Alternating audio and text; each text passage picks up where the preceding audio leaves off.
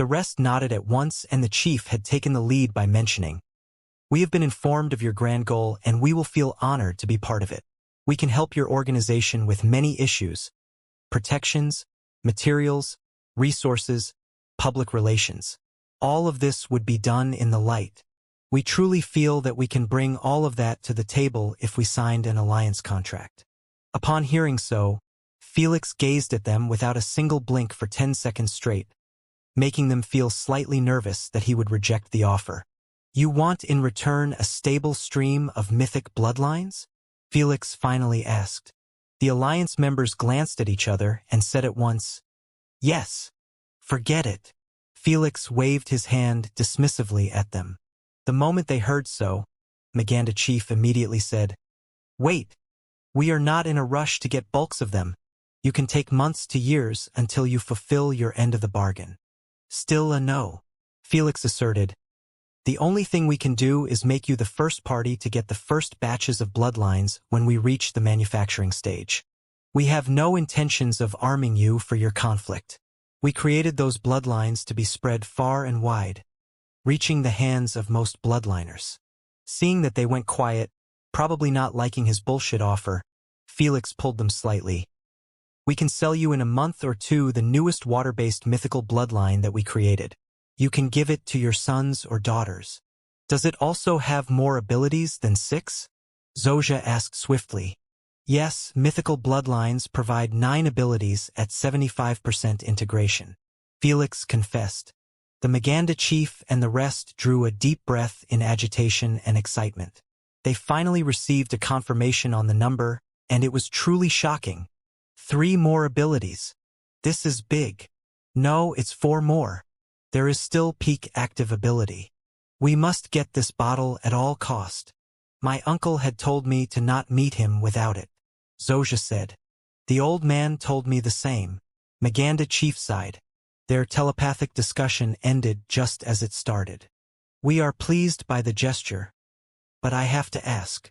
The Maganda Chief, shouldn't we be getting 2 bottles to finish 99% to complete a stage? No, Felix said bluntly. You get 1 bottle since you are not the only one we are selling those bottles to, and we don't have plenty around. Yet, Maganda and the rest immediately got displeased at the sound of that. Who could blame them? Here they were doing their very best to become closer with the organization to secure this bloodline bottle and the upcoming ones, but Felix had just told them that everyone would be getting it. Upon seeing their clear displeasure, Felix waved his hand lightly and said, We are selling only 3 bottles in the next half a year to different backgrounds. You will be the first to get 1, following by 2 more in the next months. Plus, we are not planning on selling the first batches to them, but only you. Felix said calmly while manifesting a holographic hologram. That's of course if you agreed to the terms of this contract. The Anti-Royalty Alliance members all glanced at their email inbox after seeing that the same contract had been emailed to them. You have a week to make a decision. Felix closed the connection the moment he saw that all of them had started reading it. Phew! He let out a long sigh while leaning against his couch. It was quite stressful to keep a stern and solemn expression while he was spewing a fountain of bullshit. Well, not everything was a total lie, since Felix truly was planning on taking half a year to sell 3 water-based bottles. That's because it wouldn't be easy to collect the essence for all of them and also deliver them back and forth when he was in a different galaxy. Plus, it would be tough to keep stabbing himself with hundreds of needles each day. Hence, he needed to be moderate if he was going to do it. This was also the reason he didn't want to agree to the Alliance's first term. He understood that the moment he signs that contract, he would be bound to fulfill his end of the bargain. There was no way he would be able to provide a stable stream of those bottles. But when he switched the term to receiving the first batch when they are done, that changed everything, since he could drag this for tens of years, and when he finally feels like getting it done, he could easily sell them 10 bottles at once and he would be freed from the contract terms. By doing all of this, Felix would be legit receiving true allies that could help him and also protect planet Earth. Though it all depends on the Anti-Royalty Alliance's desperation. Were they going to sign that shitty contract or not? Felix was 99% certain that they were going to sign it. 7 days later, Felix had received the Alliance's answer. As he expected, they were desperate for the first bottle to sign the contract. That contract had many beneficial terms to him, like the fact that Earth's protection would be taken seriously unlike before. Seriously in the sense that the three superpowers needed to sell fleets, train Earthling soldiers, use cheap AP bracelets, and more. With the resources in their possession, it wouldn't be long before the planets start to embrace new technologies faster than before. Another benefit was to give the organization a 30% discount off from all bloodline bottles and resources purchased in their kingdom's shops. Also, the customs taxes would be waived for the deliveries. With this, Felix finally wouldn't need to always buy from Gowadi's shop but expand to hundreds of shops at once with such a great deal. Felix knew that everything he bought would be supervised, especially the bottles. But he didn't really care since they would never be able to guess why he was buying them. The contract also entailed that the three superpowers would be required to speak goodwill about the organization and publish information given to them by it. Starting off by informing that the organization was the one creating bloodlines and they were working hard to manufacture them for public use. Also, the organization was open to selling 9 bottles separately in the next half year in an auction hosted by the three superpowers. Felix planned on using those superpowers' mouths for the organization since they had a reputation, unlike his organization which just popped out of nowhere. There were other terms in favor of Felix and planet Earth. On the other hand, the terms he needed to fulfill weren't much. He just needed to sell them the first water potion and also provide 15 bottles 10 years later. That was a long period for Felix to pull it off. Currently, Felix was going on a shopping spree buying water, fire, wind, and lightning bottles from shops in those three superpowers kingdoms. Every shop was notified of the organization's discount and no shopkeeper disagreed with the discount since the kingdoms would be paying the total missing. Hence, Felix ended up buying from 43 bloodline shops more than 80 bottles.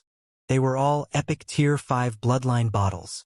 That cost him 30 billion SC, but Felix didn't care about getting it back instantly since he would be able to earn it back easily after he sells 75% water bottle to the Anti-Royalty Alliance.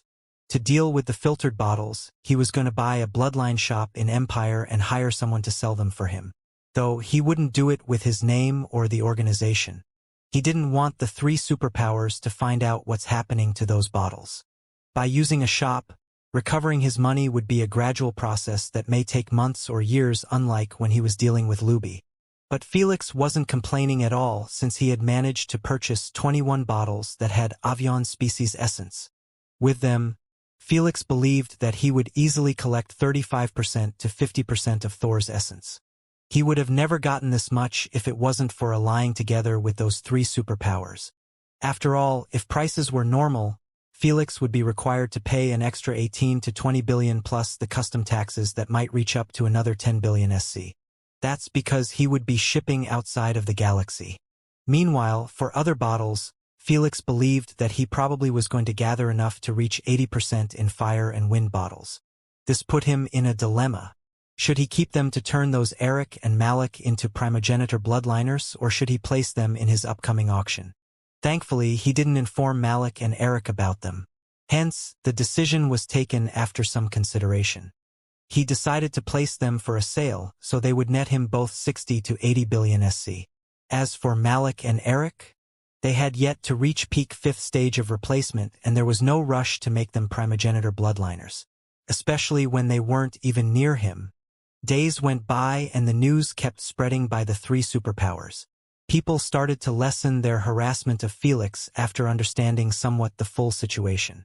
Now, instead of calling out on Felix, they were calling out for this phantom organization to release the method so everyone could work together on it. Felix left them to bark at the wrong tree and simply kept training his poison manipulation. He was edging nearer to finishing the Jormungandr's task. 2 days later, at 2000 hours, Bodadai had successfully delivered all of Felix's belongings when the spaceship had stopped next to the VIP Wormhole Expressway. During those 3 days' wait, Felix had filtered the first 26 bottles that he purchased. He had found from them 24% fire, 21% wind, 35% water, and lastly 10% lightning. He still had 80 more bottles that needed to be filtered, but Felix didn't do it now but left it after he reaches the Forsythia Witch Empire.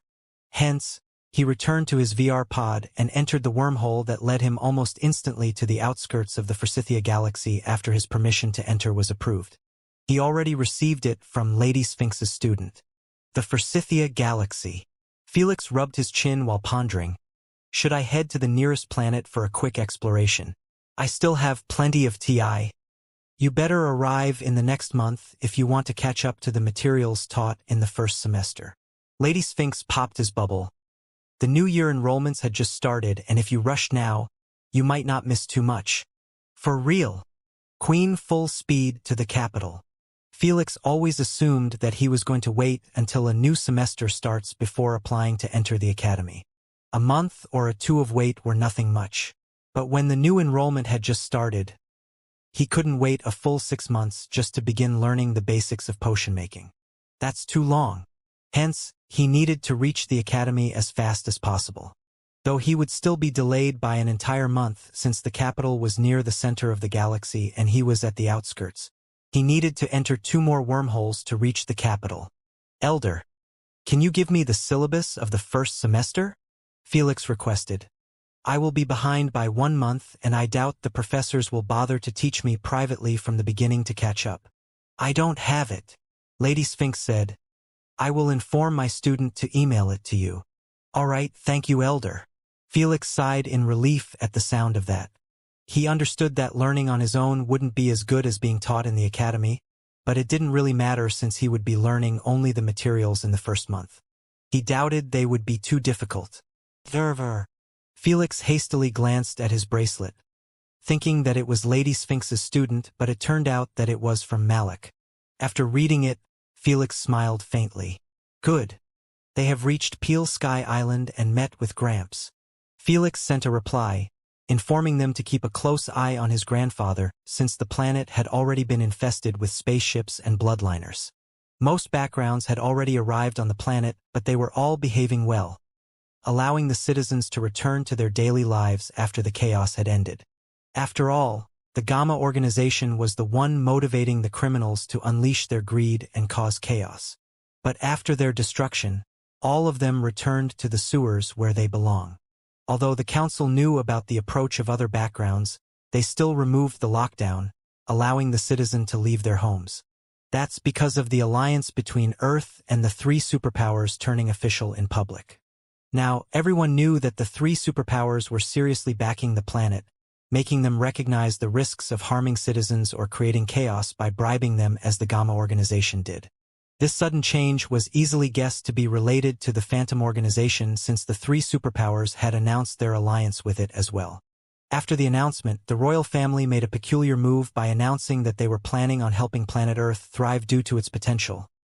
In other words, they took their side as well. Everyone knew that was bullshit, especially Felix and the Anti-Royalty Alliance. But the news did shake up the partnership between the Phantom Organization and the Anti-Royalty Alliance since it seemed like the Phantom Organization was playing both sides. However, Felix had assured them that they had no plans to take their allies' enemy side. The moment they signed the contract, they were backing each other and Felix knew that wasn't a smart move to play both sides, even if it was in the shadows. After all, the moment he gets caught, both of them would point their guns at him. Thus, he didn't contact the royal family at all after their political move that happened a week or so earlier. He knew that this was going to piss off the royal family, but he didn't give a shit. He was already safe from their hands, and they could never kidnap his grandfather or Olivia to threaten him. After all, they needed to hire natives to do their deeds. Which native was strong enough to deal with Malik and Eric? As for Olivia, she was living in the drop, which was a fortress.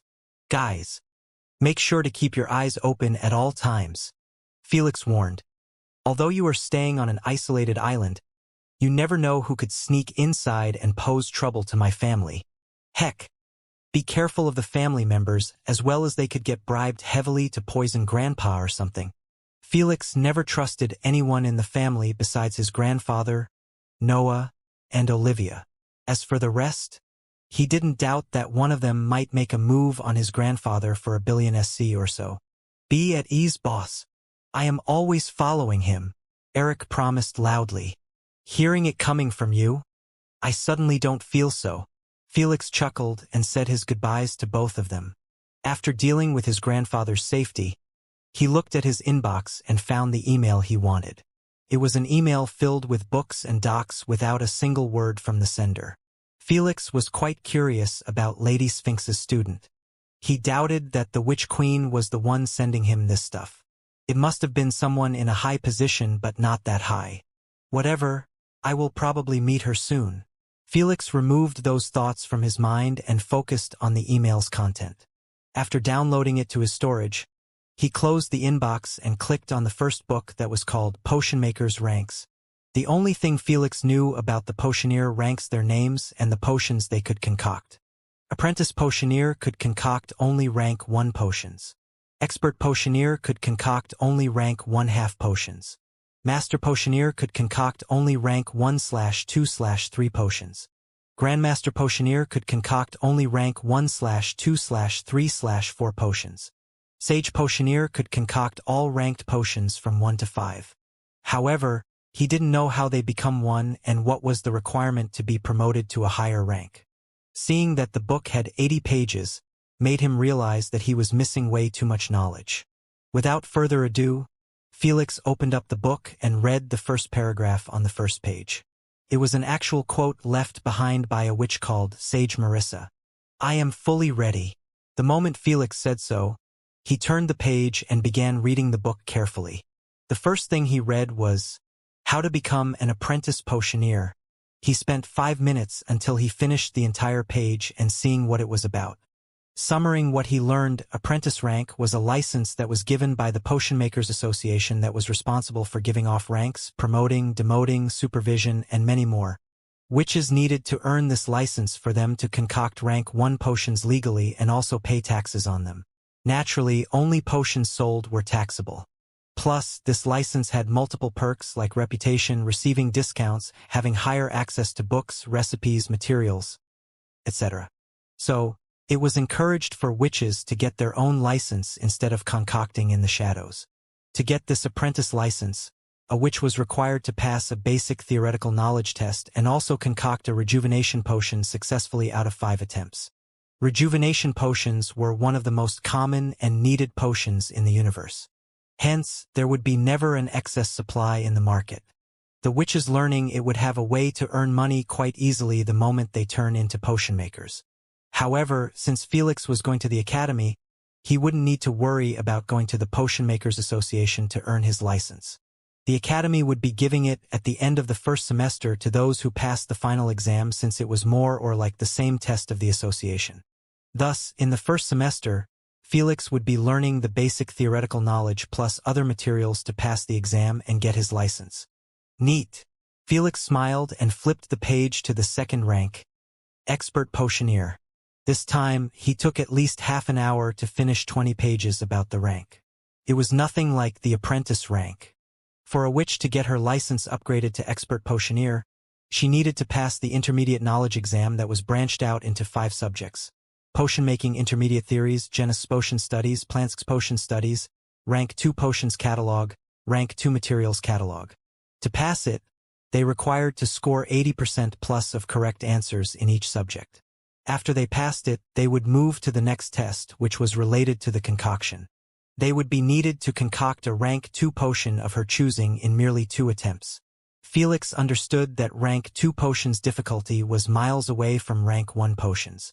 No wonder being promoted to an expert potioneer is the requirement for graduation. Felix wiped his sweaty forehead. I am kinda scared to see what I need to do to reach master rank. Felix's hand trembled as he tried to flip the page. The moment he did so and read the first page, Felix closed the book shut and picked another. That one page almost demotivated him from continuing on this path, and he didn't dare to read the rest. One step at a time. Let's get our apprentice license first. The second book that Felix had picked was about the equipment needed and its uses. There were many pieces of equipment in the book, ones that Felix didn't even know existed. He only knew about the cauldrons, the circular table that looked like an oven, and some glassware. Even these ones, he didn't fully know their effect, how they work, and why they were needed for concoction. This book had truly broadened his horizons on those matters, and he stopped reading it after reaching half of it in 2 hours. The planetary game will be played in the next half an hour. Felix glanced at his bracelet while waving away those holographic books. Felix went to the closet and picked his team's outfit. After wearing it, he unmuted the messages from George and sent him a short email. It entailed that he would meet up with them in George's UVR room in the last 5 minutes before teleportation to the game hall. Olivia would most definitely ignore me after meeting her. Felix chuckled after imagining Olivia's pouting expression. After all, he blocked her just like the rest for over a month now. 1 hour later, Felix was back to his Androxa house after brutalizing the opposite team in the first 5 minutes of the game, bringing it to an early closure due to their surrender. It wasn't even a game but just one-sided bullying since the balls thrown at Felix and his team were easily countered by his absolute sand passive combined with the desert domain. After all, he was already exposed and there was no need to not go all out.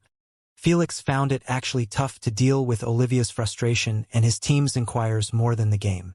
Thankfully, with the exposure of the Phantom organization, Felix simply kept telling them that he had signed a strict contract to not expose information. That led everyone to back off his back. With some sweet words, Olivia stopped being displeased at him for blocking her number all this time.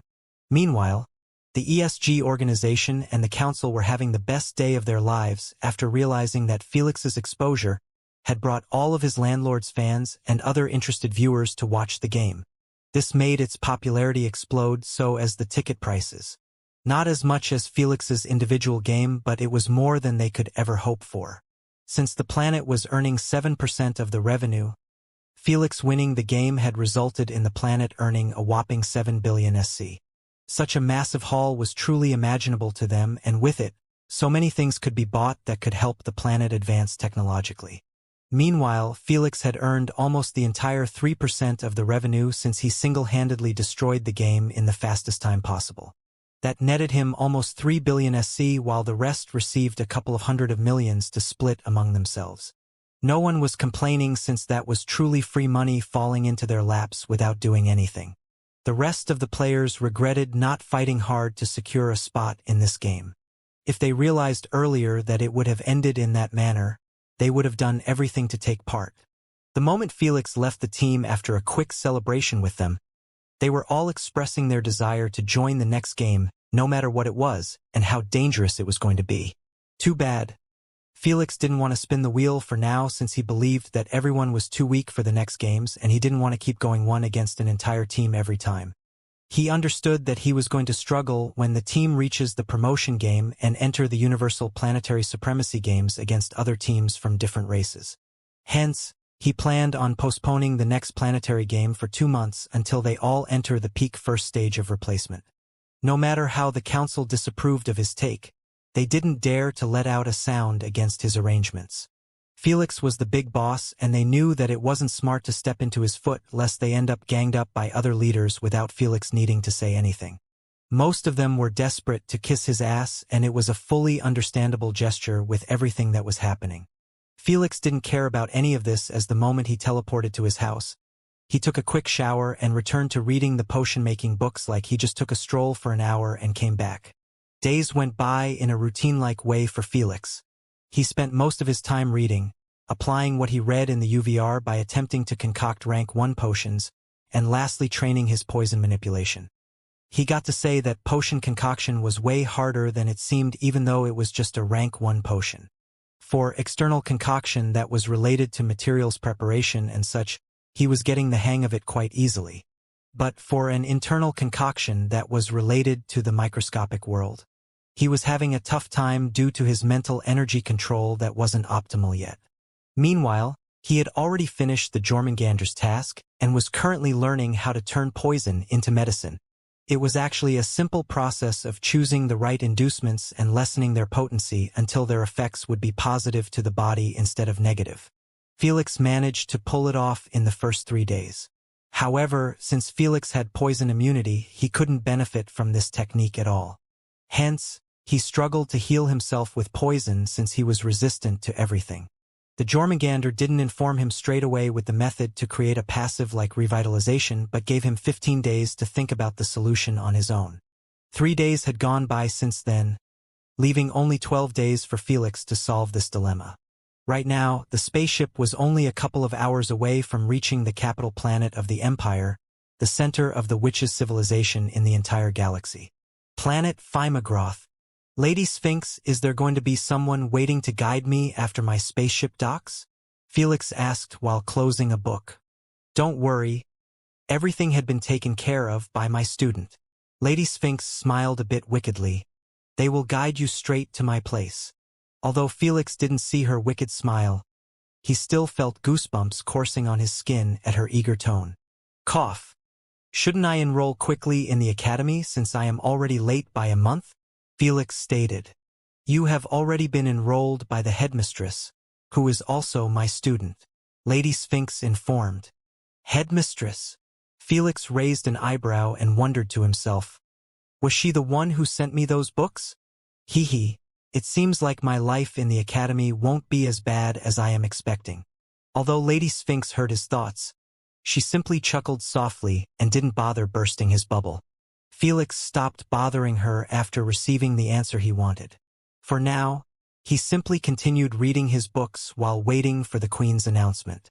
Sometime later, Sir Felix, the spaceship speed had been reduced to subsonic due to entering a restricted area. The Queen informed. All right. How far are we? Felix asked. 3,000 kilometers. I see. Felix expected this since each advanced planet would have multiple space stations, mine meteors, spaceships going to the planet or away, etc. This created some sort of traffic around the planet, making it impossible for spaceships to continue flying at light speed until they reached the atmosphere. It seemed like Phimagroth had restricted an area of 3,000 kilometers around it. Since they were traveling at this speed, Felix decided to log out from the UVR and take advantage of those couple hours to filter the remaining 80 bottles. 2 hours later, finally, Asna dropped on her bed with an exhausted expression like she had just run a marathon. Meanwhile, Felix was starting to feel a bit scarred from the needles with all the times he had to stab himself with them. Fortunately, the results of filtration were quite celebratory since Felix had collected enough to push all of the bottles to have 85% plus besides the lightning bottles. He only managed to filter 41% essence, making possess 51% total. This amount wasn't so bad, as it would get him 4 lightning-based passives and 2 active abilities. This speed wouldn't have been possible without the Anti-Royalty Alliance. Felix believed that they must be crying after they received the bills from those shops he purchased from. As for the other 3 bottles, they were ready to be sold. If even one of them was sold at 40 billion SC, Felix would be earning 120 billion SC. He had no idea what he could buy with that amount, but he wanted it nevertheless. He had already picked the 2 other backgrounds to sell the Fire and Wind Primogenitor 75% bottles. One of them was Galactical Army that was situated in the Guardian Empire, and the other was the ancient Bardot family, the strongest member of the parliament in the Bardot Empire. He chose them since they were the strongest representatives in their empires, and it was better to sell those 2 bottles to them so it wouldn't appear disrespectful. He had already disrespected the Mariana royal family by choosing to ally with the Anti-Royalty Alliance, and there was no need to pick a bone with the rest. Sir Felix, we have reached the docking queue, Queen informed. The moment Felix heard the announcement, he dashed to the window. The first thing he saw made his eye brighten up like a woman seeing up close a 24-carat diamond in her proposal ring. Phimagroth, what a beautiful planet. Anyone who saw it would have to agree with Felix, as the planet appeared somewhat like Earth with a mix of land and oceans, but there was a pretty huge difference. The atmosphere was pink. This meant that the oceans appeared pink in color just like the sky. As for the land, it somewhat resembled a jungle due to all the greenery it was showing. There wasn't a single barred place. Don't even mention a desert. However, the land didn't have much mass on the planet. Probably not even 10%. Lady Sphinx, isn't it better for you to be on a planet with sand? Felix wondered. No. Lady Sphinx replied calmly while reading a book in her bedroom. Upon lifting her head and seeing his confusion, she removed her glasses and said, with my level of manipulation, I don't require a sandy environment. Why so? Because I am the sand primogenitor. Lady Sphinx waved her hand dismissively. Now buzz off. Let me read in peace. Fair enough. Felix coughed and focused this time on the spaceships that were standing still in front of his spaceship. There were some above him, some below him, and the line stretched to at least a couple kilometers. All of them were waiting to be checked thoroughly by the customs officials to see if they had the proper documents, criminal records, and also if they were smuggling anything illegal. Just as Felix wanted to log in until his turn arrives, his bracelet vibrated. Upon seeing that it was Lady Sphinx's student, Felix raised his eyebrow in surprise but still accepted the call. Hello, he greeted. Hi. You can skip the queue and dock at the 9th space station. A soothing elderly voice answered his call. Seeing how straightforward she was, Felix didn't want to waste her time with needless chatter either. Will someone be waiting for me at the space station or at the bottom of the space elevator? Felix inquired politely. My student would be waiting for you at the station's gate underneath. She informed calmly. The Queen AI will highlight her with a red aura for you to not miss her. Also, the guards all have been informed to facilitate your travel. Thank you for the help, madam. Cluck. The call was disconnected and Felix didn't bother with it. He requested the Queen AI to skip the queue and head to that mentioned station. If he didn't have permission, he wouldn't have dared to attempt doing so since he would be subjected to a heavy penalty by the customs officials. But when his spaceship coasted away from the queue until it reached first in line, the Queen hadn't informed him about any upcoming messages or warnings from the customs officials. He simply waited a minute or two and he had gotten access to pass through between two humongous space stations that appeared like walls blocking off any other path but the one he was taking.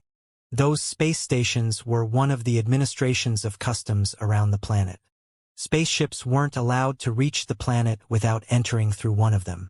Otherwise, they would be labeled as trespassers and get treated like ones. Planet Earth needed to reach this level of security if it wanted to keep non-natives away. Too bad. For now, they could only suck it and let everyone enter their planet like it was on a free market. After Dark Deviant passed through the checkpoint, Felix was met with the sight of thousands of spaceships of all sizes and shapes, coasting around or standing still in an orderly manner like they were in a parking lot. Those were just the undocked spaceships. The majority of them were berthed in multiple space stations around the planets that were connected with space elevators, leading to the different zones on the planet. Some stations were designed only for transportations like airports and such, while other stations were responsible for cargo and shipments. Felix didn't know the 9th space station's position, but the Queen was taking him to it slowly. A short while, the spaceship docked successfully with the 9th station under the Queen's operation. Sir Felix, you are free to disembark. The Queen announced, please head to the 5th gate. If you don't know where it is located in the spaceship, just follow the red arrow. Thank you. Felix quickly unfastened his seatbelt and went after the holographic red arrow. After a couple of turns, Felix finally reached Gate 5 that was connected to the space station.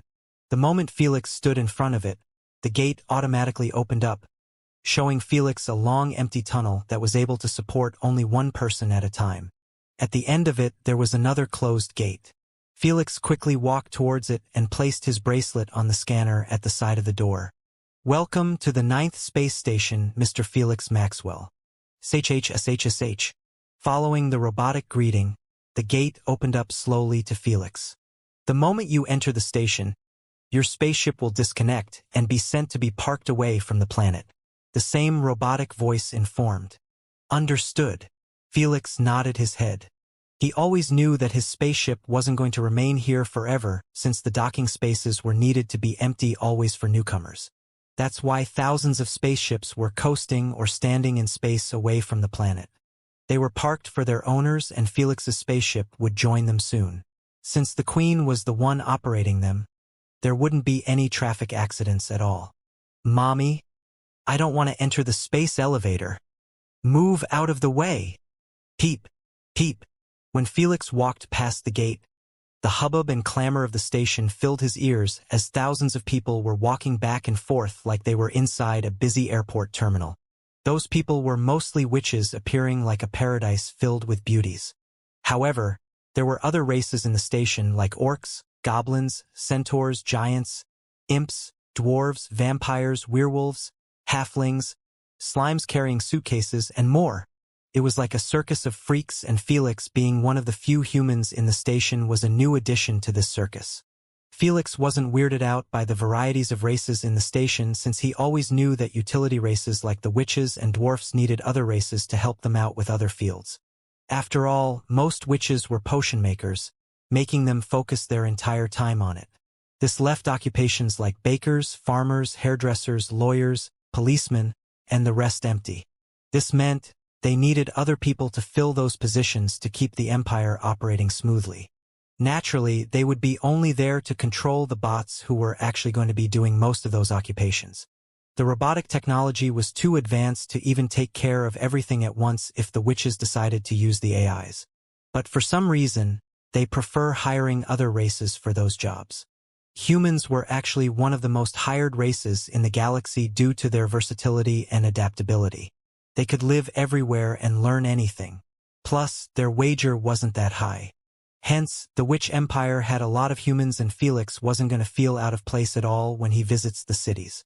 "Queen, please guide me to one of the space elevator's gates," Felix requested while inspecting the well-lighted station. Just like before, the Queen created a holographic arrow and Felix followed after it. If it wasn't for the Queen, people would have already lost their way in this gigantic station that spanned over 20 kilometers. Heck, it was like a city in space with lodging, entertainment centers, transportations, etc. "Hi, handsome. Need a guide?" A short green goblin with light makeup and wearing a gray dress greeted Felix after he was guided to the transportation area by the Queen. "Thank you, but I am okay," Felix replied, smiling politely. The little female goblin immediately went to harass another traveler after getting rejected. Meanwhile, Felix paid for a hover platform and used it towards his destination. To avoid traffic, collisions, and such, there were lines for each type of vehicle, and Felix had gone with the line that allowed only hover platforms. Sometime later, Felix reached the space elevator's gates. There were 10 of them placed in a cylinder-shaped silver tower that was long enough it reached the ceiling of the station. Each of those gates had a long queue behind them, waiting for their turn to be sent to the station on the planet. Only one gate had a fewer number of people waiting behind it. Felix instantly knew that was the gate for VIP travelers and the one he needed to take. However, before he could reach the queue, he was stopped by 2 orcs who had brown skin and fangs protruding from their fat lips. They were wearing a blue uniform with a couple of letters at the back, making Felix realize that they were the security officers of the station. "How can I help you, sirs?" Felix asked politely, not wanting to land in trouble so soon. However, the 2 orcs bowed respectfully to Felix and said, "Please follow us, Sir Felix." Upon seeing that they were heading to the front of the VIP queue, Felix hastily chased after them after realizing that they were guards sent by Lady Sphinx's student to facilitate his travel. Naturally, such a blatant disregard to the queue had displeased the VIP travelers. After all, they had most likely paid millions to lessen the normal queue time that lasts for hours. That's because there were only 10 rooms in the space elevator, and each room could hold the utmost 20 people. Hence, each journey would take 200 travelers down and lift 200 more. In this traffic, that was barely cutting it. On what ground does he get to skip the queue? Didn't we pay all the same amount? A pale-skinned, slender man who appeared like he never saw the sun in his life grumbled while glaring at Felix and the orcs. He was standing in the middle of the queue, sandwiched by other dissatisfied travelers. A vampire? They sure are impatient for an undying race. Felix grinned at the vampire without bothering to slow down his footsteps or opening his mouth. Since the orcs didn't address their frustration, he had no intentions of doing so as well. Hence, when they reached the front of the line, Felix kept his mouth shut and bathed under everyone's resentment. Thankfully, the space elevator had arrived in merely 2 minutes. "Ladies and gentlemen, please allow the passengers to exit the elevators first before entering them in an orderly fashion. If you don't know what to do when entering the elevator, ask the Queen for guidance. Thank you and enjoy your stay in Fimagroth." Following the cute feminist announcement, the 10 gates had all opened up at once, displaying every 20 passengers sitting on white chairs while wearing their seatbelts. When the gates were fully opened, the seatbelts automatically unfastened, allowing the passengers to exit the space elevator. A witch even vomited on her way out, earning a couple of chuckles here and there. They understood that it was probably her first time riding a space elevator, since most of them had that reaction when they rode it the first time. After all, the feeling of falling from outer space into the ground wasn't pleasant at all, especially when the elevator's speed wasn't to be trifled with. Since Felix had rode plenty of space elevators in his previous life, he wasn't nervous at all. A few minutes later, the elevator was emptied and Felix shamelessly entered the VIP room first and took one of the seats that were near the window. The moment he sat down, the seatbelt automatically affixed him to his chair. Meanwhile, the remaining 19 travelers chose their seats and got comfortable. No one bothered Felix, but they did glance at him once in a while, wondering how could a human have such a high status to allow him to skip the entire queue. Even Felix was wondering what status did Lady Sphinx's student had to allow this. He understood that it wasn't the headmistress, since her jurisdiction was based in the academy. This was the doing of a high authoritative witch in the planet government. In a short while, the gates of the elevator had been closed. Everyone inside had been alerted of the experience they would go through and how to handle it properly.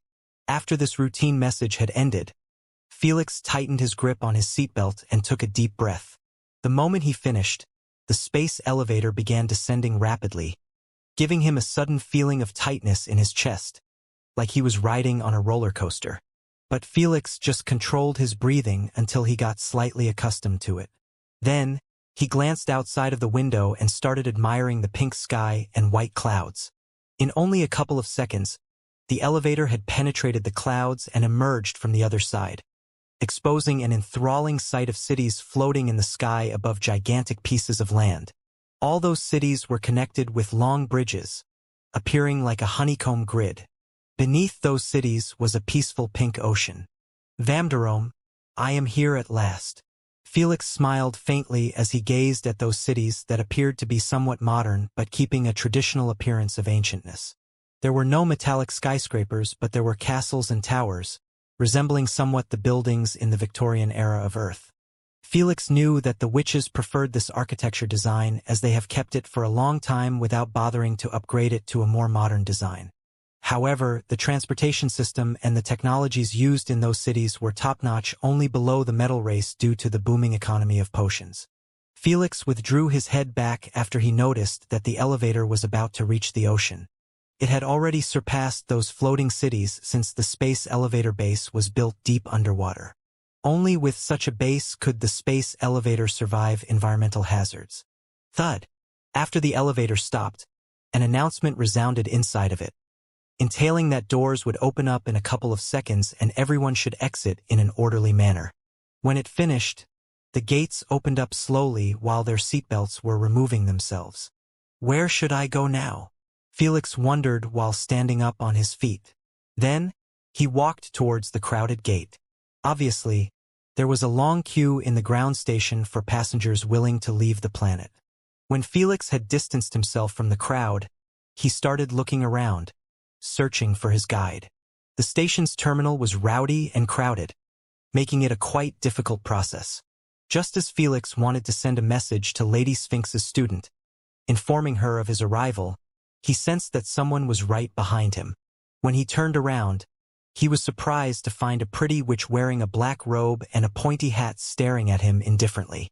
Standing 1.75 m tall with tan skin, this witch had a very worldly feel about her. She had distrustful azure eyes that appeared like she was judging Felix by just staring at him. But her eyes did match perfectly with her flowing long azure hair that was reaching her waist. When Felix wanted to greet her, a long blue furry tail had emerged from behind her and started judging Felix as well from above. Just like Madame Hala's tail, there was also a giant flower-like azure eye that appeared exactly like the pretty witch's eyes. Elder, is she your student? Felix wondered speechlessly. Why do I feel like she isn't very welcoming? Lady Sphinx took a glance at the witch and said casually, That's Lara, one of my students. Before Felix could react to her claim, Lara gestured with her head for Felix to follow her and started walking through the busy pedestrians. Not wanting to lose her, Felix caught up and walked beside her towards an unknown destination. Since she didn't seem like the chatty type, Felix didn't bother starting a conversation either. Before long, they reached one of the station's parking lots. Felix was surprised by how smooth their journey went since he understood that he was supposed to be taken to the planet's custom administration. Then, he needed to be checked up close in person and also to sign either a tourist or a business contract. Both of them were limiting and strict to the signer to avoid causing problems in the capital, like escaping after his visa ended or harmed a witch in any way possible. Yet, Felix had stepped outside of the station without signing anything.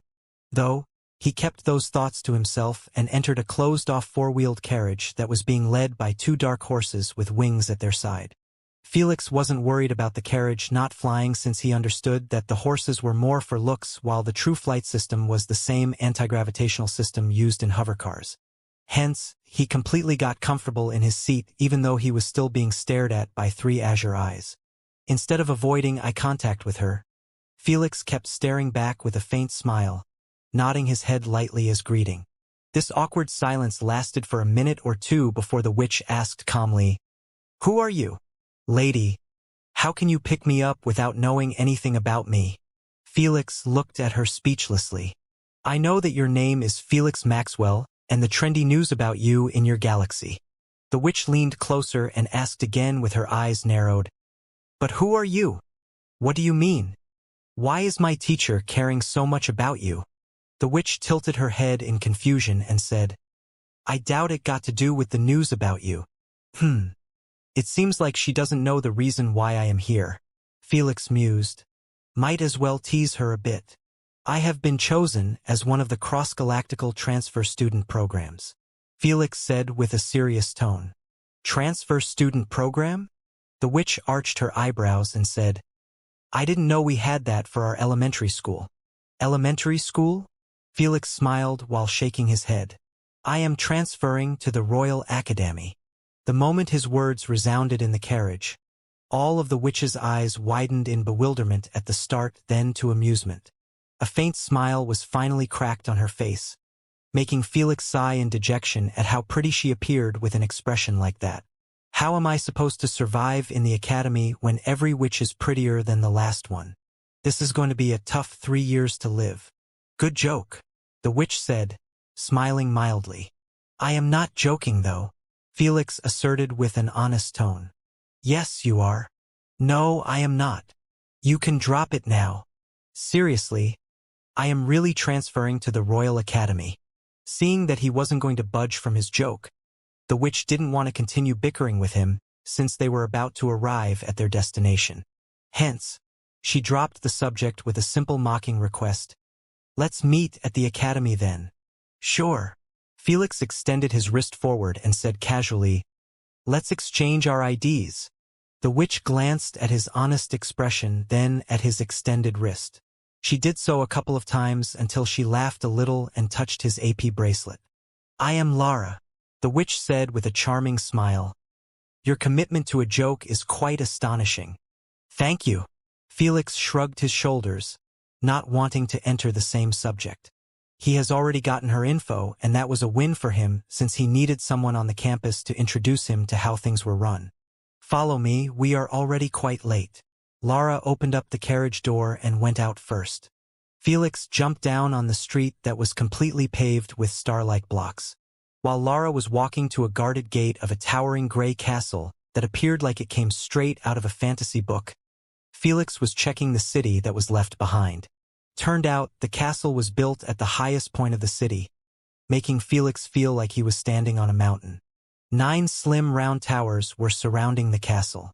They reached twice the height of the walls and were connected by lower, narrow walls made of dark gray stone. Stylish windows were scattered thinly around the walls in seemingly perfect symmetry. Well-kept gardens with fragrant flowers, gorgeous trees, and many bushes decorate the outside of the castle. This castle had clearly stood the test of time, and its inhabitants were intended on making sure it stays that way for ages to come. "This is a nice castle, though," Felix praised sincerely. Based on some information Felix gathered about witches, He understood that castles like those were given to only sage potioners who could concoct rank 5 potions. "Elder, are you in the castle?" Felix asked while entering the gate after Lara. "No, a clone of mine is here," Lady Sphinx said casually while still reading the same book. "I see."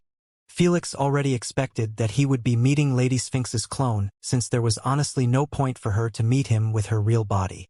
Her perfect copy ability reached a point when Felix wouldn't even realize that he was dealing with a clone. After walking through the castle's long corridor that had many artistic paintings hang on its walls, Lara and Felix finally reached a red gate that was left unguarded. Lara stepped forth and knocked twice on the gate before pushing it slowly. She stuck her tail's eye first and said from behind the door, "I have brought him, teacher. Come in." Lara opened the gate widely after hearing her teacher's tranquil voice. The moment the gate was open, Felix raised an eyebrow in surprise after seeing 2 mature gorgeous witches, drinking tea at a small table meant to host only 4. "Lara, you can go now." The gorgeous witch on the left side smiled faintly while gesturing with her hand for Felix to take a seat with them. "Little thief, don't stand there." Upon looking at her golden eyes and the way she carried herself, Felix instantly realized that Lady Sphinx was the one talking to him. But she was a witch. At least she appeared 100% like one. "I will get going." Lara bowed her head to the 2 witches and glanced at Felix one last time before closing the door behind her. Thief? Was he sent here to be punished for stealing something important to the teacher and her friend? Lara mused while walking away. "Meet me at the academy?" As expected, he was full of crap. After Lara exited the castle, the conversation carried inside the room was entirely different than her expectations. "Before I take you to the lab, let me introduce you to the Queen's advisor and also one of my students." Lady Sphinx extended her palm to the other gorgeous mature witch and said, "This is Deadliest. If you require anything outside of the castle or ended up in trouble, just send her a message and she will fix it for you." Felix bowed his head respectfully and introduced himself. "I am Felix Maxwell. I am honored to be under your care." "The pleasure is mine." Deadliest smiled gently while nodding her head slightly in response to his greeting. When Felix lifted his head and focused on her face, he realized that she must be one of the oldest witches in the Empire due to the few wrinkles next to her eyes. He understood that for witches to have wrinkles it only meant that their longevity was at its end, and there was no other way to increase it artificially by potions or other materials. He didn't know her exact age, but he believed that she would have been alive for at least 200,000 years now. That's because the average age of witches was 60,000 years without eating or drinking anything. For her to be this age while also having a queen's advisor position in the Empire, Felix knew that she was an authoritative titan that wouldn't even bother glancing at Zojia or the Maganda chief. "Elder, does she knows about you being a primogenitor or about our relationship?" Felix asked telepathically. "I don't want to say something that shouldn't have been said." "Don't bother yourself with such matters," Lady Sphinx replied calmly. "She knows what she needs to know." Upon hearing so, Felix was put at ease since he wouldn't need to explain anything to her. "I know that you have many questions, but save them to yourself." Lady Sphinx took one small sip of tea while standing up. "Follow me to the lab. We are running late." Felix stood up after her, but Deadliest kept sitting in her place while gazing at Felix with her giant tail's green eye that had an X-shaped pupil. Felix felt goosebumps coursing on his back, making him believe that every inch of his body was being inspected by her eye. A split second later, the feeling went away as suddenly as it came. Felix didn't turn his head but just kept following after Lady Sphinx. After they disappeared outside of Deadliest's line of sight, she narrowed her eyes with a stern expression. He truly had gotten Master's eyes. A human receiving such a gift is blasphemous on so many levels. She poured some black tea into her cup and wished, "Hopefully, he ends up dying in those experiments or Master get bored of him quickly." Unfortunately for Elder Deadliest, she could only keep those harmful thoughts to herself since she knew that it wasn't possible to hurt Felix while Lady Sphinx was interested in him. Lady Sphinx wasn't to be provoked in the slightest. As her current oldest student, no one was more clear about this matter than her. Meanwhile, Lady Sphinx and Felix were walking down on a long, well-lighted staircase that was leading to the underground. On their way here, Felix had met with plenty of servants and guards that appeared a bit dull and lifeless like robots. When he asked Lady Sphinx about it, she answered that every servant in the castle was made of sand and implanted with information that could help them do their duties effectively. Just like what she did to the guardians. The only difference was that some of them had received information to be chefs while some received info that allowed them to garden like professionals. All of them were created realistically with an ability called sand creation, making Felix feel a bit dejected that he hadn't unlocked it. Not that it mattered now, since Felix was soon going to replace Lady Sphinx's bloodline with Thor's, and he was going to lose all of his sand abilities. After all, he had already made his mind to etch the truth eyes. It was a no-brainer choice. Right now, they had already walked down for more than 2 minutes, yet there were no signs of reaching the bottom yet. Felix wasn't complaining since he had enough time to get some of his questions answered. Elder, do all your clones look like witches? Can you copy their spiritual eyes' powers? Felix fired off 2 questions with a curious tone. No and no. Lady Sphinx answered bluntly without bothering to give him an explanation. Before Felix could switch to another question, Lady Sphinx raised her hand while stopping in the middle of the staircase. Felix stopped as well and peered with his infrared vision into the gray stone walls, wanting to see if there was some sort of a hidden door. Too bad he found nothing. When he saw that Lady Sphinx had brought out a worn-out scroll with weird inscriptions on it, he focused back on her. Lady Sphinx brought the scroll in front of her face and started reading it softly. 2 seconds later, she closed off the scroll and waited in silence. Felix did the same. Whoosh! A moment later, a light breeze passed by them from the front. Before Felix could wonder where it came from, a long, thin black line had emerged 2 meters away and started expanding to the sides like some sort of square that was drawn on a paper. Yet, this wasn't even the weirdest part but the materialization of a pitch-black door that didn't have a handle. Lady Sphinx wasn't bored to entertain Felix's bafflement, as she simply placed her hand on the center of the door and pushed it softly. The door made creaking noises as it kept opening up slowly on its own. The moment it was wide open, bright light escaped from the other side of it, making Felix narrow his eyes a bit.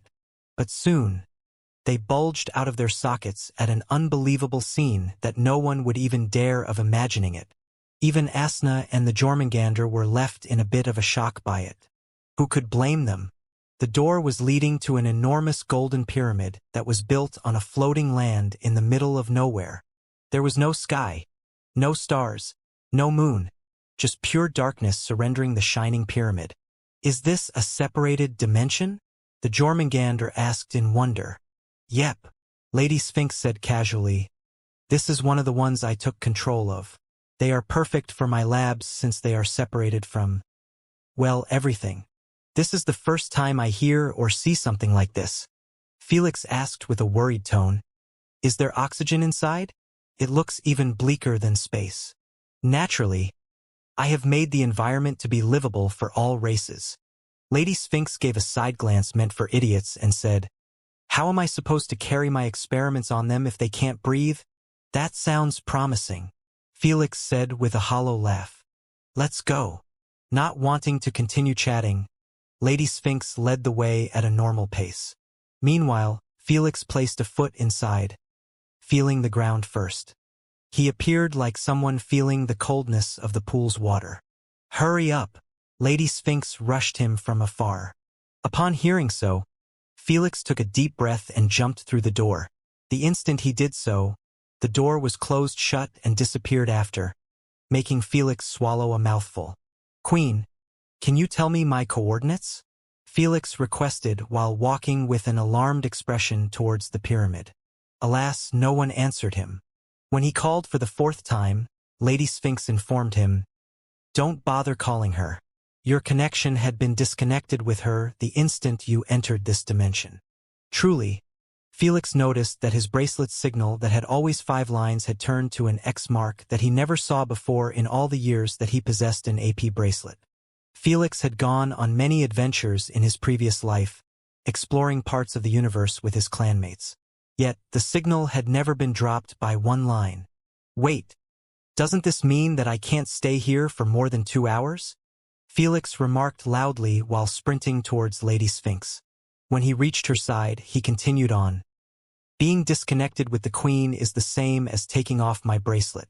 If I don't connect in 2 hours, the Queen would assume that I'm trying to escape from my contract strings, especially the ones concerning her being as an executioner.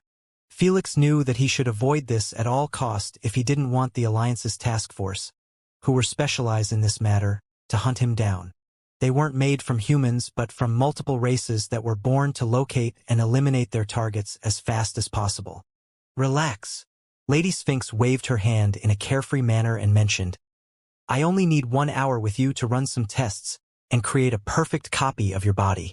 Then, you are free to go and enjoy your stay in the academy. I see. Wait, what? Felix was startled by her plan, as he always expected that he would be spending days tied to a cold metallic bed while Lady Sphinx experiment on his numbed body. Don't be weird.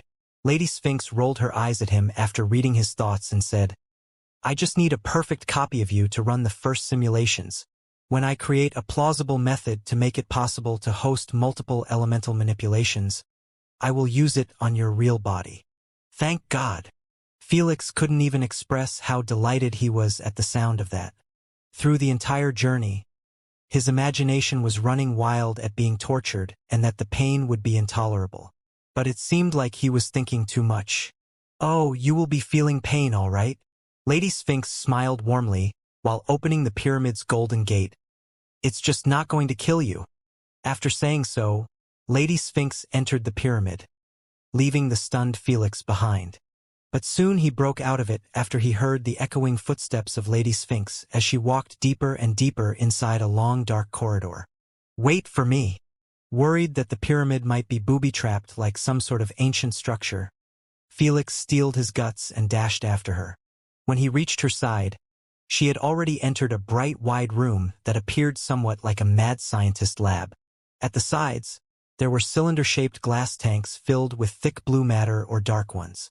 Inside them, there were multiple weird-looking creatures that seemed to be still alive. There were also 3 clean silver metallic tables that were taken by a vampire, a panda-like creature, and a human. All of them were strapped and had dark bruises on their bodies, sending shivers down Felix's spine. However, his fear had withdrawn with a snap of a finger by Lady Sphinx as they had all turned into a pile of sand. Be quick and lay down on one table. Lady Sphinx snapped her finger and her entire appearance had been turned into her original humanoid furry cat version but without wings. She was wearing a white robe and glasses, making Felix feel like he was in the hands of a doctor. He honestly didn't know why she was wearing glasses when her vision was probably the best in the entire universe. But seeing how impatient she was, Felix didn't bother her with this but asked, Cough, should I take off my clothes? Yes. Lady Sphinx replied bluntly while her eyes were changing. There was another red triangle pupil above the golden triangle pupil, marking the use of the second classment, quantum vision. Without an ounce of shame, Felix got nude in 2 seconds, leaving only his underwear on. Then, he laid on the cold surface of the table in a straight line. Lady Sphinx approached Felix and did nothing but stare at him up close. She started from the head and ended up finishing when she reached his feet. All right, all done. Lady Sphinx removed her glasses and informed, I have copied everything about you to the last atom. Felix got quite curious when he heard so. Before he could ask, Lady Sphinx extended her palm towards the other table and another version of Felix had been created. The similarity between them was impeccable. Elder, does my copy have the same pain tolerance as I do? Felix asked while sitting at the table. Felix doubted that would be possible since pain tolerance and such were more about mentality. I don't care about pain tolerance. Lady Sphinx clarified. The first simulations and experiments are always deadly. Even if you had 10 times your pain tolerance, you will still die from shock. Felix neither wanted to imagine that nor argue with her about its validity. But he still had to ask a question that was always bothering him. Elder, don't you think experiments in the UVR are 100 times more efficient? Even if you experimented on me there, I wouldn't die and you will be getting clearer results. Felix knew that most labs were erected in the UVR due to tens of benefits that reality could never provide. Mentioning a few: infinite materials, controllable environments, no germs, controllable senses, etc. If a drawback needed to be mentioned, it would be the need for the researchers to own the material in real life and scan it. Only then would the Queen be able to recreate a perfect copy of it and let them experiment on it. But in Felix's eyes, that wasn't really a problem for Lady Sphinx. So he was quite baffled by her antics. He honestly started believing that she might be old-fashioned, and all of this is just a matter of preference. Upon hearing his thoughts, Lady Sphinx shook her head. "You know nothing, kid. What do you mean, elder?" Confused, Felix arched his eyebrows while looking at her. "You have no use for such information." Lady Sphinx threw his clothes on his face and said, "Get dressed. Damn it. I am even more curious now." Felix wore his pants with an annoyed expression. Does she not trust the UVR privacy or something? Before Felix could dive deeper into other guesses, his eyes were stiffened on 6 potions that had been beamed next to him. Each one appeared more unique and dazzling than the other. Felix got excited instantly as he knew that those were the promised potions. "This is the lightning potion." Lady Sphinx held a spherical glass bottle that was filled with a murky whitish content that was turning black from time to time. "You can drink this now since the effects are almost instantaneous without any issues." Lady Sphinx threw the bottle in his lap, making Felix catch it nervously, almost dropping it in the process. This potion cost at least 45 billion SC. That's only if it was in the market in bulks. I am going to drink a 45 billion SC potion. Felix opened the lid gently and brought his nose near the bottle's hole, wanting to smell its aroma. Alas, the smell was so disgusting. He threw up a bit in his mouth. He quickly closed the damned lid forcefully and kept it away from his face. Seeing his reaction, Lady Sphinx knitted her eyebrows and said, "You better not throw up when you drink it. I won't concoct another." Felix's expression hardened at the sound of that, as he truly believed that he might vomit it out if he drunk this shit. It wasn't up to him to control his gag reflexes after being assaulted. "I can do this." Felix opened the lid away from his face and planned, "I just need to drink it in one swift gulp." After taking a deep breath, Felix closed his eyes tightly and truly gulped down that murky matter in one go. The moment his gag reflexes activated, Felix closed his mouth shut with his hands while his eyes were bulging out of their socket, almost tearing up a bit. "Don't you dare vomit in my lab," Lady Sphinx warned him sternly. Felix's eyes got a bit teary and red, but he still swallowed everything in his mouth, making Asna disconnect the connection between them as the sight was too disgusting even for her. Cough, cough. In the end, Felix broke into a coughing spree, but thankfully everything had already been consumed. Just like Lady Sphinx mentioned, he didn't feel anything at all afterward. If it wasn't for the lingering disgusting taste, he would have doubted that he drunk a potion. "Good. Your lightning element had been awakened."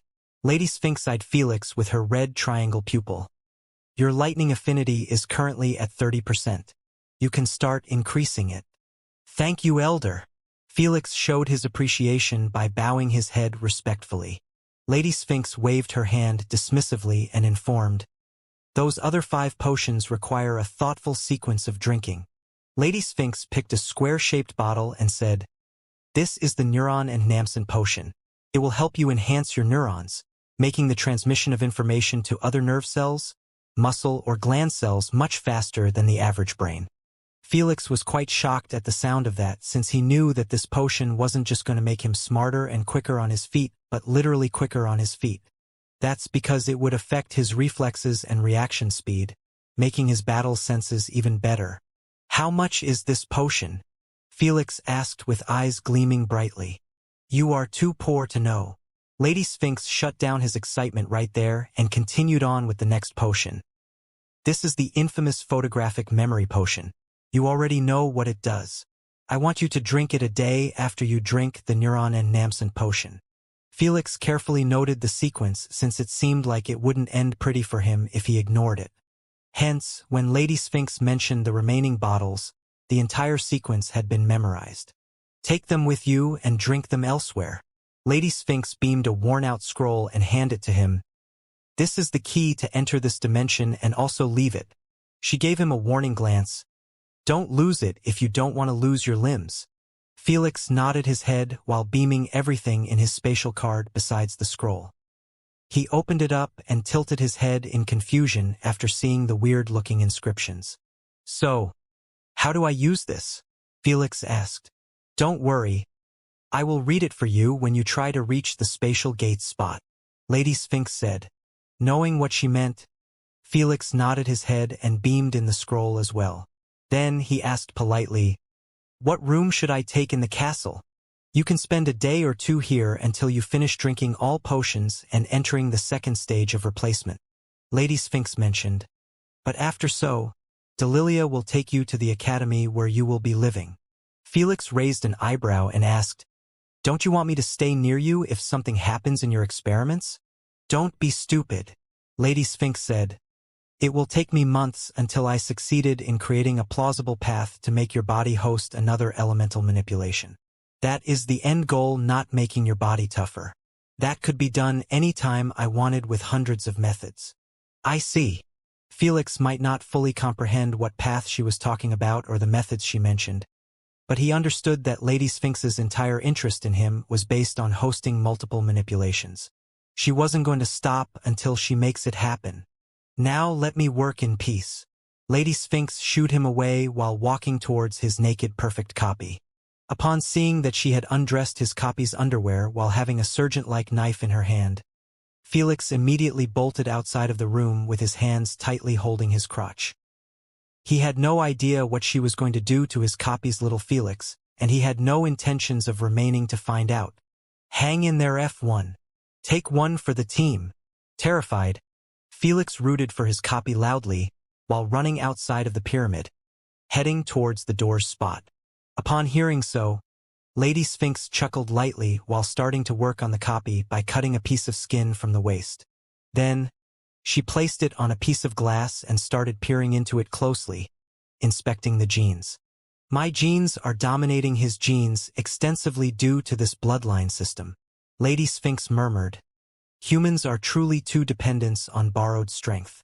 But this system is perfect for the little thief due to his lucky chances. Hence, it must remain no matter what. Let's see what cultivation system is going to merge well with his body. Lady Sphinx showed a pure smile and snapped her finger, creating two more copies from different races. One body belonged to a vampire and another to a werewolf. Let's start with those two. 10 minutes later, Felix had been taken to a room at the top of one of the castle's towers by a servant. It wasn't the best room in the world, but it got everything that he needed. The moment he got comfortable, he undressed and sat on the cold wooden floor.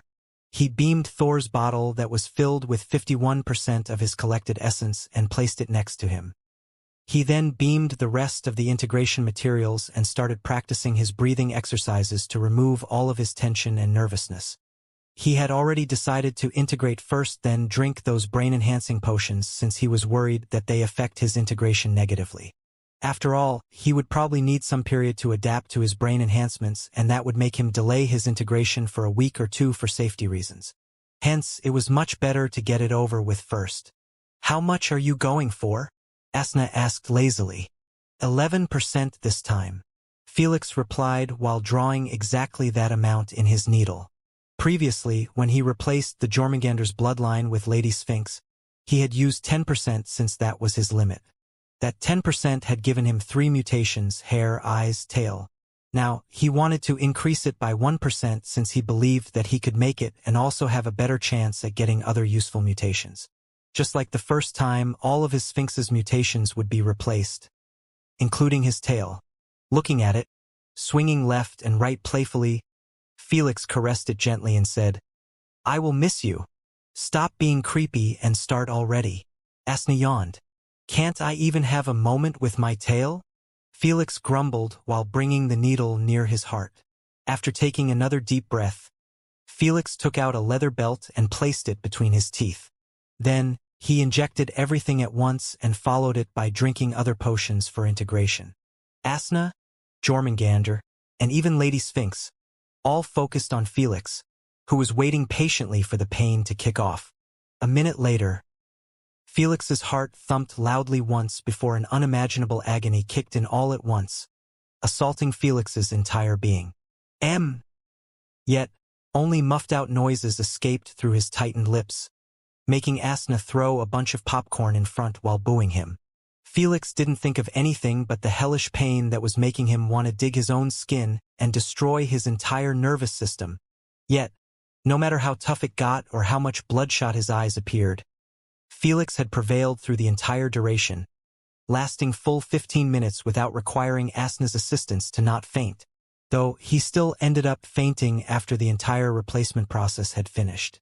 Unlike the first times, Felix's entire body was fully bloodied, making it impossible to see what were the mutations that he received. The only noticeable thing was the disappearance of his tail. Felix had laid on this bloody pool for over 2 hours until Lady Sphinx decided to be kind and send a couple of servants to take care of him. They picked him up and made him drink a couple of advanced rejuvenation potions forcefully until his body wasn't flimsy and all wounded. Then they took him to the bathroom and cleaned him up thoroughly. Afterward, they left him lying in a hot tub with his head outside of the water. A couple of minutes later, Felix's eyelids started quivering slightly. The Sleeping Beauty is finally up. Asna giggled while sitting together with Lady Sphinx and the Jormungandr. They both laughed at the sound of that. Sleeping Beauty? Felix murmured while rubbing his eyelids. How long was I asleep? How did I get in a hot tub? You have been out for 2 hours now, Asna mentioned. The servants had taken care of you.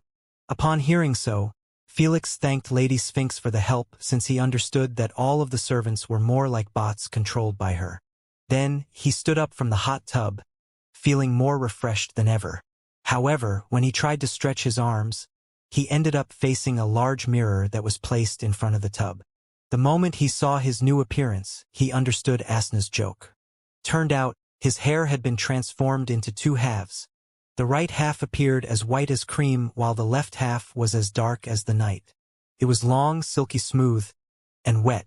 If he made them into a piggy-style haircut, he would truly resemble a princess. As for his face, well, it remained somewhat the same since his eyes didn't mutate this time. However, he did notice that the pupil had been changed to white instead of golden. But Felix ignored everything else as the moment he focused closely on his pale skin. He noticed that there were tiny holes in it. This freaked him out a bit since they appeared as his pores had just expanded. Splash! Agitated, Felix jumped outside of the hot tub and dragged his long hair to the mirror with him. When he saw his reflection up close and touched those holes, his heartbeat started rising in agitation. What the hell is this mutation? Felix could comprehend the hair color scheme somehow since the Jormungandr had shown him how Thor appeared in his humanoid form before, but he never expected to get this mutation at all. The worst part, it wasn't just his face but his entire body was filled with those tiny holes. No need to freak out. The Jormungandr comforted him with a chuckle. You lucked out on the evolutionary trait of the avian species. No, I believe you got it even better since you obtained this trait from Thor himself and not just a random avian.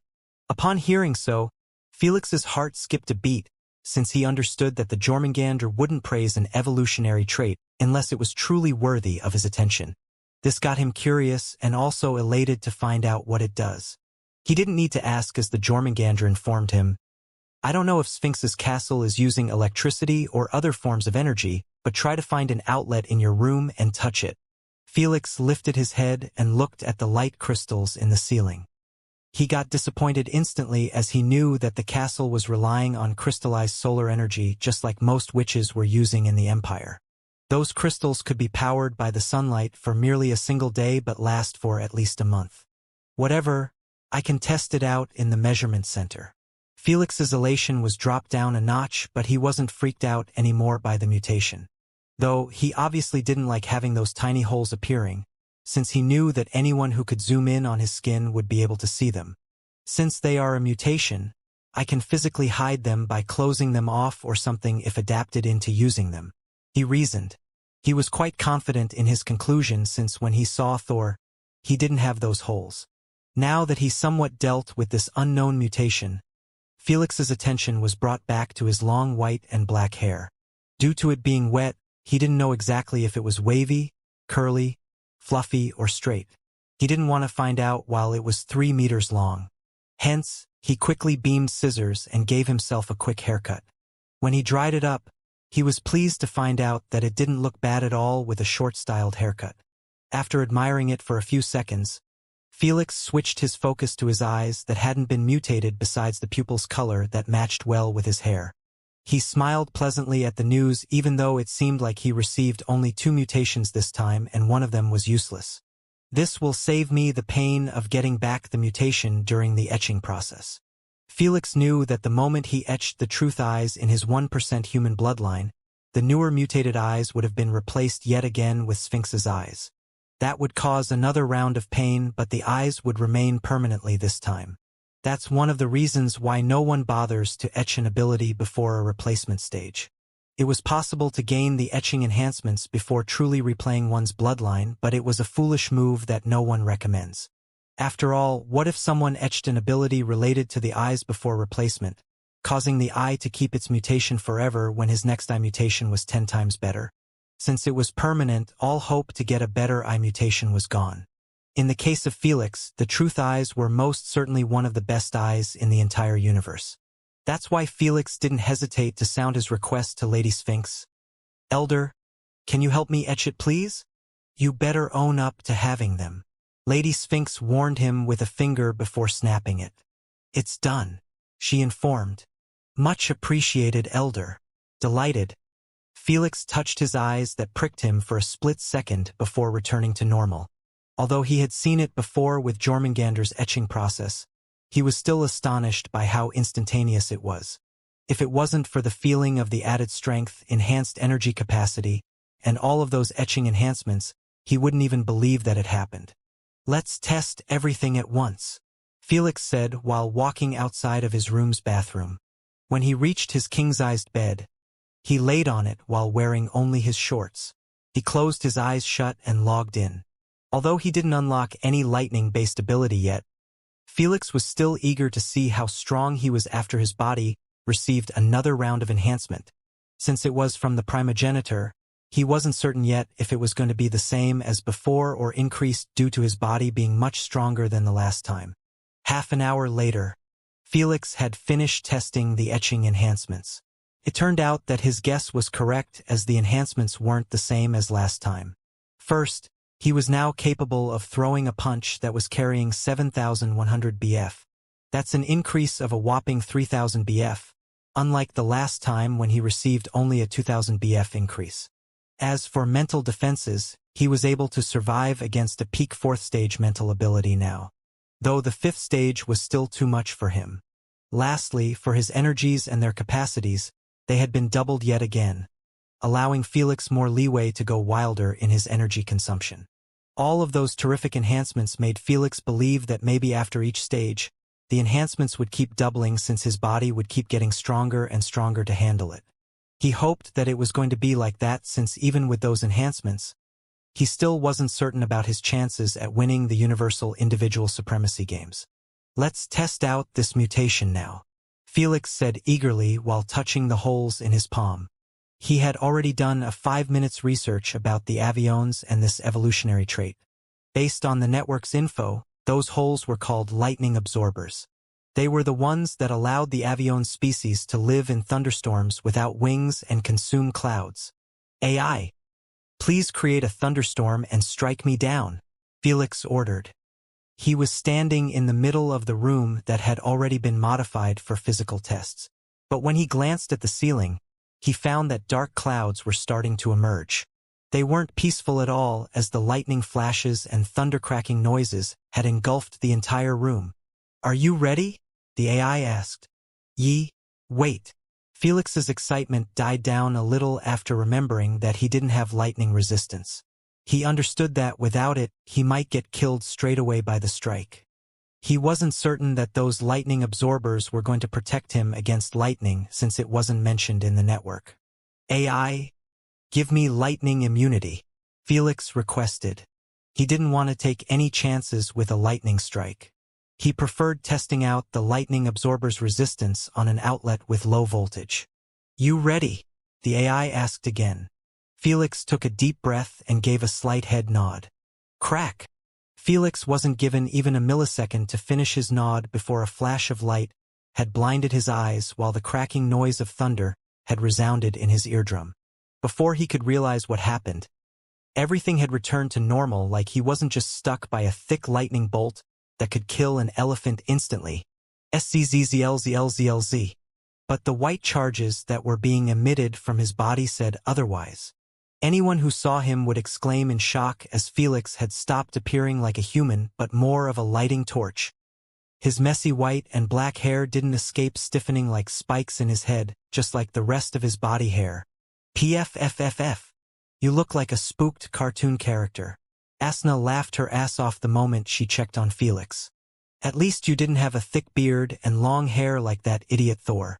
The Jormungandr chuckled. Every time he engulfs himself in lightning, he turns into a spiky porcupine. Lady Sphinx sniggered softly after being reminded of such a scene. No wonder Rolandinho decided to shave everything.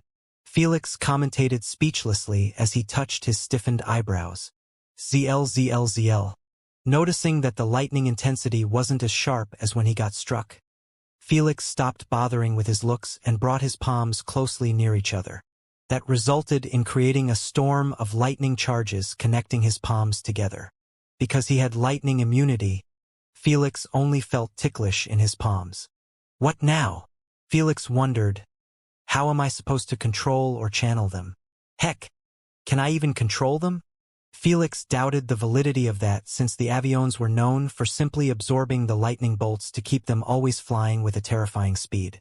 However, it said nothing about them channeling it to attack or defend themselves. You are right. The Jormungandr interjected. Avions can't control their evolutionary trait, but Thor was able to. He turned it into a lethal weapon that made him one of the most annoying primogenitors to fight against. At least before he managed to reach the peak of the third stage of elemental manipulation. How so? Felix asked with an intrigued look. When the fight doesn't go in his way, the bastard channel all the absorbed lightning bolts that he released throughout the entire battle. Then, the Jormungandr's eyelids twitched. He morphs into a lightning bolt and escapes with a terrifying speed that even Rocky wouldn't be able to reach. If even Rocky can't catch him, how could we?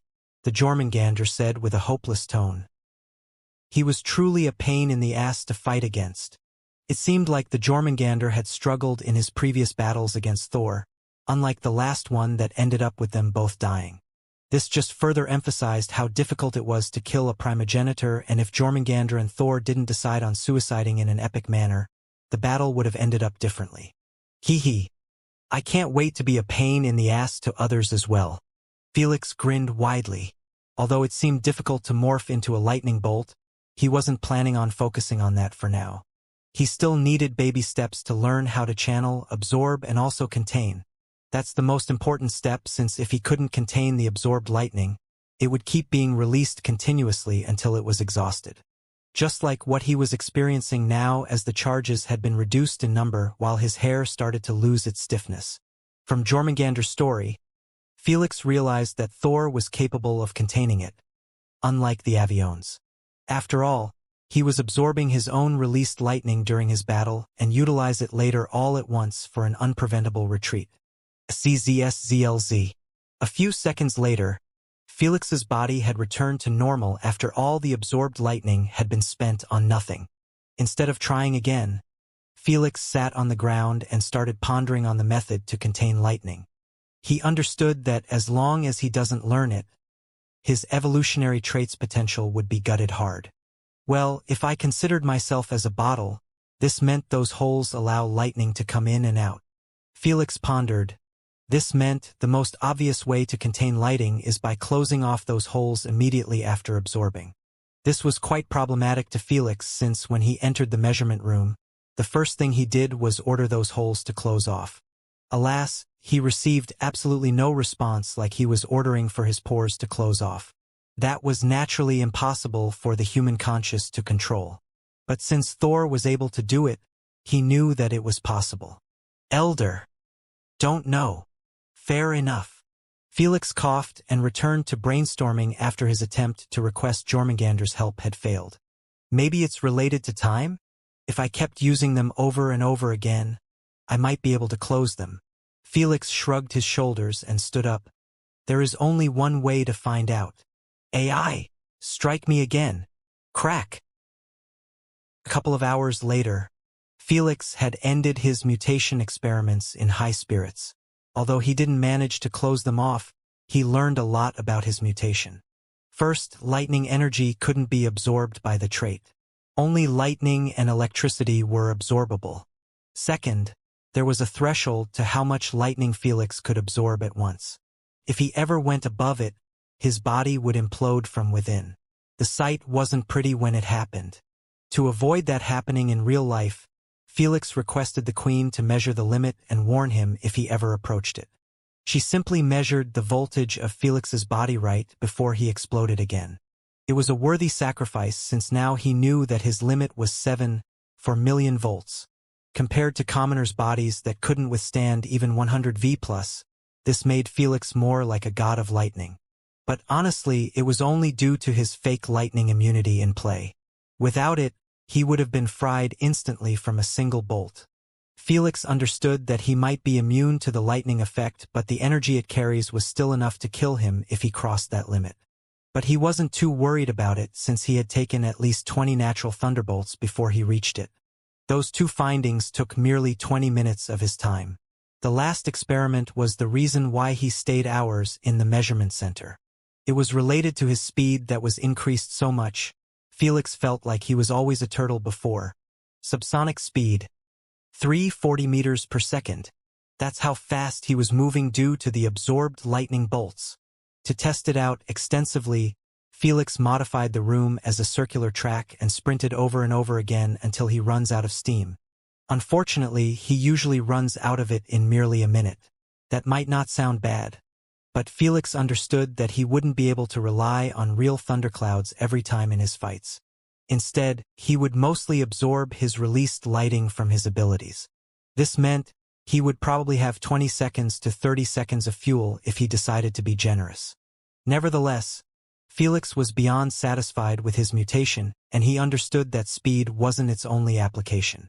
He still needs to spend hours and hours until he brings out its true potential. But that's for later. Felix had played enough, and it was time to drink those intelligence-enhancing potions. Based on Lady Sphinx's sequence, Felix would need 5 days to drink all of them without affecting his brain negatively. Without further ado, Felix beamed the neuron enhancement potion and drank it in one gulp, having no intentions to savor its taste since its smell wasn't that good either. He didn't know if Lady Sphinx never bothered with the taste or those potions were meant to be disgusting like this, unlike the elemental potion. Seconds went by and nothing had happened yet to Felix. His head felt normal and his senses were the same as ever. Elder, does the potion need few minutes for its effect to work out, or was it supposed to be like this? Felix asked. Felix could understand that he wouldn't feel a thing when drinking the lightning potion, but for this one that was supposedly going to enhance his neuron speed, he knew that it was impossible to happen without feeling something. Lady Sphinx stopped reading her book to glance at his condition. Instead of answering him, she smiled charmingly and counted backward. 5, 4, 3, 2. With each number, Felix's nervousness increased tenfolds as sweat started to form on his forehead, worrying that another wave of pain would strike him at the count of 0. Yet, when Lady Sphinx reached it, nothing happened to Felix, making him doubt if Lady Sphinx was pulling a joke on him. However, just as he wanted to sigh in relief, he felt like the world was spinning for a split second before everything turned dark. Thud! His forehead smashed into the wooden floor, so as his body. He fainted instantly. That's what Asna and the Jormungandr had assumed until they realized that his heart wasn't beating anymore. Speechless and frankly a bit worried, Asna and the Jormungandr turned their heads to Lady Sphinx, who was chilling on a couch with a book in her hand. Seeing them gazing at her like this, she waved her hand in a carefree manner and said, "It's nothing major, just a brain stroke. Relax." Lady Sphinx said calmly after noticing that their worry had intensified. He will wake up as nothing happened in the next couple of seconds. Just as she mentioned, Felix's heart started beating again after 7 seconds passed by. A few moments later, he woke up groggily while clutching his head in pain. "Did I pass out?" he asked softly while beaming a rejuvenation potion. Honest as always, Asna informed him with a look of relief. "Nothing much. You just had a brain stroke and a heart attack at the same time, resulting in you being dead for 8 seconds. I guess I passed out," Felix murmured while drinking the rejuvenation potion. He completely ignored Asna's claims. "Prick. I am telling the truth." Asna cursed him after realizing that her credibly meant nothing to Felix. "Of course you are." Felix massaged his temples while standing up. When the pain went away, he realized that, well, there was no noticeable difference. It made sense since he wasn't overloading his brain currently with difficult thoughts. "I guess an IQ test will do the trick." Instead of bothering Lady Sphinx again, Felix simply requested the Queen to project an IQ test with hard difficulty that was meant for everyone. This test would examine his cognitive skills, such as reasoning, logic, and problem-solving. It's a test of intelligence, something we are largely born with. It wasn't a test of knowledge, which represents what we learned through our education or life experience. The test rules appeared first in the hologram, making Felix red quickly since he hadn't done this test for years now. You are about to solve 40 visual exercises/questions that gradually increase in difficulty. The test duration is 5 minutes. The Queen will supervise any cheating attempt. Press start when you feel ready. In Felix's previous life, he took it when he was 30 years old and scored 20 points, which translate into him answering 20 questions mistakenly or he didn't have time to even reach them. That score resulted in him being marked with 112 IQ, which was barely close to being above average. Felix understood that if retook the test, he might perform either a little bit worse or better. That depends on the situation, his mental state, and most importantly the questions or visual exercises he ended up with. Those questions/visual exercises all challenge not just a person's knowledge but cleverness and speed at spotting the issue required and solve it. Most of the time, even a child could solve those issues. However, the essence of the test was the ability to spot the requirements to solve the questions. The faster he did it, the more questions he would be able to solve, which would help him finish the test before the timer ends. That's why, the moment the test began, Felix noticed a huge improvement in the way he was approaching those questions, as he never took more than half a second to realize what he needed to do and the correct choice he needed to pick. Half a second. In some questions, he barely glances at them before he solves them and presses next. He couldn't explain the feeling, but he started to believe that there wasn't a single problem that he couldn't solve. Upon hearing his idiotic thoughts, Lady Sphinx merely rolled her eyes and returned to reading her book. Meanwhile, Felix didn't lose focus for even a split a second, making him finish a 5 minutes test in under 20 seconds. Congratulations on finishing the test with 33-point score in 19.4 seconds. Based on your results, your estimated IQ is 177. The Queen informed Felix of the results immediately after the test was concluded, resulting in Asna laughing in mockery at his results. Imagine drinking an intelligence potion yet still fail to answer 5 questions, she said with a ridiculing tone. Unbothered, Felix checked the false questions and realized that all of them were based on knowledge. It was understandable since there were questions mixed in about races, cultivation systems, the SG platform, etc. It was impossible for Felix to know everything just like others. Those few questions were added to make it almost impossible to score full marks and be labeled as a freak prodigy. If one actually answered them, then he truly deserves the title. Hence, it didn't affect Felix's happiness at all at getting such a massive enhancement to his intelligence.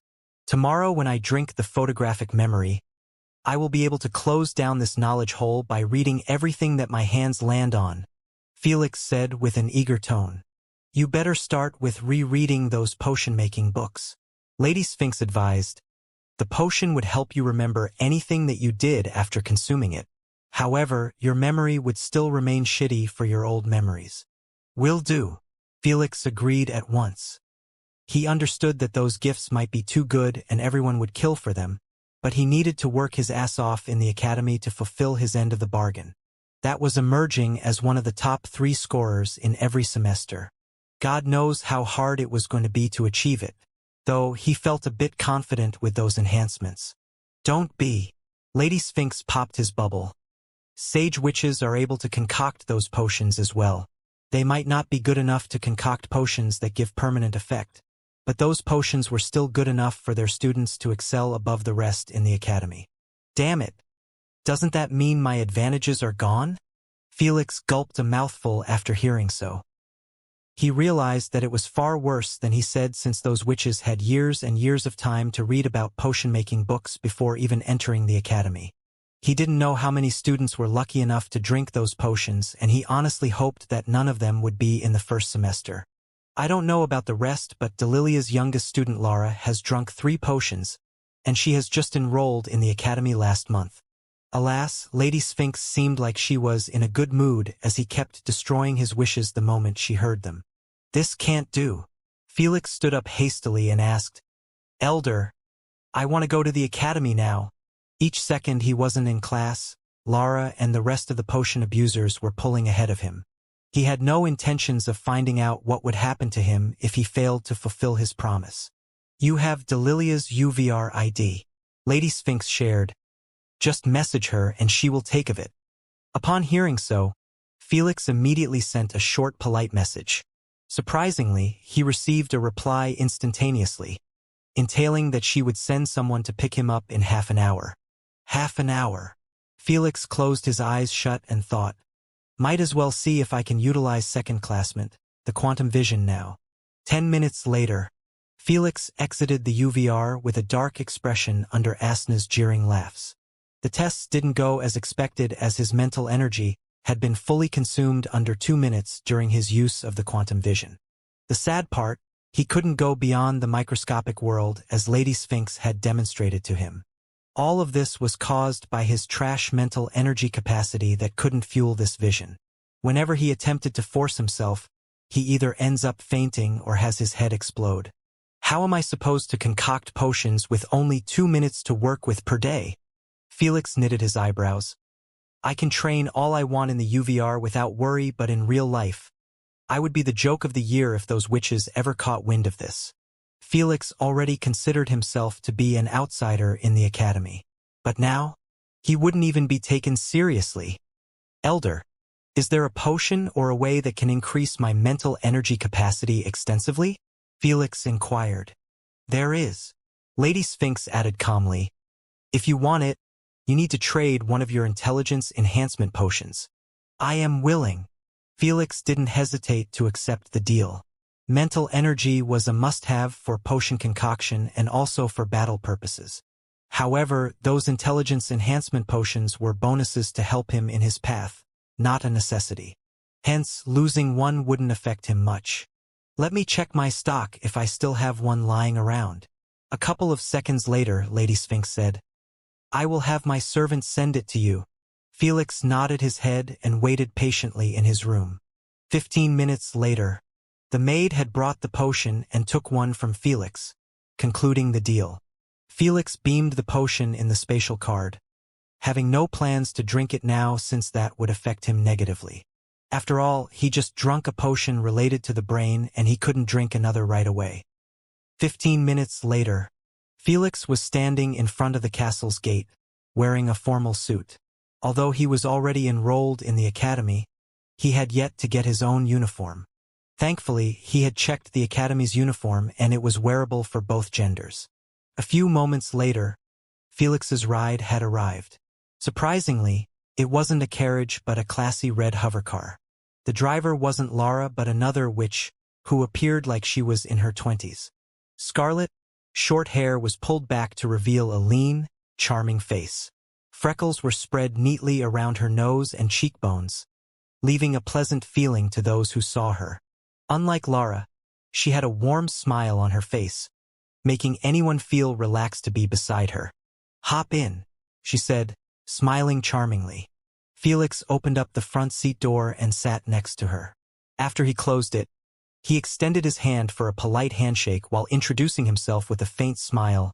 Felix, nice to meet you. The witch ignored his handshake and gave him a quick friendly hug, making Felix raise his eyebrows in surprise. I am Labna, Teacher Delilia's 978th student, and your soon-to-be senior in the academy. Labna beamed warmly. So no need for formalities. Well, she seems nice. Felix thought to himself before saying, I appreciate the ride, senior. Don't mention it.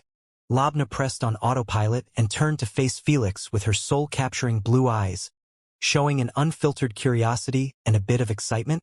Here we go. Felix sighed to himself after seeing her look. A look he knew that he would be receiving a lot in the upcoming days. When the teacher told me that a human is going to join the academy, I thought you were going to be a gardener or something, not a student. Labna leaned closer to Felix and asked, So how did you do it? Only witches can be students, and I doubt that you can concoct potions when you don't have the spiritual eye. Felix glanced at her tail's eye that was giving him a curious look and answered casually, I don't have a spiritual eye, but I was lucky enough to be born with something like it. Shameless. Asna insulted reflexively. I feel bad for Big Sis Sphinx. On the other hand, Lady Sphinx's eyelids twitched, but she didn't say anything at his bullshit. Can you please show it to me? Labna gave him a puppy look. I don't see why not. Felix shrugged his shoulders and activated his quantum vision while being face to face with her. That made her see the entire process of how his white triangle-like pupil had expanded to its limit to allow the emergence of a new bloodish-red reversed triangle pupil. Those are my spiritual eyes, he said. Before Labna could comment, Felix blinked once and his eyes returned to normal. Upon seeing that she was left in astonishment, Felix raised an eyebrow and asked, Don't you hate me or feel threatened at all? Why would I? Labna wondered. You know, I am from a different race, yet I will be learning potion making. Felix stated with a weird look. I doubt other witches would have been this cool about it. Labna looked at his eyes and giggled while covering her mouth. You are truly too silly.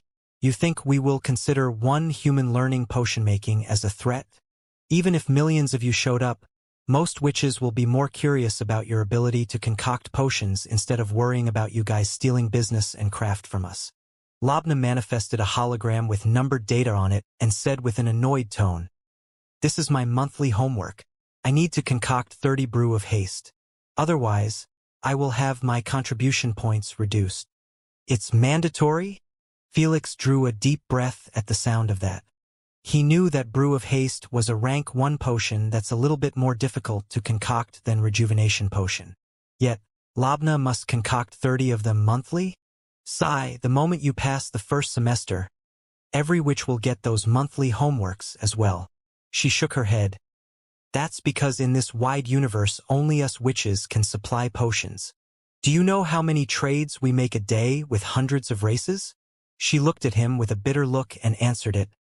More 100 trillion potions. Yet, this still not enough to sate everyone's thirst for potions, especially rank 1/2. Hence, every witch had a mandatory quota that needed to be fulfilled each month even after graduation. Dear God, they became slaves to their own craft. Felix was horrified by Labna's narration as those things weren't written in the network, or they were written but no one cared about it. In everyone's eyes, the witches were rich, elite, and one of the superior races due to their potions. But what most people failed to see was the work behind the daily potions supply that was keeping the majority satisfied. If it wasn't for those mandatory quotas, the rejuvenation potions wouldn't be common and sold cheaply at 10 KSC but found at 5 times their price. That's only if you manage to find them. Enough with this vexing subject. Tell me more about your eyes. Labna pointed at her tail's eye and said with a proud tone, My spiritual eye allows me to see everything in slow motion for 10 seconds. No wonder Elder Delilia picked you as her student. Felix raised his eyebrows in surprise at the sound of that. He read more about witches since he was going to spend 3 years minimum with them. Hence, he understood that since witches weren't born from parents and didn't have any family relations, they need a system of parenting in place to raise the newly born witches. That system was based on senior witches having a mandatory duty to adopt at minimum 5 newly born witches. They need to feed them, house them, teach them about life, etc. Since parent term wasn't being used in the witch empire, this mandatory relation was being considered as teacher-slash-student relation. Naturally, this relation wouldn't last for long. In fact, the moment witches graduate from their elementary school and are fully prepared to learn about potion making in the academies, the younger witches would be considered as adults that could take care of themselves. They have gotten a childhood, learned about life and the universe in elementary school. Now it was time to learn about potion making in the academies so they could graduate and start their own life as full-fledged expert potioneer witches. Frankly speaking, Felix always believed that this system was quite flawed since it makes parenting a mandatory chore. He knows for a fact that quite a lot of senior witches prefer to isolate themselves in their research and potion making instead of giving time to the newly born witches. Most of them just let their maids take care of babysitting those witches, acting like their mothers. The moment those witches enter the academies, that non-existent relationship with the senior witches breaks off immediately. However, witches with high authority like Sage Delilia don't get assigned a random newly born witch but choose who they wanted to teach since they had no intentions of breaking off the relations. The newly born witches chosen were typically the gifted ones in potion making. Gifted in the sense, their spiritual eye had another beneficial trait in either their learning or concoction. For example, Labna's trait allowed her to see everything in slow motion for 10 seconds. This might not seem like a good trait in normal daily life, but in potion making, it was a godlike trait. However, there were other traits that might be good in normal daily life but absolutely useless in potion making, such as having an additional X-ray vision or infrared vision. Sadly, Felix had all types of visions but none of them were useful in potion making. This made him have the minimum requirement to be a potioneer but not excel in it and be considered a genius. Hence, Felix came clean and told Labna that he didn't have any useful traits. "Don't worry." Labna comforted him with a tight, friendly hug while saying, "Having an addition trait merely provides a bit of help. The most important factor will still be knowledge and practice." "I couldn't agree more." Felix nodded his head while hugging her tightly with a solemn expression. In other situations, Asna would have called Felix a perv since she could read that his thoughts weren't proper at the hug. But she let him have it since she knew that Labna wasn't seeing Felix as a man but merely as a pet that needed comforting. All of this due to their non-existent gender, reproductive system, or sex hormones. Felix was just about to arrive at the Royal Academy that was filled with 10,000 elitist witches that were just like this. By the time he graduates, he will turn into Witch Felix for real. Asna laughed in delight while watching those two separate from the hug. Afterward, they entered into a casual conversation about the academy that lasted for only 2 minutes before the Queen's voice resounded in the hovercar. "We have reached the Royal Academy campus." Campus! Felix's eyelids twitched after he glanced down and saw that the campus had the size of a small town. Heck, it appeared like the entire Royal Academy had its own floating rock, separated from other massive cities. "We are here." Labna turned off the autopilot and hovered downward towards the campus's entrance that was guarded heavily. There were multiple vehicles, carriages, and such standing in a long queue to get checked up by the campus's security. "I forgot to give you this." Labna beamed a blue card and passed it to Felix. When he caught it, he realized that it was the Academy ID. "Scan it to read all of your details registered in the Academy's database," Labna informed. "It will show you the class you were enrolled in, your class's schedule, your homework, your contribution points, the dorm room number, etc." Upon hearing so, Felix scanned it immediately and a long hologram had emerged in front of him. Full name, Felix Maxwell. Age 19 years. ID number, DM451978811134. Enrollment time, November 13th, 2026. Dorm assigned, 18th building. Press on the building to see the map leading to it, or just request the Queen AI to guide you. Dorm room number, 314. Parking lot number, 477874. Press on the number to see the map leading to it, or just request the Queen AI to guide you. Contribution points. -400. Reason. Absent for a month and 3 days. Current semester. First. Class name. B2. Classes schedule. Click on it to receive the entire weekly schedule. Mandatory classes skipped. 32. Please visit the discipline department to receive the appropriate punishment. Homeworks assigned. 2. Read the first volume of Sage Nana's biography / 2 hours practice of rejuvenation potion in the UVR. Felix was left speechless after realizing that he was being held accountable for everything that had happened during his absence. He even owned 400 contribution points when he didn't even know about them. Senior, is this solvable? Felix turned the hologram visible, showing Labna his terrific start in the academy. The moment she saw the number of his missed mandatory classes, she burst into laughter while jerking the wheel, scaring the shit of Felix after seeing that they had almost collided into another hovercar.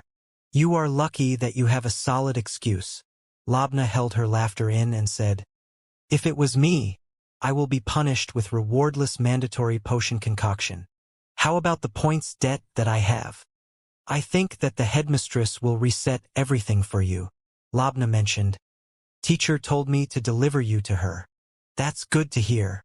Felix felt relieved at the sound of that. He knew that the headmistress was Lady Sphinx's student and she wouldn't mistreat or discriminate against him. Sometime later, their turn in the queue had arrived.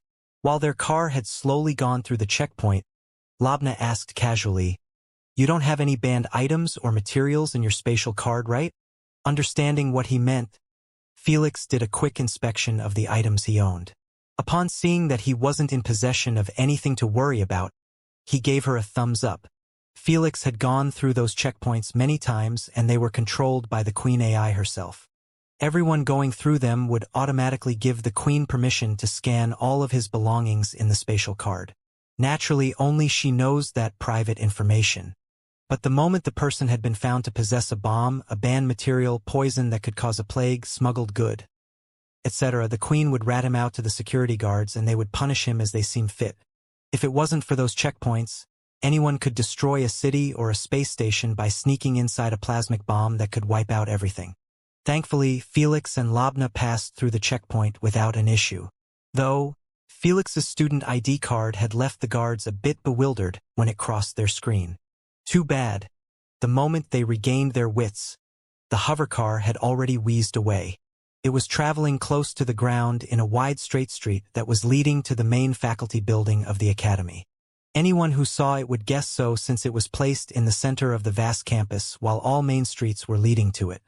However, Labna didn't drive towards it, but turned left, heading to one of the many parking lots at the ends of the campus. Felix didn't feel surprised by it, as he could see that not a single car or large vehicle was on the streets. Instead, it was packed with witches either walking or riding on hover platforms with different shapes and sizes. Heck, he even saw a witch that was riding on a broom-stick-like hovering platform. Whatever it was, the campus appeared clean and tranquil without the cluster of large vehicles that always ruin the atmosphere of cities. Felix liked having this peaceful atmosphere, especially when the campus was mostly gardens and flower fields under the pink sky, painting a scene straight out of paradise. Whoosh! Sometime later, Labna and Felix had reached the parking lot that was assigned for Labna's use. After she parked her car within the hundreds of other vehicles, she got outside and stretched her hands behind her back while taking a deep breath. How I missed this, she said with her eyes closed shut, enjoying the frangent breeze caress her freckled cheeks. Were you away from the academy? Felix inquired while beaming a normal black square-shaped platform that he purchased online in his journey. Yep, I was helping the teacher with some matters. I was gone for 2 weeks or so.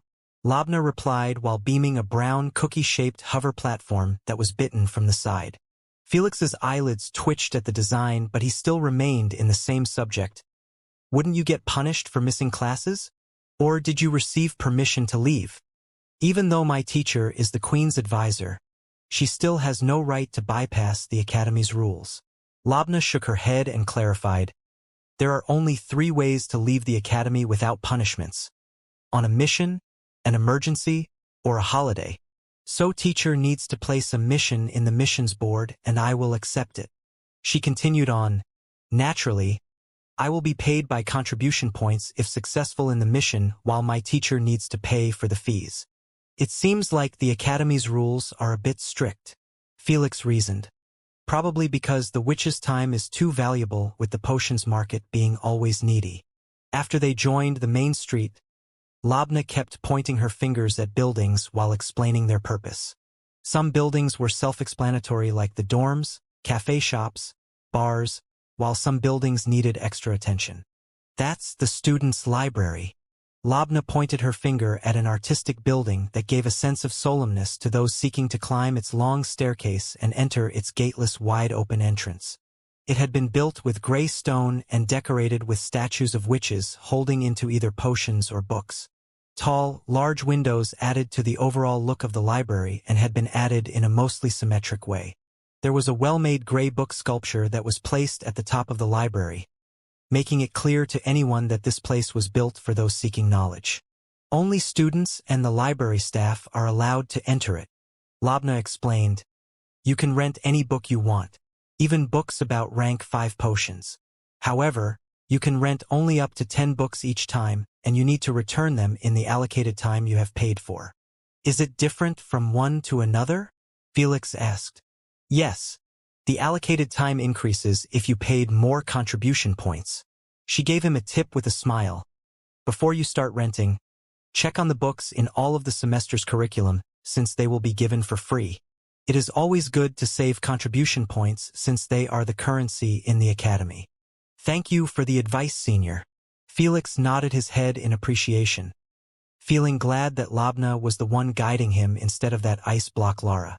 He didn't doubt for a second that she would just drop him in the headmistress's office and ditch him. Senior, is there a way to learn about this stuff on my own? Felix inquired. Although he knew that Labna was warm and kind-hearted to explain all of his questions, Felix didn't want to weigh on her too much.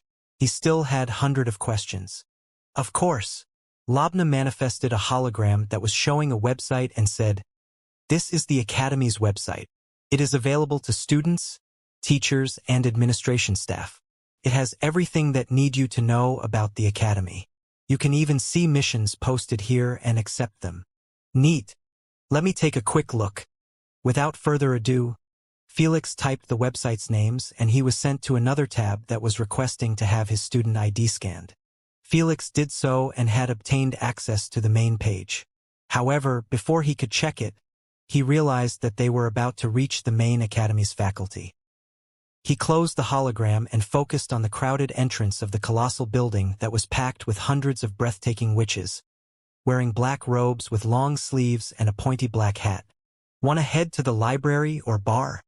Neither. I am too tired. I slept through the last course. Please give me your notes.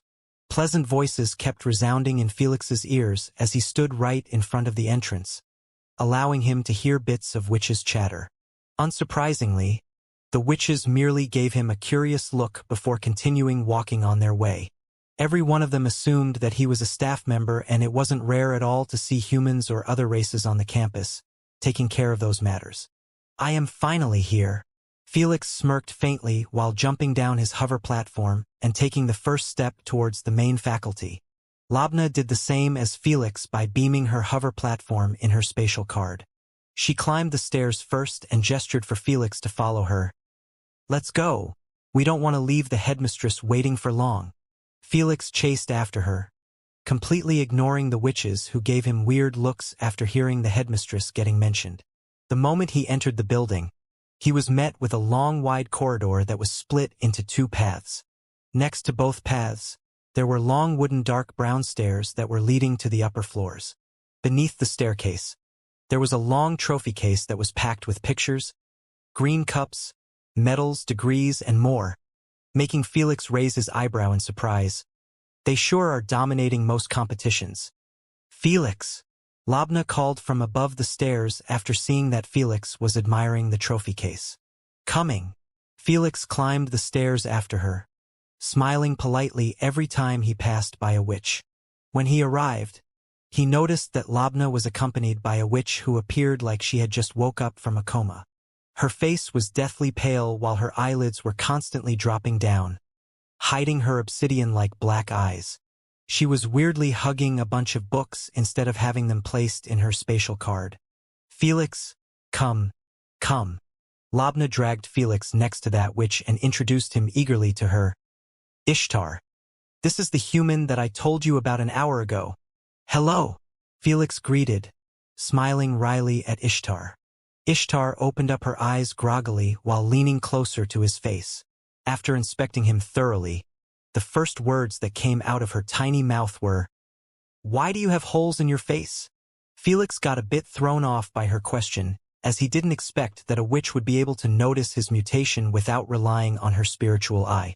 He could see that her tail was hidden inside her robe. This made him realize that she could see his mutation, which wasn't supposed to be seen by normal eyes. One needs to zoom in 4 times to spot those holes. Witches' normal eyes weren't able to do so. Holes? Labna whipped out her tail from an opening in her back robe and used her giant green eye to zoom in on Felix. Upon noticing them, she raised her eyebrows in surprise and asked as well, "What's up with your skin?" Felix would be lying if he said that he enjoyed the feeling of being inspected like this, but he was doing it to others before, and it was time for him to be on the side of the coin. Nothing serious. Felix waved his hand. It's just a mutation from my newest bloodline replacement. That's interesting. Ishtar commented with a soft tone. I believe that this is an evolutionary trait of the avions? The hell? Is it really that obvious? Felix was quite shocked by her knowledge. The avion species weren't really that known by the public, and one needs to look for them specifically to get some information about them. The information available wasn't a lot. That's why Felix didn't know about the mutation and its appliance. Labna tapped her finger on Ishtal's sunken pale cheek and boasted to Felix, "Hey, how do you find my bestie?" She is being referred to as the ultimate bookworm in the academy due to the amount of knowledge she knows of and her natural-born photographic memory. You know that I dislike being called with that nickname. Ishtar slapped Labna's finger and walked downstairs while leaving behind a soft remark. Let's meet later again. You don't want to keep the headmistress waiting forever. Labna's boastful grin stiffened after she was reminded of her mission. Bring Felix to the headmistress as fast as possible. Crap. Teacher Delilia will punish me if she caught wind of this. Labna held Felix's hand and tried to dash through the corridor. Arg! Alas, she ended up groaning in pain after almost dislocating her shoulder from tugging Felix this hard with her pitiful strength. It was the same as trying to run while holding an affixed metal pole. Why are you so heavy? She complained tearfully while massaging her shoulder under the strange looks of other witches. I am a second-stage bloodliner. Felix answered while looking at her speechlessly. Don't look at me like an idiot. It's not my fault. Labna whined while walking with a faster pace ahead of him. It's almost impossible to meet with a human bloodliner on the campus. Is it because of security? Felix asked after he caught up to her. He was speaking out loud, completely ignoring the murmurs of the witches walking near them. Yes, Labna clarified. Only non-combat races and commoner humans are allowed to work in the campus for the safety of the witches. Understandable. Felix nodded his head. He knew that witches might be strong enough to take care of normal humans and other non-combat races due to drinking strengthening potions, but they had absolutely no chance against even a peak first-stage bloodliner. Hence, Felix's existence in the academy was actually like a butcher in a pig farm, as he could kill any witch he wanted in a split second. This made him realize that he was probably going to sign a contract in the headmistress's office to avoid this from happening. Hopefully, it's nothing too demanding, Felix thought. In a short while, Labna and Felix reached the headmistress's office that was on the 4th floor, which was also the highest one in the building. Although there weren't many floors, the building's size was still massive due to its width, making Felix guess that there were probably hundreds of classes on each floor. I am leaving now. Labna touched Felix's bracelet and waved her hand with a pretty smile. Call me later to hang out on the campus. I will show you around. Will do. Felix nodded his head in appreciation and turned around when he saw that she was leaving. He quite liked this witch and decided to tour the campus with her instead of Lara. But for now, it was time to deal with the last step of enrollment. He walked to a desk that was placed near the headmistress's office and introduced himself to the headmistress's assistants. "Felix, I am here to see the headmistress." "ID." The headmistress's assistants said bluntly. Felix gave her his ID, not minding her tone since she was a dark half-elf. He knew that all of them had a bit of a nasty personality. Heck, he was more curious about the headmistress's reason for hiring her as an assistant with her race's known impolite attitude. "The headmistress's is in a meeting," the headmistress's assistant informed. "Go sit at the waiting lounge. I will call you when she is done." Felix nodded his head in understanding and walked to the bench that was attached to the wall. There were already 2 witches sitting on it. They didn't even notice Felix as their attention was fully placed on their holograms. Just like them, Felix opened up his student's profile and engrossed in reading it fully this time. When he reached the weekly schedule, he clicked on it, and a square-shaped table appeared before him. It was split into 7 days, and each day had multiple brackets, representing the period of time in that said day. So there are 8 mandatory classes in each week and 10 more classes that aren't mandatory but advisable to enter them. Felix rounded off the entire schedule table. In his eyes, it wasn't that bad since the mandatory classes last for 2 hours while the rest last for only a single hour. If he decided to attend only mandatory classes weekly plus a couple of elective courses, he could still have a lot of time to train and deal with other matters. "I have a mandatory concoction class in half an hour or so." Felix closed the hologram and wished while gazing at the closed door of the headmistress's office. "Hopefully, I will catch up to it." The moment he thought so, the door opened up, showing a witch exiting with her head bowed slightly. Unlike students, she was wearing a red robe and a hat, making Felix instantly know that she was a teacher and not the headmaster. Since every witch appeared like a young maiden in her 20s, the teachers and students were separated by the uniform's color and the logo in their uniforms. The black color and a potion logo were for students. Meanwhile, red color and a cauldron logo represented teachers. As for the staff, they had different uniform. "Felix, you're up," the half-elf called indifferently. Without further ado, Felix walked to the half-open door and knocked it twice politely. "Come in." After getting permission from such a reposeful voice, Felix entered the office and closed the door behind him. When he turned around, his eyes came in direct contact with a penetrative gaze by the headmistress's giant tail's eye. It was chocolate brown in color while the pupil was 3 straight vertical lines, making Felix a bit doubtful if she could even see well with such a weird-shaped pupil. However, he kept those thoughts to himself and merely bowed his head slightly in respect, not wanting to enter a staring contest with the Royal Academy's headmistress, an authoritative figure in the Empire with thousands of connections, a sage potioneer, and lastly Lady Sphinx's student. She was stacked. "Take a seat," she offered with a soothing elderly tone, making Felix guess that her age must be close to Delilia's. "Thank you." Felix sat straight in one of the seats that were facing her desk. Then he went quiet, wanting to see what she had for him. Surprisingly, the headmistress didn't speak about Lady Sphinx or even mentioned anything about his eyes. She simply manifested a holographic contract and said calmly, "If you want to join the academy and be anywhere near the witches, sign this contract." Felix didn't show much of a reaction as he had expected this in his way. However, what he didn't expect were the terms proposed. "Drink weakening potion every time I enter the faculty?" Felix raised his eyebrows in surprise at first before chuckling in his mind. "It seems like Elder hasn't informed her about my poison manipulation and poison immunity." Felix understood that negative-inducing potion like those wasn't effective at all on him since they were considered as poisonous substances. Heck, they were actually made from poisonous materials. Hence, drinking it was the same as drinking free juice, and he wasn't going to let her know about it. "Cheeky.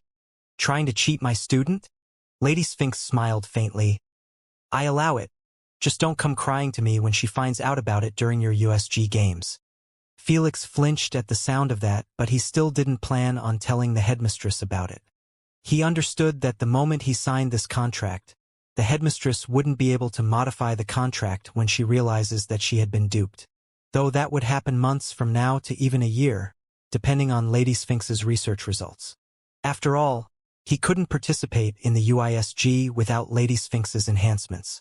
This meant, by the time the headmistress finds out about his poison manipulation and such, she would realize that Felix had spent months in the academy without harming a single witch. That should ease her mind a little. At least, that's what he believed would happen. This was much better than telling her now and ending up forcing her to change the method from potions to something more controlling like a collar or some bullshit. If you don't understand a term, feel free to ask, the headmistress said calmly after seeing that Felix wasn't flipping to the next page. I am good. Felix showed her a polite smile and returned to reading the rest of the terms, which were pretty standard.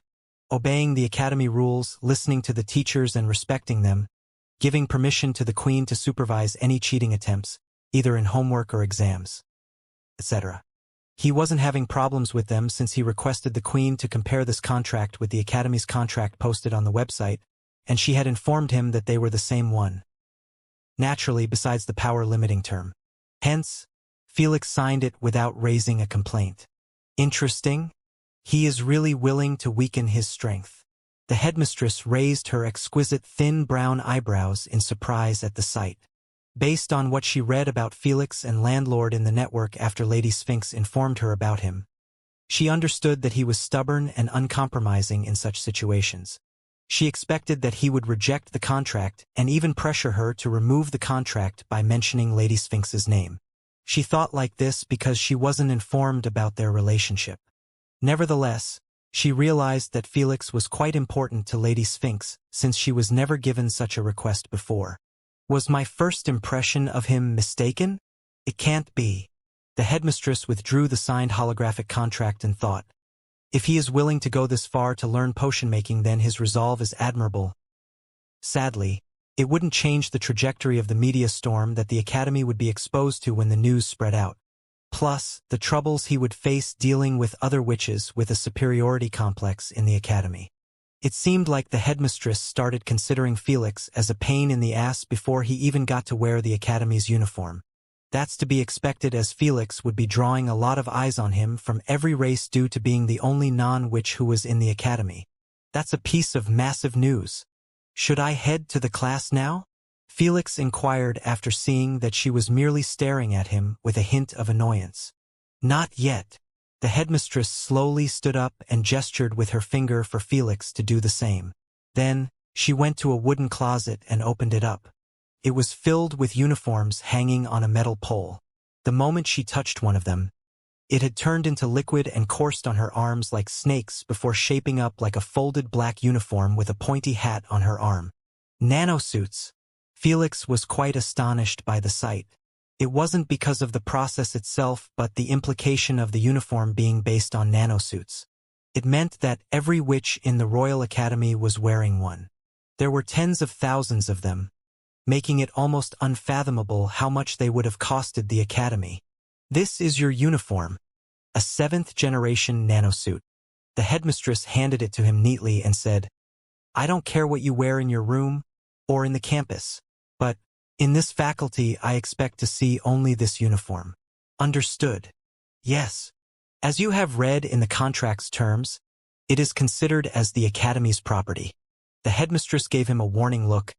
So, don't have any thoughts about selling it or throwing it, because you have a better nanosuit. Cough. The thought never crossed my mind. Felix said with a serious tone. I will make sure to treasure it and take pride in wearing it. Shameless. You definitely were planning on gifting it to your grandpa. Asna chuckled after hearing his real thoughts.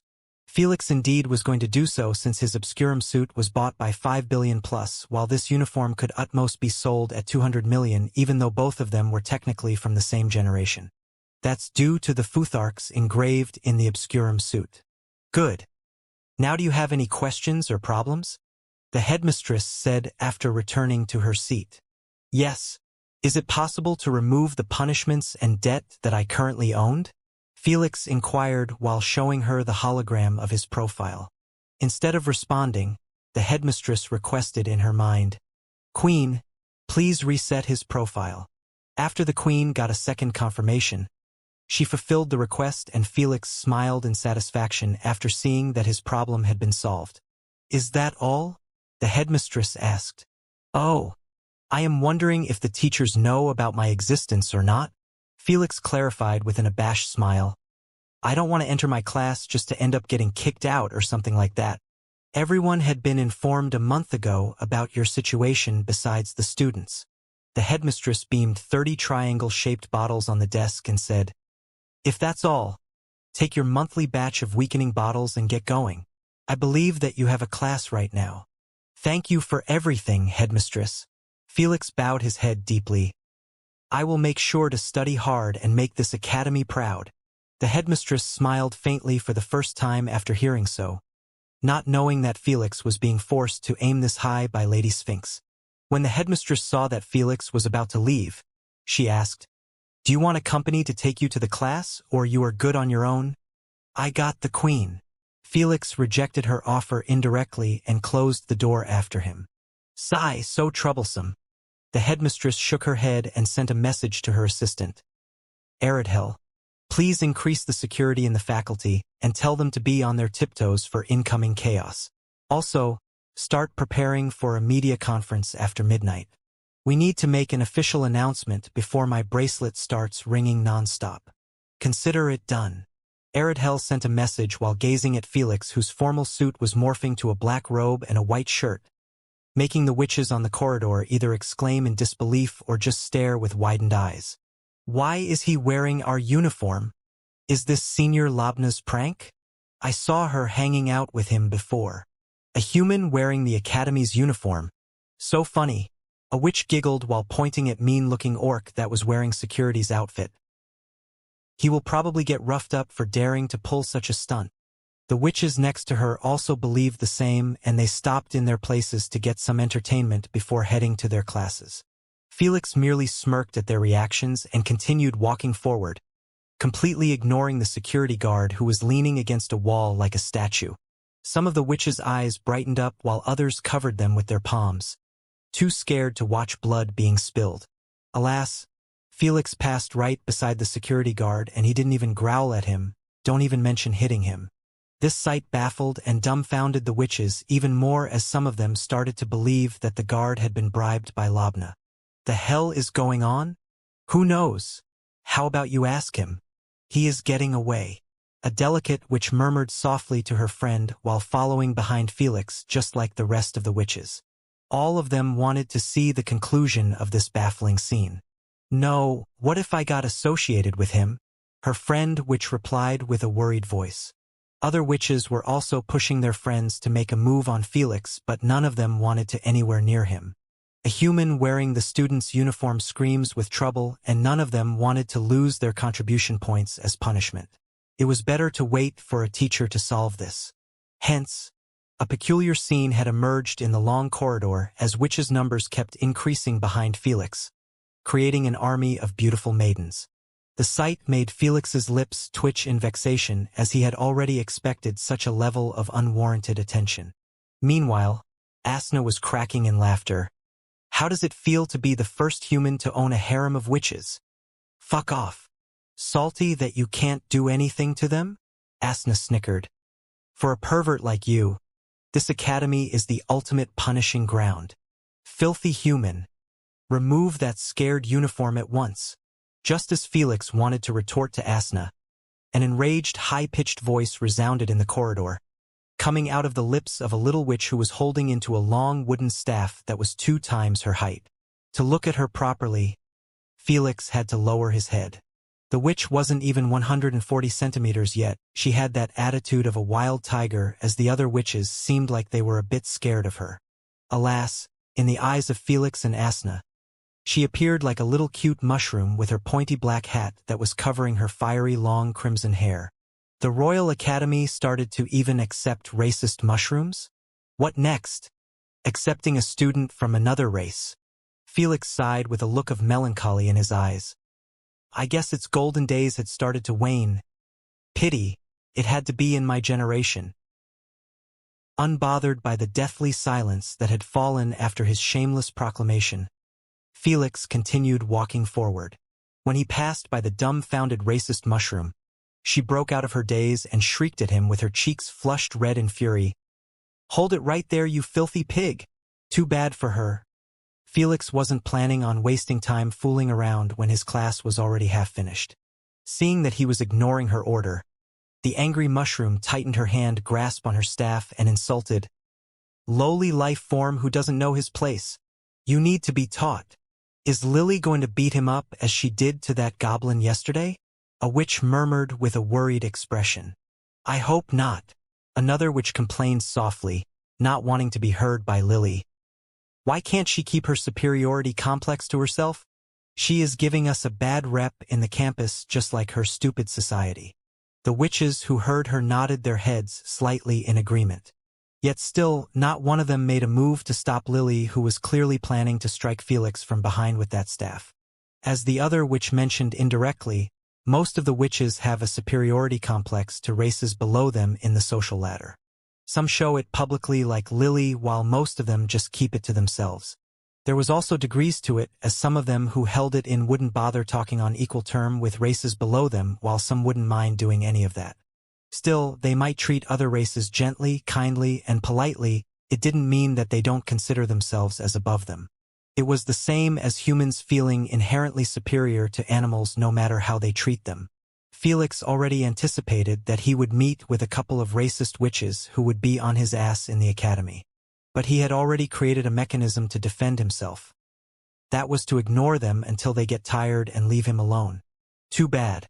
His strategy failed against his first target, as Lily didn't leave him alone but smashed him right in his head with that staff. Crash! A woo! The aftermath of the strike left everyone in disbelief. They had anticipated that Felix would end up with a bloody head or even fall unconscious to the ground. But looking at Lily, who was crying while holding into her hand, made them doubt their eyes. Meanwhile, the staff had been broken into two halves and fell to the ground. "My hand! You broke my hand! You obnoxious bastard!" Lily cried with an ear-piercing high-pitched voice, irritating Felix's ears, making him want to kick her in the face to shut her up. When the witches looked at her hand, they were astounded to see that Lily's hand was truly a little bit wobbly. Before they could enter another round of chatter, Felix finally turned around after clearing his hair from the splinters of the wooden staff. He wasn't even scratched from such a pitiful ambush. The first thing he did was smile warmly at the crowd before focusing on Lily, gazing at her with a murderous gaze that sent shivers down Lily's spine, making her forget her pain at once. She felt like she was being gazed at by a predator who wouldn't hesitate to snap her neck at any moment. However, Felix did nothing of such sorts. Heck, he didn't even speak to Lily. He simply voiced his complaint calmly. "Queen, I have been assaulted physically by another student." Before the witches could comprehend what he said, the queen's monotonous voice resounded in the area. "Lily, second-year apprentice potioneer, you have broken Rule 14 of the Academy's rules book. Based on the terms, 1,000 contribution points will be deducted from your account. In addition, please willingly head to the disciplinary department to receive your correspondent punishment." By the time the queen finished speaking, the atmosphere had gone stale and heavy like weights had been placed on the witches' minds, making it tough for them to analyze the content of the conversation. Assaulted physically by another student? Queen listening to him and lying down one of the worst punishments in the academy? Doesn't that mean he is truly a student? Questions like those coursed on their minds, making them have a single unison thought at the end. Impossible! Alas, they knew deep down that everything was happening for real since the Queen AI never made jokes. You are a real student?" Lily stuttered in disbelief while looking at Felix's composed expression. The witches have grown even more silent after hearing her question, wanting to listen carefully to his response. Even the orc guards who were planning to escort Lily away decided to give Felix the chance to explain himself since they wanted to avoid any further confrontations like those in the future. "What's going on here?" Upon hearing this devilish familiar voice, the witches all yelped in fear while lowering their heads, not wanting to attract the attention of Teacher Jamila. She was brown-skinned and had short curly black hair that goes well with her black eyes and the red robe she was wearing. Her expression was stony and cold, making the witches tremble in their places. Who is she? Felix knitted his eyebrows at the sight. He didn't know why the witches were terrified of her, and he truly didn't want to know why right now. I won't repeat it again, Teacher Jamila said, narrowing her eyes at Felix and the rest. This time, a security guard approached her and whispered some things in her ears. A few seconds later, the security guard went back to his position, leaving Teacher Jamila to focus on Felix and Lily. Sigh, here we go AG. Just as Felix thought that he would be targeted by the teacher as well, he was surprised to see her glaring at Lily. What are you still doing here, Lily? But he human. You better shut up and head to the disciplinary department in under 10 minutes if you don't want to run 30 laps in the field, Teacher Jamila said. Upon seeing that she meant business, Lily swallowed her disgruntlement and stood back up while holding tightly onto her broken wrist. Then, she glared at Felix hatefully and said with a suppressed tone, "This is not over, you filthy human. You will pay for this. Bye-bye, racist mushroom." Felix waved his hand at her with a faint grin, making her nostrils flare up in fury at his insulting nickname. Alas, one simple glare by Teacher Jamila made her withdraw any thought of continue bickering with him and just sprint away, heading to get her punishment. After she was gone, Felix nodded his head respectfully at Teacher Jamila and turned around, wanting to leave as well. "Hold it right there," Teacher Jamila said while approaching him. "Hopefully, she won't lecture me or something." Felix sighed, but he still stopped. "Your name is Felix, right?" Teacher Jamila asked sternly after reaching his side. "Yes, teacher." "You appear different than the picture they had given me," she said while glancing at his hair and eyes. "New bloodline," Felix replied straight to the point. Teacher Jamila sized him up for a few seconds before turning around, looking at the crowd of witches that was gathering in the area. All of them lowered their heads at once. If it wasn't for their curiosity to know the situation revolving around Felix being a student, they would have already bolted away from Teacher Jamila. This is Felix Maxwell, a human bloodliner who has been accepted into the academy to learn potion making. He was born with special eyes that allow him to enter the microscopic world and utilize his mental energy at a fine level just like any other witch. So, you better make him feel welcomed in the academy instead of shaming our race in front of him, Teacher Jamila introduced bluntly. By the time she was done, only loud gasps resounded in the area as the news was still too much to stomach for those witches. "I will be under your care." Felix nodded his head slightly to everyone with a polite, charming smile. Then, he looked at Teacher Jamila and requested, "May I head to my class? I am already late." "Let's go," Teacher Jamila said. "I will guide you to your class." Felix's eyelids twitched at the sound of that, but he didn't want to reject her offer publicly. Hence, he walked with her through the dazed witches who were gazing at Felix's eyes with a hint of intrigue and wonder. Most of them had only one question coursing in their minds. How? Sometime later, Felix and Teacher Jamila had reached Felix's class that was held on the second floor of the faculty. Since Felix was accompanied by Teacher Jamila, every witch who wanted to follow after them had decided to give up on that thought after getting glared at. Hence, they reached it swiftly and without other problems rising up. Knock, knock. Teacher Jamila knocked twice on the lecture hall's door and opened it up slightly. Felix managed to glance within the class and found that it was packed with tens of witches, who were sitting on long benches chairs that were connected together. The classroom appeared somewhat like the Earthlings University's lecture halls. "Sorry to interrupt your class, Teacher Sana," Teacher Jamila said politely while dragging Felix with her inside the lecture hall, attracting everyone's attention due to his uniform. Even the sleepy witches were forced to snap out of it by their friends. "You got to be kidding me," Lara murmured with her widened eyes affixed on Felix. She was seating in the first line, making her instantly find out about Felix's identity even though his hair and eyes had changed since the last time she saw him. When Felix and Teacher Jamila reached the podium that was placed in front of a humongous holographic screen, noisy chatter broke out in the lecture room as young pretty witches started pointing at Felix while conversing with their seatmates. "What's going on?"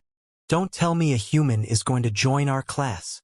Teacher Sana fixed her large circular glasses clumsily while requesting with a soft tone. Please be quiet. Alas, no one listened to her request as her voice barely echoed in the noisy hall. Upon seeing so, she gave Teacher Jamila a wronged expression that would melt anyone's heart. Bang! Silence! Teacher Jamila shouted as she pounded the podium with her fist, scaring even Teacher Sana. That did the trick, as not a single peep was heard anymore in the hall. Every witch acted as docile as a kitty. Seriously, why everyone is afraid of her? Felix wondered with a curious look. Teacher Sana, this is Felix, the human student we were informed about by the headmistress last month. Teacher Jamila sent a telepathic message. Darn it, why am I always so unlucky? Teacher Sana complained tearfully. Couldn't he wait until tomorrow to join Teacher Hala's class?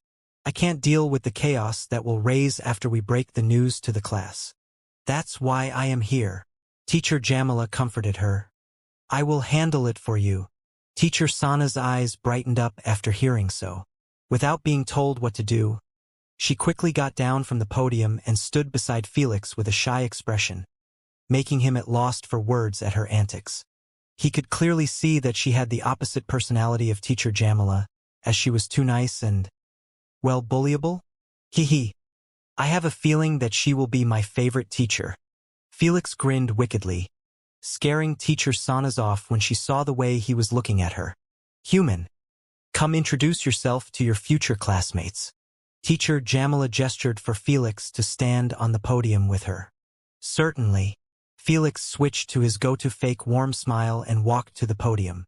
When he stood on it, he was able to see the entire classroom clearly and the witches who were giving him dumbfounded looks. Lara in my class? In a split second, he spotted Lara staring at him with a deep frown, making him give her a wink just to tease her a bit. Then, he coughed and spoke calmly near the microphone. My name is Felix Maxwell and I am almost 20 years old. I am a human, an earthling, a bloodliner, a professional SG player, and hopefully, a future potioneer. Felix paused for a second and smiled charmingly. The headmistress had enrolled me personally in the academy last month, but I was still on my journey to the capital. Hence, my 1-month-long absence. Smart. Teacher Jamila praised in her mind. She understood that Felix had mentioned this so he could let everyone know that the headmistress was the one backing him up in the academy. After all, it was impossible for witches to just enroll and get accepted straight away into the Royal Academy that was the best of the best in the Empire. Only witches with excellent grades in elementary school get an opportunity to participate in the entrance examination. Still, many witches fail to pass it and need to wait another year to try again. Yet, Felix had just popped out of nowhere, making it obvious that the headmistress had opened up the back door for him. If she was willing to do so, it only meant that he was close to her. Smart witches would reach this conclusion instantly from that sentence. So he has a connection to Teacher Delilia and now even the headmistress Aisha? Lara narrowed her eyes at Felix and thought. He must have an even higher background to force both of them to treat him this nicely instead of experimenting on him in their lab immediately after he enters the capital.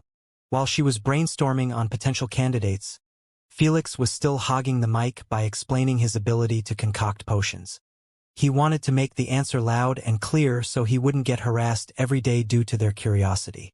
In a minute or two, Felix bowed his head slightly to the witches and asked, I will be under your care for the next 3 years. Then, he stepped down from the podium as he wasn't going to receive applause from his classmates, who were still trying to digest that a human was going to be their classmate. Go pick a seat, Teacher Jamila said. Felix nodded his head and walked to the witches. Some of them broke out of their daze quickly and invited him with an excited expression while some glared at him, making it clear that he wasn't welcomed at all. Felix ignored both types and went to seat on his own in the back row, where there were only a few witches.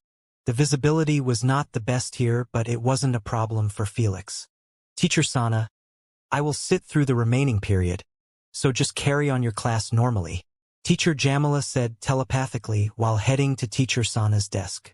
She didn't want to leave her on her own since it was clear that the witches wouldn't bother to listen to her in this situation.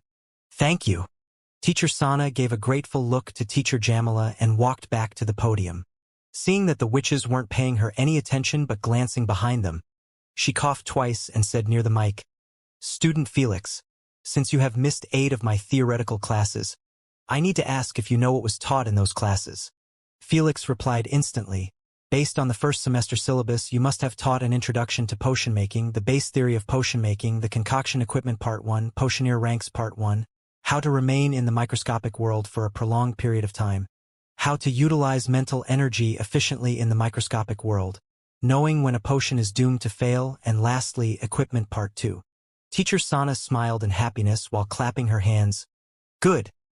Good, since you know what was taught. It only meant that you have read about them in your free time, correct?" "Yes." Felix nodded his head. "Did you find any difficulty understanding a topic?" Teacher Sana glanced at her bracelet and offered, "There is 1 hour left in the class, and I believe it wouldn't hurt to clear some of your doubts before we move into the next class." Some witches immediately frowned their eyebrows, not liking the sound of that. If it wasn't for Teacher Jamila staring at them with an indifferent gaze, they would have already complained about her suggestion. After all, the first semester had 3 class groups in it, and all of them shared the final exam and mark. This meant being behind by even 1 hour was too much for those witches who were aiming at getting at the top ranks. Unlike normal universities, this was the Royal Academy, where only the elite of the elite gets accepted. Not one of them was going to laze around and get a bad mark. This signified that was going to be a hellish competition between thousands of smart witches to emerge in those ranks. Plus 1 witcher. "Thank you for the offer, Teacher Sana, but I don't want to delay the class just so I can catch up." Felix rejected the proposal with a polite tone, earning some smiles from those witches. Upon seeing so, Felix smiled back at them while thinking, "Getting close to the class would help me in the long run instead of isolating myself." This was indeed the best move to make currently, since Felix wasn't in the Milky Way galaxy anymore. He was in a foreign land with a foreign race. To survive those next 3 years, Felix needed to be a friend of the witches instead of their enemy. To achieve so, he needed to give in at the right moments like those. "I guess you are right, but," Teacher Sana said with a saddened tone, "I still don't like having a student that is behind."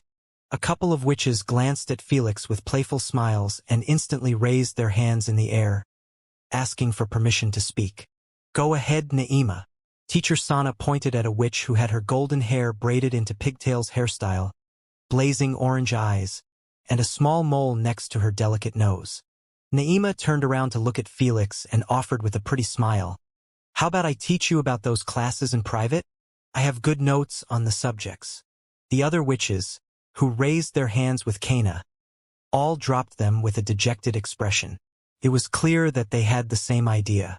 However, Felix didn't immediately accept, since he had no idea if she was truly offering her assistance, or she simply wanted to get close to him to sate her curiosity about the whole matter. "Whatever, if she doesn't want to stick to her word, I can simply leave." After making his decision, Felix smiled politely at Naima and said, "Much appreciation." Seeing that he had accepted, the witches immediately sent telepathic messages to Naima. "Sister Naima, can I join, please? I will buy you drinks if you let me join your study group." "Sister Naima, I will waive those 200 contribution points that you owe me if you let me in." Tens of messages like those rained on Nina's mind until she had enough and blocked all of them from contacting her. She was already going to invite her friends over. Any more and it would turn into a party instead of a study group. "A male human. You are all ours." Naima licked her lips while peeking at Felix with her tail's eye from a hole in her robe. Felix didn't notice it since his attention was placed on Teacher Sana, who had returned to continuing her lecture after they dealt with his matters. Everyone stopped chatting at once and focused as well on the lecture in complete silence. But under this facade of peacefulness, a storm was brewing in the network. A storm that was going to be caused by Felix's news, which was being spread like fire on the witches' social media pages. Everyone who shared the news used one hashtag, "A human potioneer?" An hour later, "All right, class, that should be all for today."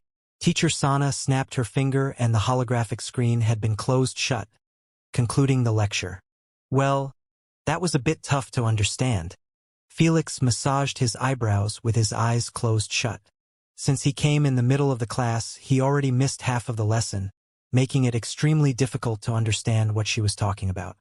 Especially when she was using terms that were unfamiliar to him. It was like a 6th grade student attending a math class with variables and constants. But he had everything recorded and he was going to ask for the first half of the class from Naima when they set a study group. Speaking about her, Naima and a couple of few daring witches could be seen approaching Felix from every direction, appearing quite intimidating. This time, Teacher Jamila wasn't here to help him out, as she had left with Teacher Sana. She wasn't going to babysit him throughout the entire semester. It was time for Felix to mingle on his own. "Mind if we called you Felix?" Naima inquired politely the moment she sat next to Felix. "Please," Felix replied, smiling. The other witches also filled up the empty seats, leaving the rest to stand around Felix, completely hiding him. "I really don't want to be in his place." Lara shook her head at the sight and walked outside of the lecture hall, heading to the next mandatory class that was about to start in 15 minutes. Felix knew so as well, hence before the witches could bleed his ears with questions and inquiries, he tapped on his bracelet and said, "If you excuse me, ladies, I need to head to the restroom before the next class begins." Naima's eyes brightened up at the sound of that. She quickly held Felix's hand and offered while glancing at his crotch with an intrigued look, "Let me take you to the restroom." "Ha ha ha. It's so obvious that she is interested in your package." Asna laughed while eating popcorn, completely engrossed in watching Felix. Felix's eyelids twitched after hearing Asna's claim, but he got to agree with her. He could see that not only Naima but the rest of the witches around him were all eyeing his crotch like it was the most interesting thing in their eyes. It was evident that none of them had any lusty or pervy thoughts but simply pure curiosity in the male's reproduction organ. Cough. "Thank you for the offer, but I have already visited it before so I know where it is." Felix excused himself the moment he declined her offer by jumping over their heads and landing behind them softly like a feather. Before they could react, Felix had already disappeared from their vision, leaving them shell-shocked by his quick escape. "You can run, but you can't hide." Naima giggled while pressing a finger on her pink lips. "Let's head to the next class," Naima said while standing up. "He will be there." Her friends accompanied her while the rest of the witches split up into groups and went on their own way. But all of them had a holographic search engine in front of them. They weren't able to make research on Felix in the class since it was banned to avoid distractions during class. Now, some typed Felix's entire name and some went straight to the Milky Way Galaxy News and started reading about Felix.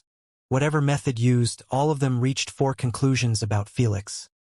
He was filthy rich, wanted, strong bloodliner, popular SG player. If they had any emotions about males, most of them would have fallen over heels for him as his story was nothing but extraordinary. Too bad, those young flowers merely got extra interested in getting to know more about Felix. Hence, they continued to watch his videos, reading the ongoing drama about his bloodlines, watching some highlights about the games while discussing them. When they were walking in the faculty corridors, they realized that rumors about Felix's existence had already been spread extensively as most witches were speaking about him. Some believed that it was a rumor, but the majority realized that it was real. After all, some recordings of Felix's fight with the racist mushroom had already been spread in the Academy's forums. This had happened in the past hour, and now the forums were already buzzing with discussions about the human potioneer. Some were requesting his class number and some were asking about his last spotted location to come and see him. Felix anticipated this and was fully prepared to counter it. He simply drank invisibility potions and walked through the corridors without being noticed by witches, who were searching for him. It wasn't against the rules to drink potions in the faculty, but their effect shouldn't be negative or harmful. Plus, they weren't allowed to be drunk in classes and restricted places. This helped Felix reach the next classroom in less than a minute since it was on the same floor.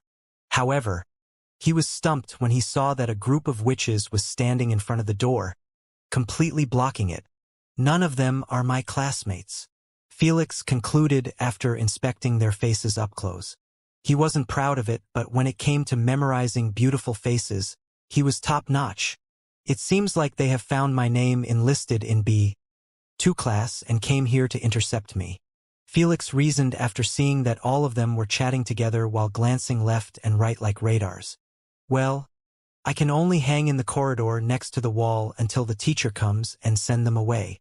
Felix planned while leaning against the wall, avoiding contact with any witch in his way. He understood that if he went now, everyone would gather around him after his invisibility gets deactivated. Then they would start harassing him just like before. He wouldn't mind if it was 1 or 2 witches, but 10s of them? That was a bit out of his league.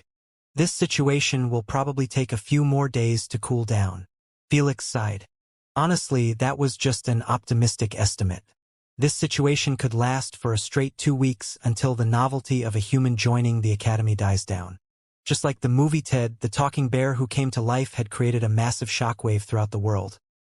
But after a while, people started considering it as the norm. Felix was Ted in the academy, and he honestly didn't want it since he was already behind by a month and he couldn't afford to not learn anything in the next 5 months. If he didn't reach the top 3 in this semester, Lady Sphinx would set him straight. Is he really not coming? Should we leave? Our class is about to start soon. I am leaving. I have homeworks piling up. When Felix got a bit closer to the witches, he managed to pick up some of their chatter. Sure enough, 5 witches bailed out from blocking the door. But the rest were still too many for Felix to avoid. Hence, he stuck to his waiting strategy. 15 minutes later, only a few unknown witches remained, but the number actually increased since Naima and the rest of Felix's classmates had taken over. Yet, Felix still didn't move from his place. In a few moments, Felix spotted Lara walking alone to the classroom's door with the same composed expression. But when she reached the door, she didn't enter it, but surprisingly looked at Felix's hiding spot with a faint smile. Before Felix could think if she could see him or not, she winked at him and went inside. How? She wasn't using her spiritual eye. Felix raised his eyelids in surprise and thought, does she have another trait in her normal eyes, or did she drink a potion that provides long-term vision-typed abilities? While Felix was thinking about this, the witches had quickly scrambled either inside the class or walked away after they spotted an incoming stunning witch wearing a red uniform.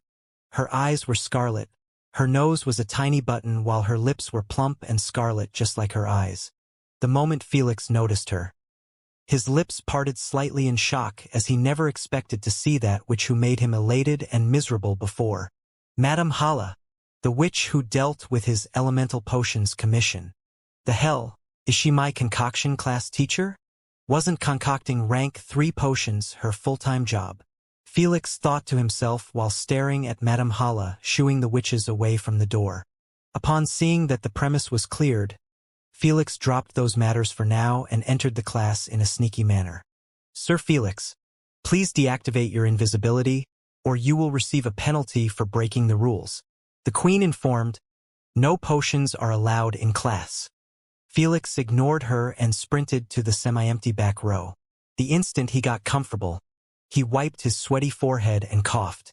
That was more than enough to remove the invisibility effect. Kaya, a ghost! A witch who was sitting somewhat next to him screamed with a spooked expression after seeing Felix emerge out of nowhere. Her scream was loud enough, it attracted the other witches. The moment they saw Felix, they realized that he might have been using an invisibility potion to avoid detection. But none of them seemed worried by it as they had their own special vision trait in their tail's eye. Now that they knew what Felix was relying on, they wouldn't hesitate to use them even if it meant wasting precious mental energy. Everyone pay attention here. Teacher Hala clapped twice and the classroom door was closed, marking the start of the class. The witches focused on Teacher Hala, deciding to deal with Felix after the class.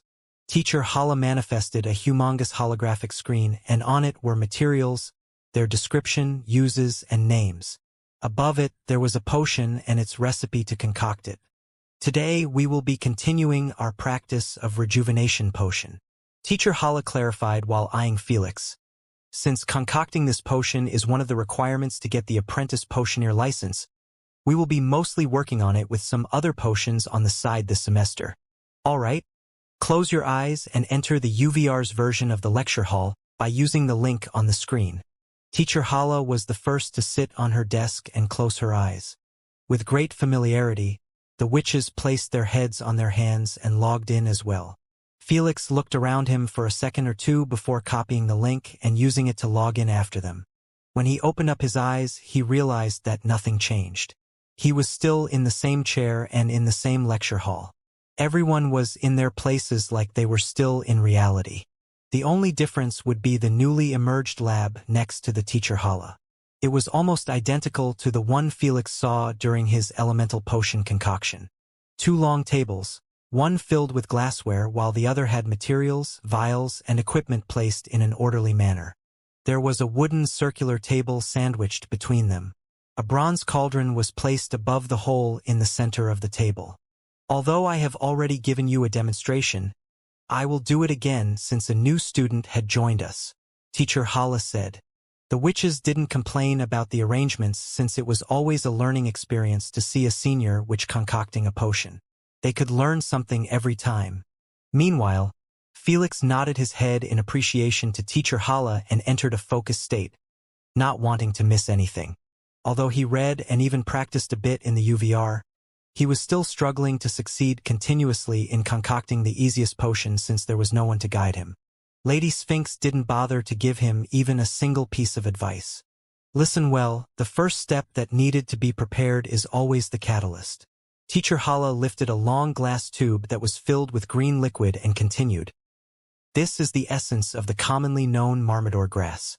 It is going to serve as the catalyst in our potion. Teacher Hala placed the glass tube in its place, not wanting to explain any further what those terms implied or how to extract the essence since that would need at least a couple of hours. She didn't know if Felix had read books about it or not, but she wasn't planning on delaying the class just for him.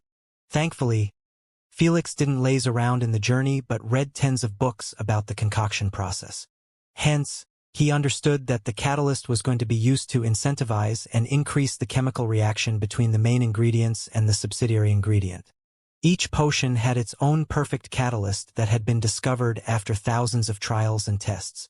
Just like the elemental potion, the purity fountain drops were the catalyst in its concoction. After we finish preparing the catalyst, we move on to preparing the rest of the materials.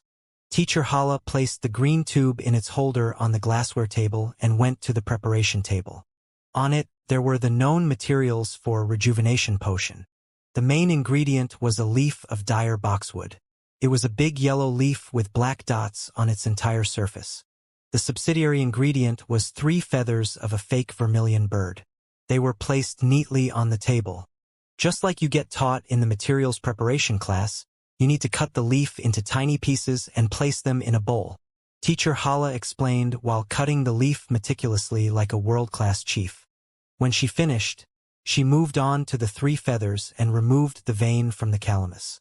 Then she threw the calamus of each feather away while the veins were mixed together with the pieces of the leaf in one bowl. After mixing them carefully, you leave them together for 2 minutes. Teacher Hala walked back to the glassware table and took the catalyst. To make your concoction more efficient, you need to pour the catalyst in the empty cauldron right now. Teacher Hala opened up the bronze cauldron's lid and poured the green liquid inside. Then she turned on the fire and closed the lid on it. Felix understood that this step was required in possibly every potion concoction. Catalyst needed to be always thrown first and prepared to receive the rest of the ingredients so the reaction would occur instantly. It takes exactly 2 minutes for the catalyst to be fully heated and prepared. Teacher Hala clarified. Hence the moment the leaf's pieces finish absorbing healing properties from the veins, you could straightaway start the concoction. Felix nodded his head in understanding as he had read that this was the method used by most witches who concoct bulks of rejuvenation potions. There was another method, but only Master Potioneer were capable of pulling it off. In a short while, Teacher Hala opened up the lid and threw the mixture inside. Instead of closing the lid, she whipped out her tail's eye and brought it closer to the bubbling green mixture. Felix and the rest instantly switched their focus to the holographic screen that was synchronized with Teacher Hala's tail's eye. The screen was currently displaying the microscopic world of the mixture. However, it wasn't static at all but moving left, right, up, and down with a terrifying speed, making it almost impossible to see what was going on. However, no one seemed bothered by their inability to see the process, as they knew that when Teacher Hala finishes, she would play it back in slow motion. 30 seconds later, Teacher Hala switched her vision to her normal eyes, making everyone focus back on her. She immediately closed the lid and increased the fire to the limit. Felix noted down everything she was doing, since all of those steps were a must to make the concoction turn successful. Especially the time. It needed to be respected down to the second. Hence, Teacher Hala turned off the fire exactly 5 seconds later, while opening the cauldron's lid in one single motion. Whoosh! Greenish smoke surged from within the cauldron and spread throughout the area, making the witches near the cauldron enjoy a fragment filled with life and vigor. Teacher Hala smelt this fragment so many times she was numb to it. Thus, she went to the glassware table and picked an empty spherical glass potion. When the smoke cleared, she lifted the cauldron with both hands and poured a lustrous greenish liquid inside the potion in a steady manner. A few moments later, the potion was filled to the brim. Teacher Hala placed the cauldron in its place and closed its lid. Then, she held the potion before everyone and said calmly, "If you have any questions about the external process, feel free to ask before we switch to the internal process." Whoosh! Every witch in the class turned their heads to look at Felix like he was the dumbest person in the class. Felix's lips twitched, but he didn't raise his hand to voice a question. He didn't have many troubles with external concoction, since it wasn't really that hard for a rejuvenation potion. What he was finding difficulty with was the internal concoction that was based on the microscopic world. Upon seeing that no one was lifting their hands, not even Felix, Teacher Hala placed the potion on the table and clapped her hands twice. "Pay attention to the screen," Teacher Hala mentioned while glancing at Felix. "Rank 1 potions are the easiest to concoct for a simple reason.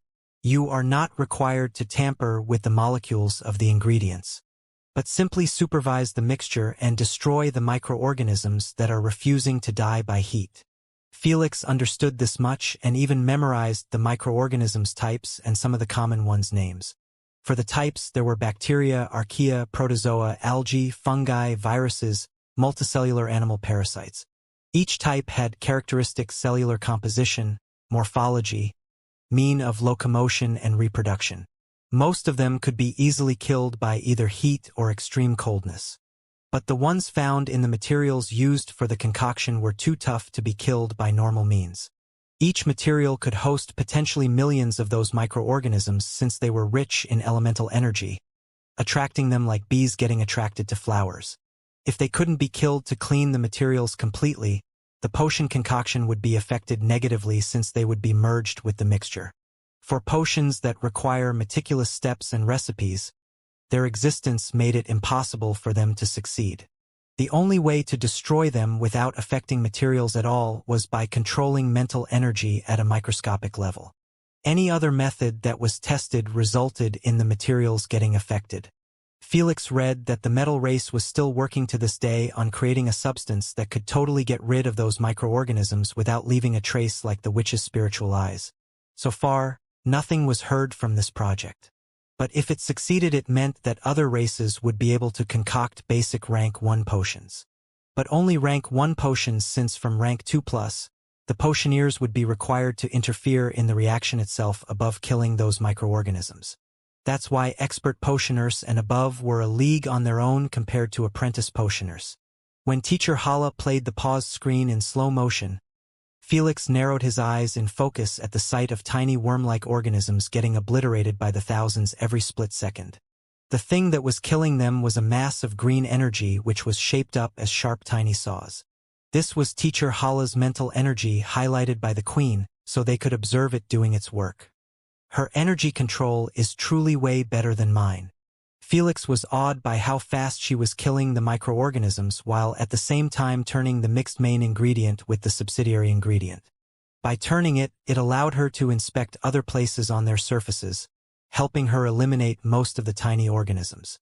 Since she was eliminating them during the concoction, She was required to remove at least 95% of them before the main and subsidiary material melt with the catalyst, leaving only a green liquid behind.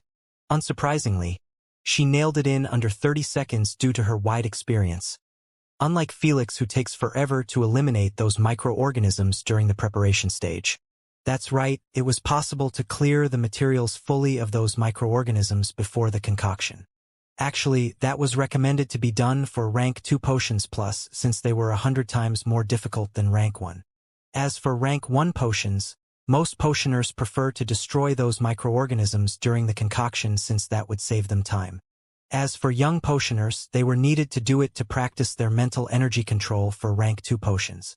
Should I play it again with a slower speed? Teacher Hala asked the entire class. Everyone shook their heads, even Felix. But he did raise his hand to ask a question. Go ahead. Teacher Hala gave him permission with a slight head nod. May I know, how did you manage to shape up your mental energy like saws to kill them efficiently? Felix informed. When I try to eliminate a microorganism, I end up either using softer force, not damaging it, or using way too much and ending up affecting the material as well. Teacher Hala nodded her head in understanding and answered, as much as I want to tell you that there is a shortcut to doing it, the reality is that only practice and long-term experience would help your energy control. She pointed at the witches and said, not a single young witch here didn't practice her fine use of mental energy since birth. That means they had at least 16 years to practice in the UVR before entering the Royal Academy. Felix sighed after hearing so, as he also realized that he was super late when compared to the rest of the witches. After all, potion making was their path in life.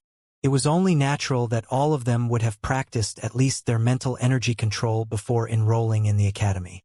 Meanwhile, he only got those eyes for 2 months now, and he started his potion concoction practice last month. I don't know if you have already a good daily exercise to get better at controlling your mental energy at a finer level, but if you don't, I can recommend you one. Teacher Hala offered. I can use one, Felix said while bowing his head slightly in appreciation. Give me your UVR ID. I will email it to you. She requested. Cough. You already have it, teacher. Felix pointed at his face and mentioned after seeing her bafflement. I made 2 orders from you. The last one was just a couple of months ago. Really? Teacher Hala zoomed in on his face while thinking, a human and his name is Felix? Oh, was he the client who I failed his elemental potion? Teacher Hala guessed right the first time due to those 2 clues. That was quite impressive since Felix didn't meet her with his real face or told her what order he placed. But for a master potioner, drinking a temporarily photographic memory potion once in a while wasn't unordinary. So you are that Felix. Teacher Hala sent a telepathic message after realizing that she indeed had his ID. It's truly a peculiar way to meet one of my clients. Indeed, I am honestly still finding it hard to believe that you are a teacher as well, Felix said. It's only 6 hours a week worth of classes, since I am teaching only your class. Teacher Hala sent a message with a smile, making Lara and the other witches guess that she was in a telepathic conversation with Felix. Before they could wonder about the content, Teacher Hala clapped her hands twice and said, I have sent the exercise to you. Simply give it 2 hours of your day, and your mental energy control would improve drastically. Thank you, teacher, Felix said. All right, let's continue where we left from our previous class. Teacher Hala snapped both of her fingers, and the lecture hall had been turned into a wide lab with tens of potion-making stations placed in an orderly fashion. Felix and the other witches had found themselves sitting in a chair in front of their own personal stations. The materials for the rejuvenation potion were all placed neatly on the preparation table. Even the catalyst hadn't been prepared yet. Last Monday, only 5 in the entire class have managed to succeed to concoct the potion 5 times in a row. Meanwhile, Lara had managed to concoct 7 potions out of 8 attempts. Damn. I still can't concoct even one without destroying the microorganisms in the preparation stage. Felix glanced at Lara after hearing so. Let's pump those numbers up. Teacher Hala walked with her hands folded behind her back while speaking. I want all of you to be capable of concocting this basic potion in every single attempt, so you wouldn't choke during your first semester final exam due to nervousness. Clap, clap. You have 2 hours to show me your results. Teacher Hala shouted. Begin! Everyone started with the marmador grass, wanting to extract its essence to be used as the catalyst. Felix also picked 10 grass blades and placed them in a granite mortar ball. Then, he grinded them with a pestle for a minute until the grass blades turned into a greenish paste. Felix knew that the marauder grass wasn't infested with those tiny microorganisms that refused to die. Instead, they were easily burnable compared to the others. Hence, he didn't activate his quantum vision but picked the mortar and took it to the glassware table. He used a wooden spoon to pour out the paste in a round-bottomed flask that was above a Bunsen burner. The round-bottomed flask was being held by a ring stand to not fall off. In order for the heat to not come in contact with the round-bottomed flask, it was placed above a wire gauze. After pouring everything, Felix took a long swirly tube and placed it at the flask's mouth. The tube's end was connected with a controllable tab. Underneath the tab was a long test tube that was also held by a ring stand. This was a basic station for extracting essence out of common plant-based materials. After turning on the heat, Felix marked the time in his head and went to the preparation table. He repeated what Teacher Hala did by separating the veins and cutting down the leaf to pieces. But he didn't mix them as Teacher Hala did. Instead, he activated the quantum vision and zoomed in on the veins first until he managed to spot the microorganisms wriggling everywhere, creating a creepy scene. Felix took a deep breath to calm his nerves and started utilizing his mental energy by thinking of wanting to crush those microorganisms. To not destroy the mixture as well, he started off on the weaker side.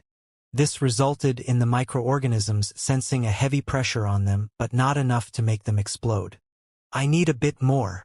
Felix increased the pressure slightly, and this time, tens of microorganisms had been obliterated.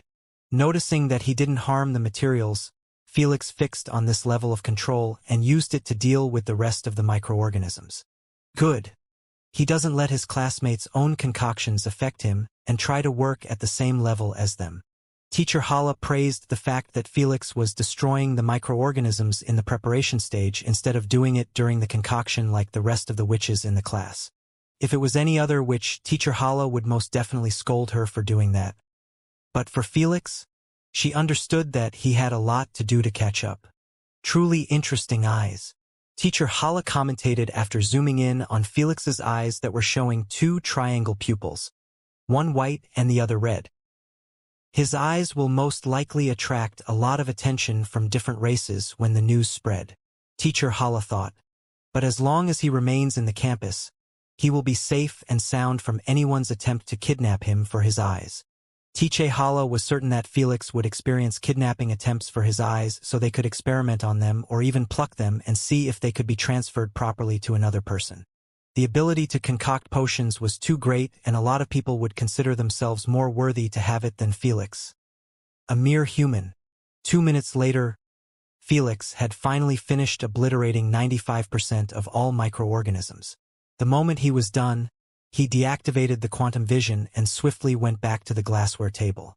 Upon seeing that the long swirly tube was packed with greenish smoke, appearing like it was about to explode, Felix quickly opened up the tab, releasing it into the long test tube. The instant it was filled, he closed the tab and also the lid of the test tube. Then, he took it out of the ring holder and placed it in a metal steel rack. He left it there and went back to fill another test tube to the brim.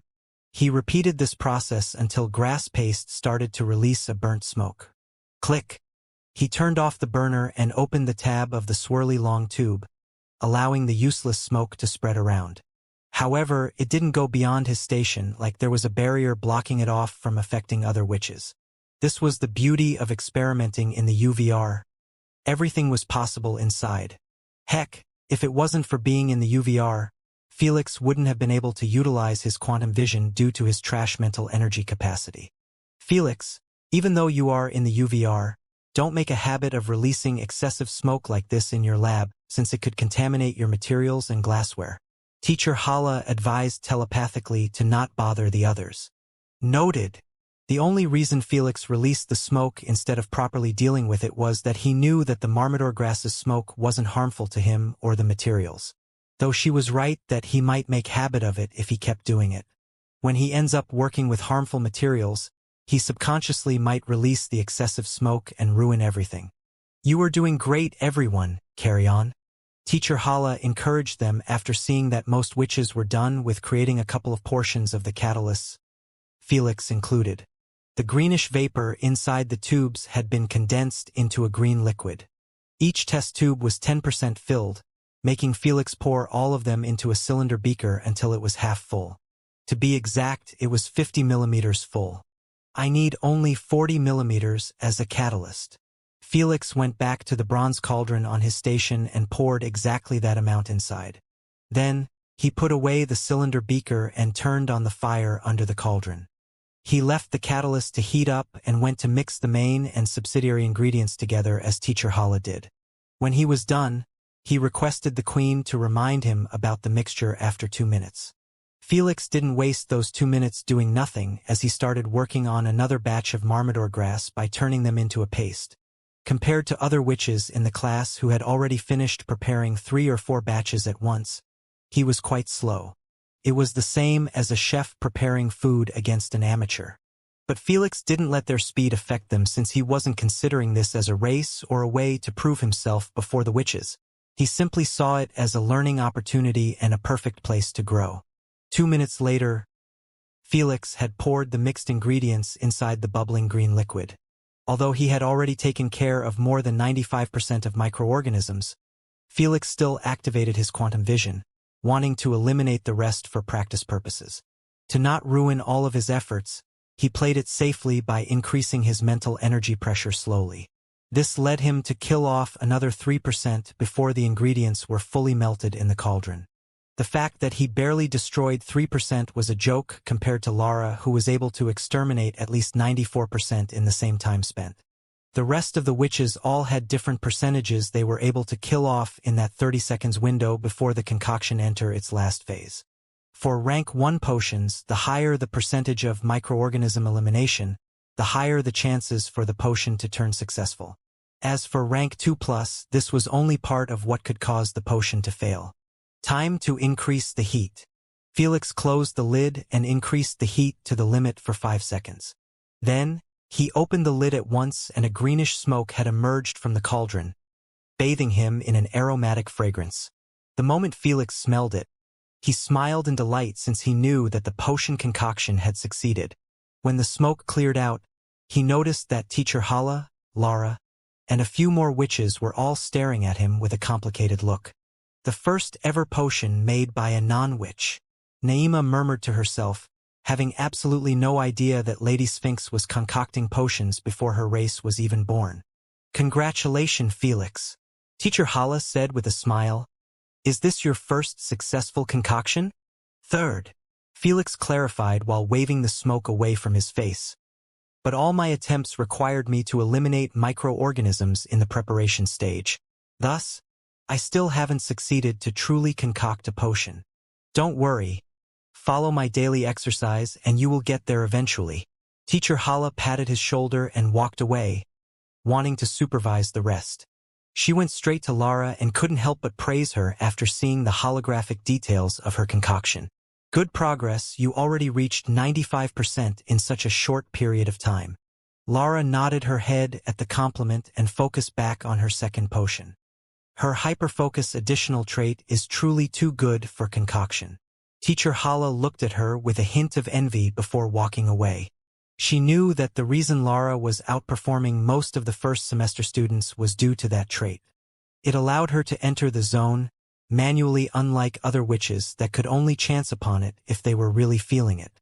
That state was too useful in higher-leveled concoction since absolute focus was required. Otherwise, the concoction would go to shit. Meanwhile, the rest of the witches either failed the potion or succeeded luckily with a lower elimination percentage. Regardless if they succeed or fail, they didn't take it to heart as they began preparing for the next one like Felix. He repeated the same process as in the first one, playing it safe. That resulted in him concocting another potion successfully. However, during the third attempt, he started practicing like the rest by trying to eliminate the microorganisms during the concoction. Sadly, it ended up in failure. But Felix wasn't displeased since he had managed to improve a bit by eliminating 5% this time. If he kept practicing like this, it wouldn't be long before he minimizes the gap in his foundation between him and the witches. Sometime later, this is your last concoction. Don't prepare for another one, Teacher Hala informed while glancing at her bracelet. 2 hours had already gone by and it was time to wrap things up. When she spoke, Felix was just about to open the lid after concluding his 10th concoction attempt. Whoosh! Pitch black smoke emerged from the cauldron, forcing Felix to close his breath as the nasty stench it was releasing. Damn! Another failure. Felix waved the smoke away from his face while closing down the lid. I can eliminate 7% now. Felix pondered. My mental energy control is improving drastically compared to when I was practicing alone. Does this have to do with me drinking the neuron enhancement potion? Felix could only come up with that as a reason since that was the only difference that happened between then and now. He didn't know how exactly his mental energy control was affected, but he wasn't complaining in the slightest. A couple of minutes later, all witches had concluded their last concoction and placed their successful potions neatly on the preparation table. Then, they started chatting with each other while Teacher Hala was being informed by the queen on each classmate's number of potions. Just as Naima wanted to ditch her station and go visit Felix, Teacher Hala clapped both of her hands and said, "Stand straight in front of your stations. I will be announcing the results of today's practice." Upon seeing that everyone was in their positions, Teacher Hala waved her hand at the holographic screen behind her, and a long list had emerged. 1 Lara. 15 rejuvenation potions / 9 successful potions in a row. 2 Mauna. 13 rejuvenation potions / 7 successful potions in a row. 3 Samar. 13 rejuvenation potions / 7 successful potions in a row. 4 Naima. 13 rejuvenation potions / 6 successful potions in a row. 35 Felix Maxwell. 10 rejuvenation potions / 2 successful potions in a row. 36 Sokka. 8 rejuvenation potions / 2 successful potions in a row. 37 Luna. 8 rejuvenation potions / 2 successful potions in a row. From rank 36 to 50, all the witches had the same results since it was impossible for them to have a high fail ratio unless they were super unlucky.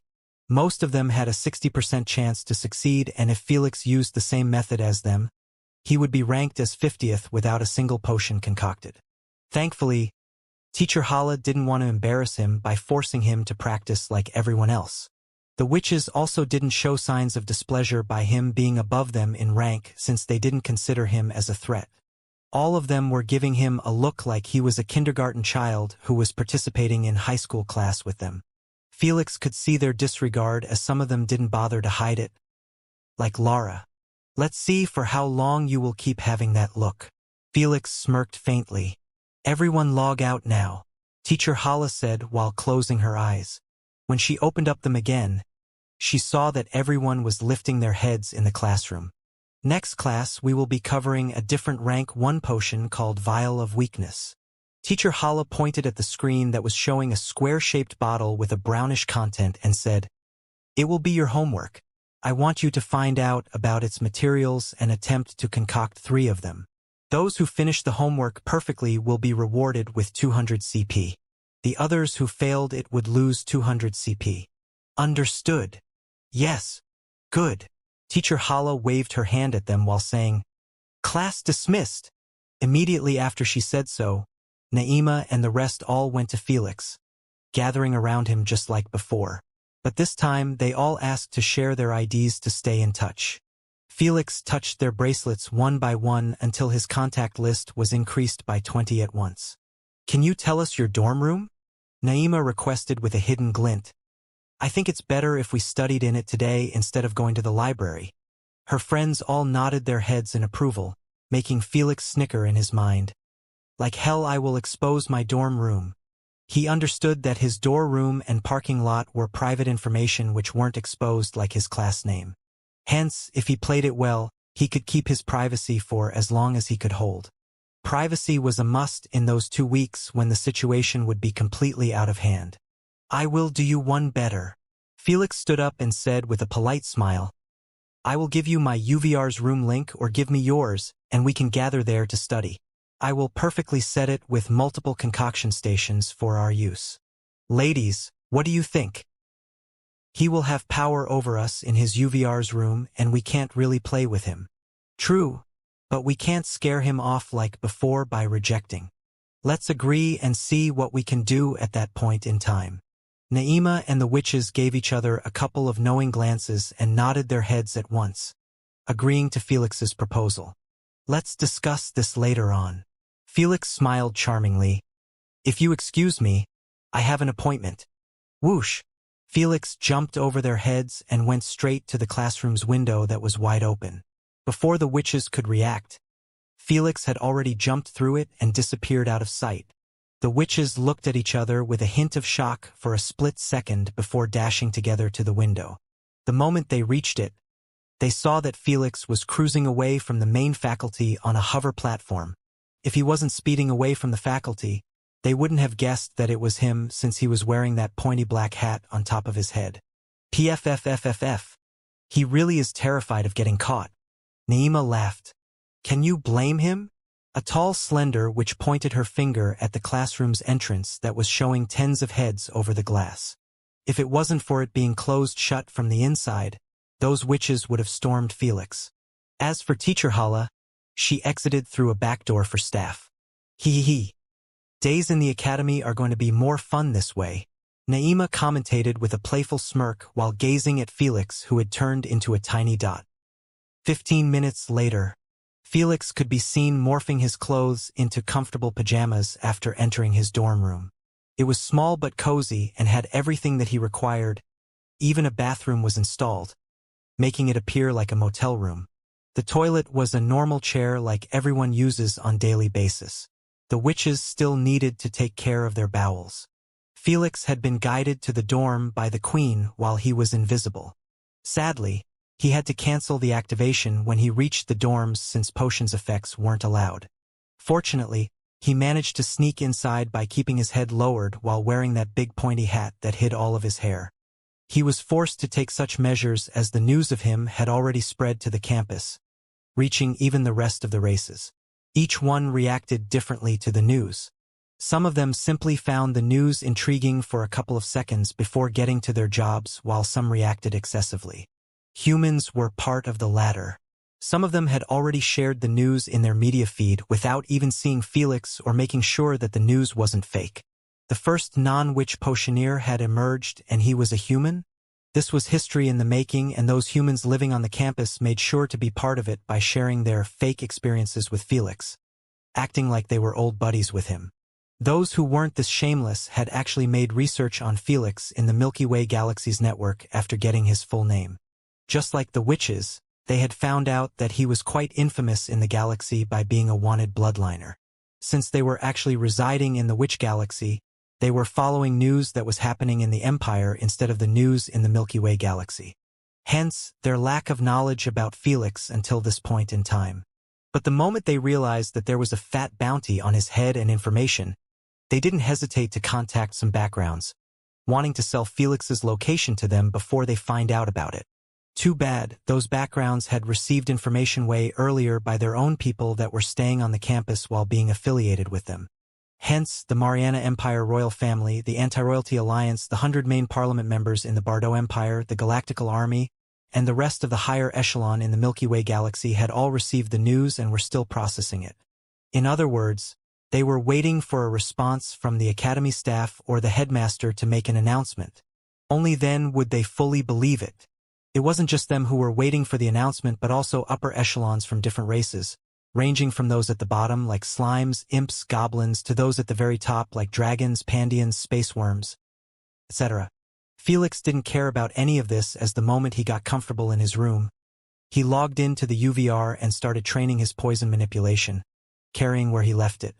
He still hadn't found out a way to heal himself with poison, but he was thinking about it each day. After he spent 3 hours on his poison manipulation, he moved on to the daily energy control exercise that Teacher Hala had given him.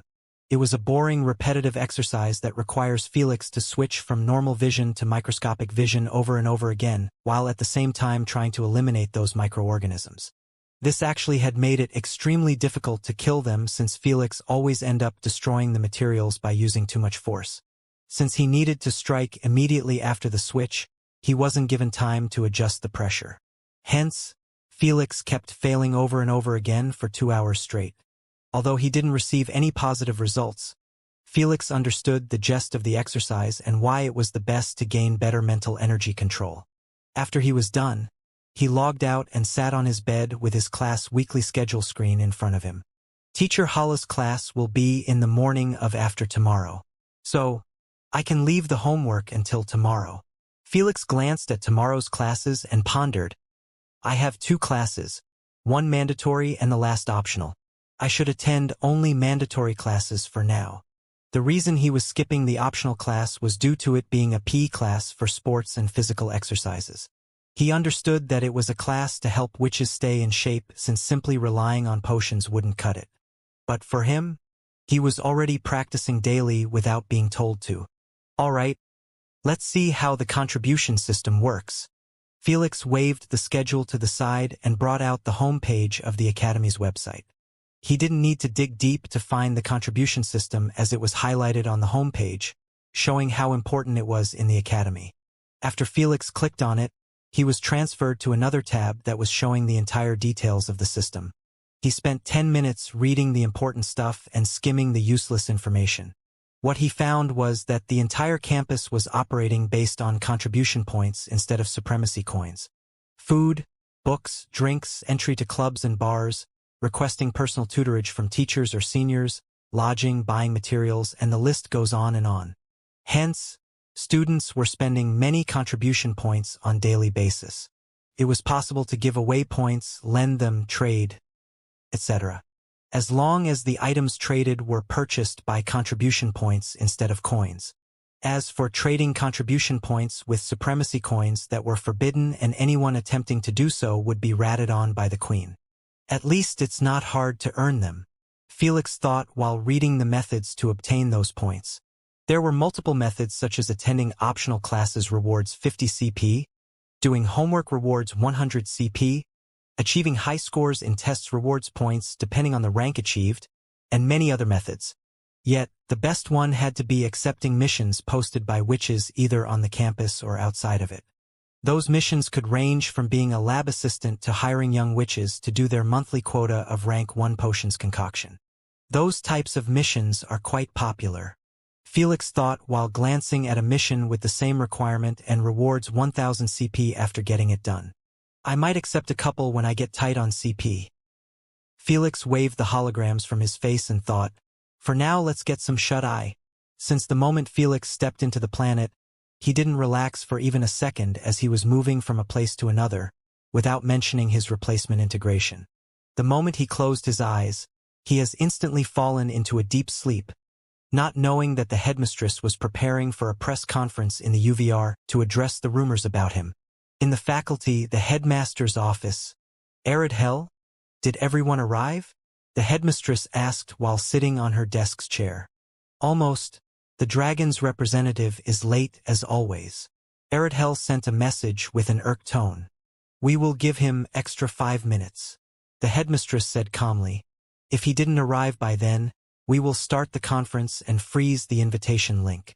With pleasure, Hell said while standing next to a podium on a medium-sized stage. Before her, there were hundreds of chairs placed neatly on a red carpet inside a humongous ancient hall. All of those chairs were taken by media representatives of the most known races in the universe. The chair placement was based on the race's placement in the SG Alliance. Hence, the human race representative was sitting right in the center, not doing too shabby. After all, the human race was part of the inner circle in the SG Alliance due to their monetization plans done to the UVR. Although they were at the bottom of the inner circle, it was much better than being in the outer circle like the weak and less intelligent races, beasts, imps, azarths, slimes, etc. Meanwhile, the front seats were taken by representatives of the top 30 races in the universe. There was a vampire seating with a notepad on his lap while his finger was tapping impatiently on his elbow. Next to him was a breathtaking pale blonde woman with pointy eyes and shimmering blue eyes, making it easy to guess that she was elven. Besides the elven, there was a humanoid-shaped mass of water without a single organ, just pure blue water sitting like everyone else. This was a water elemental spirit from the elemental galaxy. A galaxy where mountains, oceans, grass, dirt, rocks, and every natural object could awaken its spirit. This phenomenon was happening only in this galaxy. The weirder part, the moment the elemental spirit leaves the premise of their galaxy, they would lose their spirits. In a sense, they would die straight away. Yet, this was merely one of the known universe's mysteries. Thankfully, with the existence of the UVR, they were integrated into the universe without needing to leave. In this hall that was filled with hundreds of different races, the elemental spirits were still not the weirdest of the bunch. Yet, no one was exclaiming here and there as those media representatives were used to meeting like this for serious news. The birth of the first non-witch potioneer was a piece of historical news that could change the entire status quo of the universe. The pride on those bastard dragons is driving me nuts. A werewolf growled with his fangs dripping with acidic saliva into the ground, making the representative next to him distance his chair a bit. Their pride amount to nothing compared to your dog race. The same vampire insulted with a mocking tone from 10 seats away, making everyone in between them cringe at what was about to come. I dare you to repeat it, you disgusting piss-drinking bat. The werewolf cursed back loudly, sounding like a roar. You think I won't? The vampire's graceful composure was nowhere to be seen as he yelled back. You but sniffing dogs shouldn't be even considered as a race. Don't even mention being one of the top 30. You call us butt sniffers. But you fuckers wouldn't hesitate to drink females' menstrual blood if you were hungry enough. The werewolf fired back immediately, appearing like those curses were on the top of his lips. The moment this unsavory subject was brought out, the elven goddess instantly muted them both with her eyebrows knitted in irritation. The rest did the same, having no intentions of hearing the rest of their never-ending bickering. It happened so many times they already memorized most of their curses. Werewolves against vampires is one of the oldest conflicts in the entire universe, lasting for over 80 million years now. That's because both of them reside in one galaxy, splitting it into two halves. Both of them wanted to kick the other race to own the entire galaxy, but their strength was too equal. Even after both of them conquered deserted galaxies around their main galaxy, they still refused to give up on it since it was their ancestral grounds. None of them dared to accept one-for-all battle with the Scallions terms without securing a way to 100% ensure their victory. Hence, they always participate in mere skirmishes, slaughter each other in the USG games, and lastly enter a word fight every time they come eye to eye. Sigh, here I thought placing them both at the corners of their seating line was going to do the trick. Aridhel shook her head and ignored them just like the rest. It wasn't like she could just place one at the front and the other at the back since those seatings were based on the rank of each SG Alliance member. There was no way in hell one of them was going to accept being placed at the back while his enemy was sitting at the front. That would merely create another situation that she dearly wanted to avoid. This is all because of those fuckers. Aridhel cursed the dragons in her mind for being 20 minutes late than the posted gathering time. If they only voiced their disinterest in the conference like the dwarves, metal race, Pandians, and few more races who weren't planning on coming, she wouldn't be this irritated. Too bad, Dragon's pride forbid them from even doing that. But since they were one of the strongest races in the known universe, counting in the top 5 of the SG Alliance, everyone was required to show them respect. 5 minutes later, there were still no signs of the dragon race representative. Aridhel immediately contacted the headmistress asking for her decision on the matter. We made our guests already wait too much. The headmistress ordered, freeze the invitation link. Aridhel did it gladly, blocking off anyone from accessing this conference that was hosted in her UVR's private room. A few moments later, the headmistress manifested in front of the podium, silencing the grumpy crowd at once. Even the vampire and werewolf who were going at each other's throats decided to behave properly in front of the headmistress. After all, she was bona fide sage potioneer. The first thing the headmistress did was bow her head slightly to the representatives and apologize. I feel apologetic about keeping you waiting for so long. I hope this token makes it up for your time lost. The headmistress waved her hand, and everyone had noticed that coupon-like slip was hovering in front of them. When they touched it, it broke off into light particles, leaving behind a notification. Congratulations on receiving a 5% discount on all ranked potions. Delightful chatter broke out in the hall as everyone had loved the gift. Although it was just 5%, that was too useful when buying rank 4/5 potions that cost 20 billion SC+. Only a few filthy rich races like witches could afford to throw money like this. Upon seeing that everyone had turned docile again, the headmistress went straight to the subject and announced, I am ready to accept any questions you have about our newest student, Felix Maxwell. The hall went silent immediately as everyone's expression had stiffened after getting an official statement from the headmistress herself. From everything they read and saw in the network, they knew that a human joining the academy was real.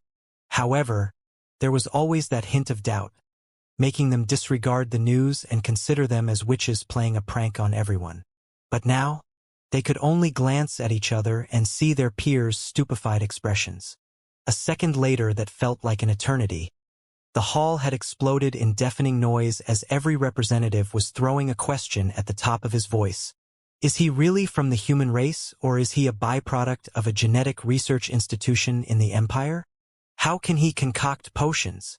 Does he have a tail with a spiritual eye that allows him to utilize his mental energy in a microscopic world? Why was he accepted in the Royal Academy where only elite witches are approved? What does the Witch Queen think of the matter? Questions and inquiries kept being thrown here and there, mixing them all together to create an irritating, inaudible noise. Before things got out of hand, the headmistress raised a hand elegantly and said, Silence, please. Just like a spell was being cast. The hall returned to its silent state as everyone had been muted by the Queen against their own wishes. The moment they entered Aridhel's UVR room, they had to give up some of their rights to make the conference run smoother. Just like always, please raise your hand if you have a question, the headmistress said calmly. Although no one liked being muted like this, they still respected the rules since everyone was doing so in this type of large-scale media conference. Hence, everyone raised their hands and waited to be picked. The headmistress surveyed all of them with her eyes and ended up picking the human race representative first since Felix was a human. The human race representative fixed his tie and stood up under the gazes of hundreds of different races placed on him. But he didn't show any signs of nervousness as to be able to secure this job. He needed to be the best of the best in his field. Madam Headmistress, I dearly wish to know if Felix Maxwell, who joined the academy, is Felix Maxwell, aka landlord in the SG. He asked with his held breaths. He had already a solid lead on the truth, but he wanted to hear it from her lips, as this would change the entire situation in the Milky Way galaxy. Landlord. The other representatives frowned their eyebrows as they had never heard this name before. It was understandable as it was already impossible to know all the news on their own galaxies. How could they bother with another SG persona in the Milky Way galaxy? Yes, it's him. The headmistress answered bluntly. Shit. It's really fucking him. The man exclaimed in his mind. Does the Phantom Organization have a way to give humans the ability to concoction potions as well? The leaders would lose their shit if they found out about this. Next. No one cared about the excited man as they raised their hands up again after hearing the headmistress. Soon she picked the elven goddess. Thank you. The elven goddess stood up with her head lowered slightly. When she came into eye contact with the headmistress, she asked politely, May I know the reason for the human being accepted in the academy?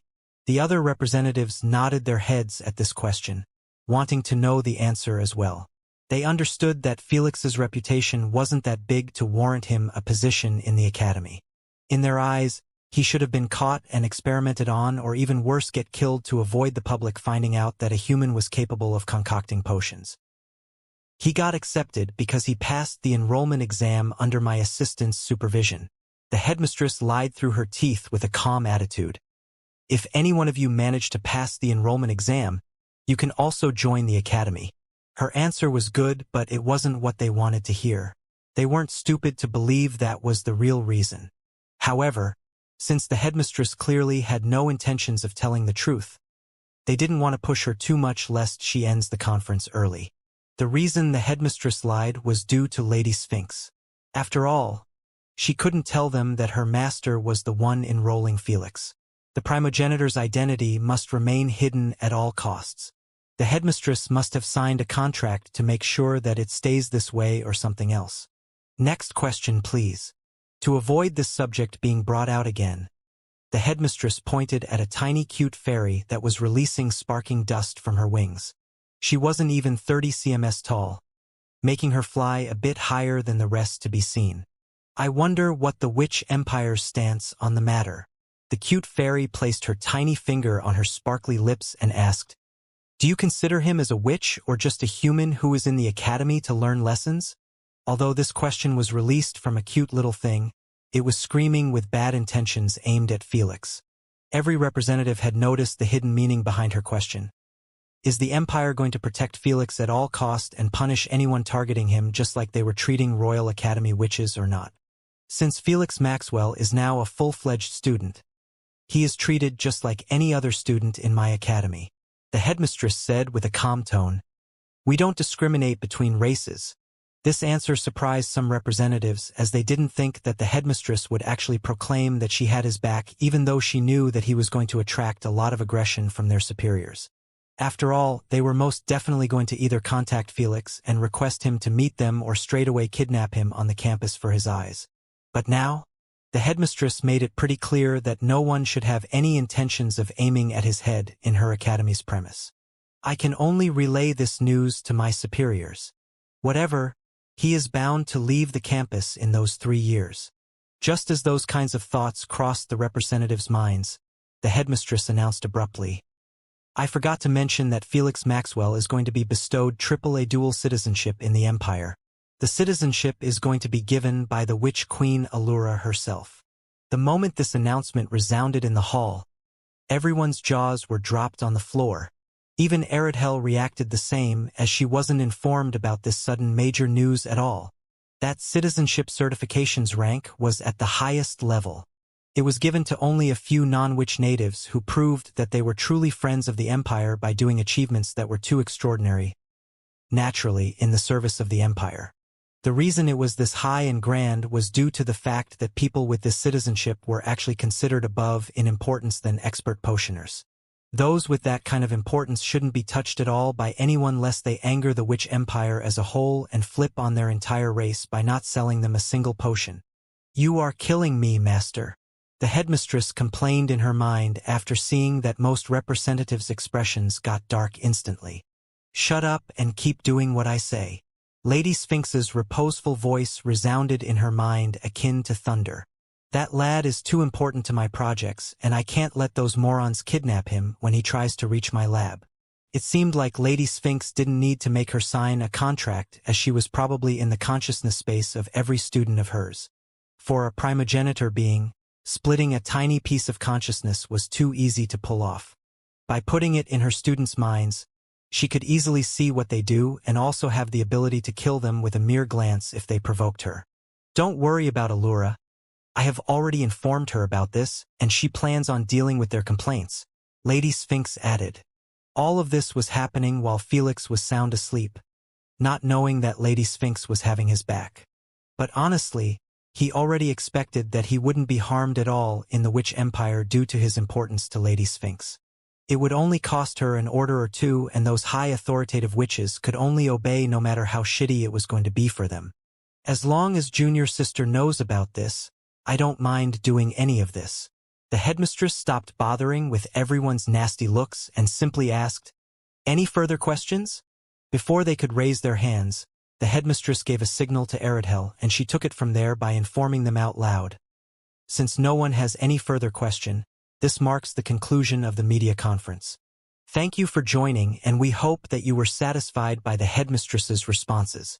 She bowed her head to them and waved her hand. "Have a nice day." Whoosh whoosh. One by one, the representatives were breaking into light particles and disappearing at once without the ability to even speak.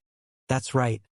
No one was given the right to talk since the moment the headmistress dropped that outrageous announcement. They knew that their superiors wouldn't be pleased with all the answers since they clearly demonstrated two things. A human could concoct potions. No one should have a single thought of touching him as he belonged to the witch empire now. After the hall was emptied, Aradhel went next to the headmistress and asked in confusion, "Is the queen really going to give out a triple citizenship?" "Yes," the headmistress said. "I don't have a date yet, but it is already set in motion." She smiled wryly while remembering Felix's face. "I can't believe that our 10th AAA citizenship would be given to a kid who done nothing to the empire." This was the reason why other representatives were disgruntled by her announcement. They understood that it was a deliberate move to protect Felix against them, since the moment their kidnappers or assassins try to enter the capital, they would be forced to sign a contract that forbids them from harming witches. If they went and did so, they would end up getting thrown in jail for a long time or executed if the offense was that bad. As for the rest of the races, the witches honestly didn't give a shit about them that much to force everyone to sign a contract to be completely pacifist or go to jail. Thankfully, most races working for the witches were merely commoners with low strength and almost invisible. No one would bother to target them for the fun of it. Felix was supposed to be part of this group. However, after the citizenship, he would be actually protected even better than expert potioners. The punishment for harming a master potioner was either execution or working in hellish mines for the rest of the offender's life. Since only by signing this contract could they enter the capital, those kidnappers or such would find it extremely difficult to target Felix. If they removed their bracelet, the authorities would be informed in less than 10 minutes and arrive instantly to investigate the reason. Those layers of defense made for witches were now applied on Felix. Forget about humans who were aiming for him due to his bloodlines. Now he wouldn't be touched even by other races. But as they say, if there was a will, there would be a way. If Felix still ended up getting caught after all of this, then he could only blame himself for dropping his guard. 6 hours later, very early in the morning, in the dorms, the alarm went off in Felix's room, making him wake up with muddled eyes. As usual, he went straight to the bathroom to take care of his hygiene. When he was done, he bought his breakfast online and paid for delivery to his room. He had no intentions to head to a restaurant in the upcoming couple of weeks. While he was waiting for food, he decided to check on the daily morning news like always. Since the news was based on his location, he was shown the trending news that happened in Fimagroth. 1. Unprecedented. Felix Maxwell, a male human, joins the academy after passing the enrollment exam. 2. Shocking. The Witch Queen Allura has just announced that Felix Maxwell will be conferred with AAA citizenship in 3 days. 3. Finally exposed. Felix Maxwell's method to concoct potions. 4. Congratulations to Sage Bomu for succeeding in concocting Brew of Love, a rank 5 potion. Felix's eyelids twitched after seeing that 3 articles belonging to him were dominating the top 3 news on the planet. He truly didn't expect that he would explode so soon, making his name reach far and wide in the empire. It was only natural that the news popular in the capital would be popular in other planets in the empire. Did something happen? Felix pondered while clicking on the second article. Upon seeing that the news was actually legit, Felix raised an eyebrow in surprise and asked, "Elder, was this your doing?" Too bad. No one responded to his question. He asked 2 times and stopped after he didn't receive a reply from Lady Sphinx. He didn't know if she was busy or she simply was too consumed in her book to bother replying to him. Whatever it was, Felix already knew that Lady Sphinx was the one helping him, since the Witch Queen wouldn't make such a sudden announcement. "Thank you, Elder," he said with a smile, not bothering if she heard him or not. Then, he immediately entered his email inbox and requested the Queen AI to check if he received an email from the Witch Queen, Delilia, or other high authoritative figures. "You have 1 email from Sage Delilia," the Queen AI informed. "Open it." Queen AI did as she was told and left Felix to read the email in peace. It wasn't really that long, but just an invitation to the Witch Queen's UVR's Royal Palace in 3 days for the AAA citizenship bestowal. Plus, how the event would be carried out. Naturally, it was hosted in the UVR so Felix wouldn't be required to move out of the campus and endanger himself. It would be the greatest joke if he ended up getting kidnapped while on his way to accept AAA citizenship that was meant to protect him from such a thing. I didn't expect to meet the Witch Queen so early, Felix murmured while closing down the email. Hopefully, she wouldn't see me in a bad light due to close connection to Lady Sphinx. Felix wasn't a fool to not understand that he was an outsider who was leashing on their master. What's worse, he inherited her eyes, something that none of them could do. Although none of them would show their disgruntlement, he knew that it was there. The only difference would be their amount of abhorrence they had on him. He hoped to be proven wrong. I just need to keep my eyes open at all times and never trust this sense of safety, whether on the campus or outside. Multiple eyes are going to be on me 24/7. Felix said grimly while typing a polite reply to Delilia, entailing his acceptance. Then, he sent it and checked his inbox for any more emails related to his student status. The first emails he spotted were ones sent by Olivia, his grandfather, Mr. Rodriguez, George, the Anti-Royalty Alliance members, and a bunch more from the Earthling team. From Grandpa. Little rascal. You actually have run to the Witch Empire to enjoy the company of the beauties there, while leaving this sack of bones in this infested planet. Just wait until you come back. My belt thirsts for some blood. Much love, Gramps. From Little Ollie. Dear Prick Felix. Are you doing all right? I just heard the news and currently, the entire team is with me as I am writing you this email. We were all worried about you, thinking that you were stranded in space or some deserted planet. But you actually were hanging with the witches. You prick. Give me back my worry. Leo and Rolandinho are begging you to find them a way to enter the Witch Empire as well. Don't do it, they have drool slipping past their chin. They don't have good intentions for the witches. Much love, Olivia. After Felix finished reading the most important emails, he chuckled to himself while writing a reply to Olivia and his grandpa. He didn't think that the news would reach the Alexander Kingdom this quickly, but it was bound to happen sooner or later. Since all of the emails were asking if the news about him being a witch now were the truth, Felix merely replied to all of them at once by typing yes. He only wrote personal replies to Little Ollie and his Gramps. Then, he closed the inbox and left his messages muted to avoid hearing his bracelet ringing every second. Shortly after, Felix had found the news about the conference held by the headmistress and understood the origin of those rapid developments. After watching the entire conference, his expression turned grim. He could see clearly that most races were interested in his eyes. If they couldn't aim at him in real life due to the witch's protection, they would most definitely target him in the UISG. They only need to post a bounty on his head on bounty hunters' websites around the universe. Those bounties wouldn't really be for his head literally but simply a mission to capture him and extract the information about his eyes or force him to sign a slavery contract that would stay active after the game. If he signed it, they would most definitely order him to meet them in real life. This was just one of the ways to get to him through the witch's protection. All of this to obtain his eyes that were a treasure in the eyes of some upper echelons. If they could get them and try to implement them in place of their original eyes, they might obtain the ability to concoct potions as well. This might be possible or not, but the only way to find out was by getting Felix first. Felix knew that back in the early days, the witches had been kidnapped multiple times by authoritative figures to test if they could inherit their spiritual eyes or not. Sadly, that ended up in failure after many tests, leaving them to give up on that idea. With the SG Alliance and the current advancement of technology, it wasn't that easy to kidnap witches anymore. Vultures are everywhere. Felix shook his head and closed off all holograms. The moment he did so, he heard a knock on his door. Just leave it in front of the door. Felix used a fake feminine voice by utilizing the bracelet.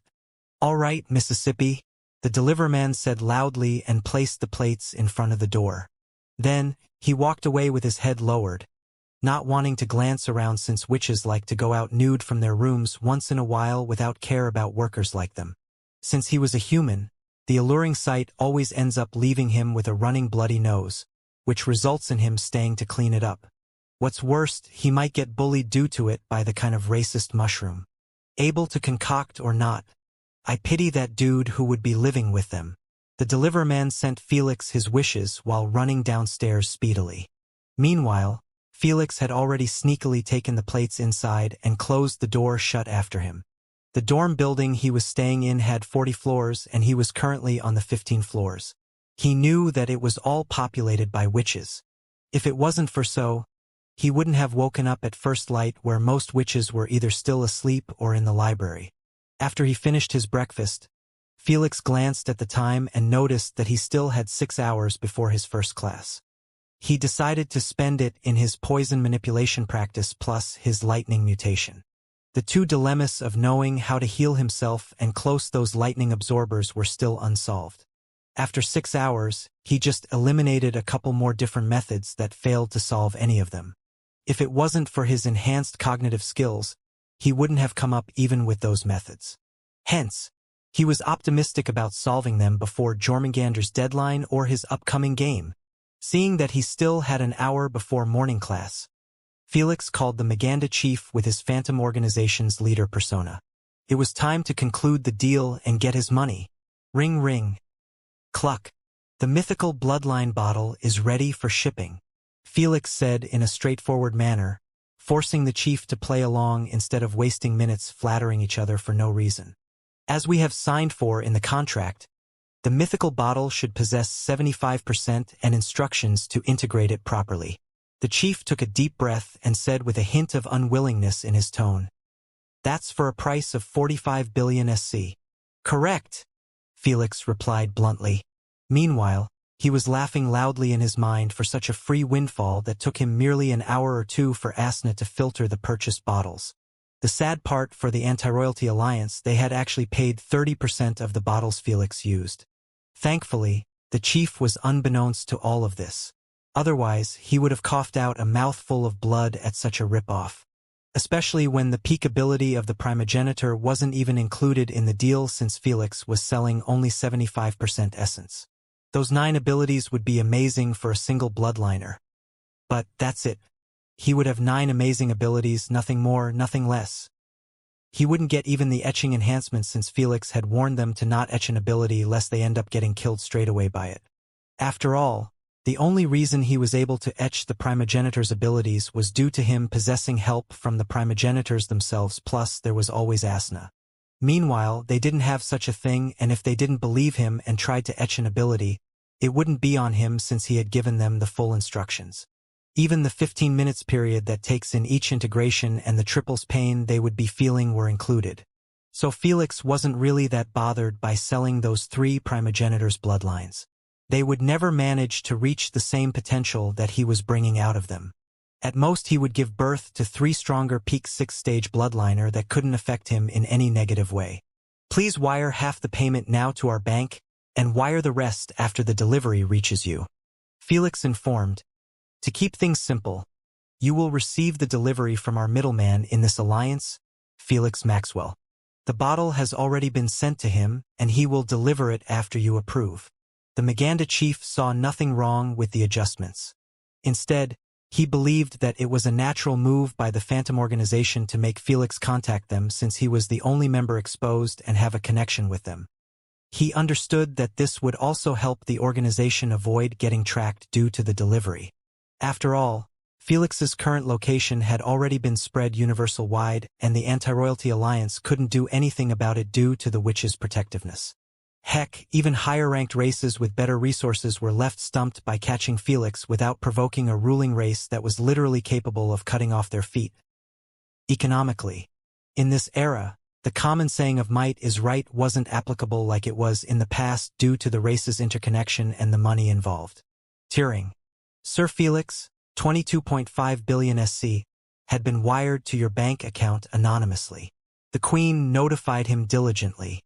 Felix nodded his head without cracking even a tiny smile. It was a pleasure dealing business with you. Likewise. After securing the deal, the chief didn't let his delight of getting a mythical bloodline affect him as he swiftly asked, "May I ask a couple of questions about Felix Maxwell? If it's related to anything about the current viral news, save them." Felix said bluntly, "We might be allies, but our partnership is centered around Bloodline's bottles, not our future plans." Boo! Goodbye, Chief. Cluck. Felix hung the phone immediately, not caring about upsetting the chief with his treatment. He understood that he didn't need them that much, but they did need him immensely for his bloodline bottles. Hence, the relationship must be kept unequal. He knew that he should never open up to them or such like they were pals. They were business partners, nothing more, nothing less. Now that we got that over with, let's see the Galactical Army and the Bardot royal family's responses. Felix went to his inbox and wrote each of them a reply to their newest email that was sent just 3 days ago. He already read it and saw that their offers had been actually much better than the Anti-Royalty Alliance, but also much more demanding in return. The Galactical Army had offered that they would provide a legitimate backing to the Phantom Organization, giving it a positive reputation and also the best protection in the galaxy if they decided to move to the Guardian Empire. This proposal would have been amazing if they weren't asking that the Phantom Organization be exclusive to the Galactical Army. Exclusive in the sense that Felix was required to sell them only bulks and bulks of mythical bloodlines to arm their soldiers. If Felix was actually capable of doing so, he would have accepted, since he knew that the Galactical Army truly wants to enhance their soldiers for the sake of humanity. They were called Galactical Army for a reason. But that's a different story. Still, he rejected their offer and proposed in his reply that he would sell them a fire-based mythical bottle with 75% essence. The price would be 45 billion SC. Unnegotiable. I feel like I am cheating them, Felix murmured while scratching their chin. They won't be able to get anything useful out of the bottle after they research it. This should drop its value to only 20 billion SC due to its novelty. Felix didn't want to cheat them, but if he didn't show them any goodwill by doing this, then they could take it wrongly. Especially when the news of him spread that he had sold 3 bottles to different backgrounds. He didn't want for his Phantom Organization to be an enemy of the strongest army in the galaxy for no reason. Whatever, as long as they don't know about any of this stuff, they would see my organization in good light. Felix confirmed send and moved on to the second email that was sent by the Bardot royal family in the Bardot Empire. Although it was the royal family, it was actually just one of the 100 members of the Empire's parliament that makes all the vital decisions for the Empire's progression. Felix still chose them because he knew that they had at least 10 Origin Realm bloodliner in their ranks. That number had cemented their position in the parliament as the one with the highest authority. That's because the only way to get a position in the parliament was by being an Origin Realm bloodliner and have a well-endorsed background behind him. Compared to the Mariana Empire that had had hundreds of kingdoms leeching off their territory, the Bardot Empire accept no such thing. You are either a parliament member or a subsidiary member to one of them. Hence, there was no ragtag group of kingdoms, planets, and such. Even the newly discovered civilizations in their territory get forced one way or another to follow their regime even if they chose to join the SG Alliance. This kind of order and strictness was what made the Bardot Empire be the head of the human race. Naturally, not forgetting the hundreds of Origin Realm bloodliners backing it up, unlike the other 2 empires. This comparison sure made the Mariana Empire appear quite waned and shitty. But Felix was glad that he was born here instead of the other 2 empires, since he would have served a mandatory soldier duty in the Guardian Empire, while in the Bardot Empire, the weak absolutely had no rights. Only in the freedom of the Mariana Empire could planet Earth actually achieve something extraordinary. Speaking about freedom, the royal Bardot family offer to Felix was turning the Phantom Organization a private property to them. If the organization actually existed, their request simply meant that Felix needs to sell them 51% shares of the organization, since usually they get constructed just like companies. By accepting, he would be giving them the managing rights over everything. The price was actually not too shabby, as he was offered 500 billion SC for those shares. Every time he sees that amount he gets humbled by his own assets, since for them to offer 500 billion on the go only meant that the actual money they possessed was unfathomable. The rest of the backgrounds actually offered somewhat the same, but the price always hovered around 300 billion SC. In their eyes, it was a 500% worthy investment if it meant that they would be the only owners of the research data about the mythical bloodlines. Too bad, there was no such a thing. Felix sent the same email to them and closed the inbox. He didn't care if they accepted or not, since there were always others. But he was confident about his chances of getting a positive reply, since 45 billion SC wasn't much, considering the bottle's research value. That would net him in a total of 135 billion SC. Still, he wasn't going to sell more than 3 bottles since if he kept going on his buying spree in the Anti-Royalty Alliance's kingdoms, they were bound to be displeased and end up pooling all their resources to find out what happens to those hundreds of epic Tier 5 bottles. There was no need to aggravate their partnership that was just blossoming or get too greedy and end up exposing that the organization was a sham. He wanted to avoid that at all costs since he could always slap any abnormality that he shows at the organization and they would be left without a choice to believe it. Just like his quantum vision that was being considered as they're doing by most backgrounds. With that being said, he wasn't planning to ally with either the Galactical Army or the Bardot family since they would request at minimum the same batches of bottles as the Anti-Royalty Alliance. He had no intentions of filtering more than 100 Primogenitors bottles. Few 135 billion SC. Felix grinned widely. The things I can do with this kind of money are unimaginable. If the experiment that I am currently working on succeed, then that kind of amount is peanut in your case. Lady Sphinx informed him out of nowhere. What do you mean? Felix said with a nervous tone. He didn't like where this was going, but since it was related to his ability to host multiple manipulations, he had to know. After eliminating 4 races' cultivation systems, the vampires, the werewolves, the shamans, and lastly the mooners, the 5th cultivation system has adapted somewhat with your body after major modifications. Lady Sphinx said. She flipped a page of a new book and continued on speaking casually while at the same time reading. But there are many major problems that are hard to overcome. Some of them I am positive that I can fix over time, but others, I believe that they would remain permanently since the cultivation system doesn't 100% belong to you. One of those problems requires you to spend a lot of money. I see. Felix didn't care about those problems since he understood that having another cultivation system that was mainly oriented around his strength would greatly help him out in his journey. The bloodline integration system was good alright for the most part with the Primogenitors' bloodlines. But it had a major limitation to how much strength he could grow. Felix believed that he would be limited to only 6 or possibly 7 bloodlines if he decided to be optimistic. But higher above? He was certain that it was almost impossible for his 1% human bloodlines to support more than that if he kept going at the same pace. The Jormungandr had informed him during the first etching process that the Primogenitors' bloodlines shouldn't be treated as Tier 7 bloodlines. Hence, the advantage that Asna had told him about having the ability to reach 9 replacements or more wasn't applicable anymore. So, he was welcoming of any other cultivation system that could allow him to go further and beyond. Elder, may I know what cultivation system you picked? Felix asked with held breaths in anticipation.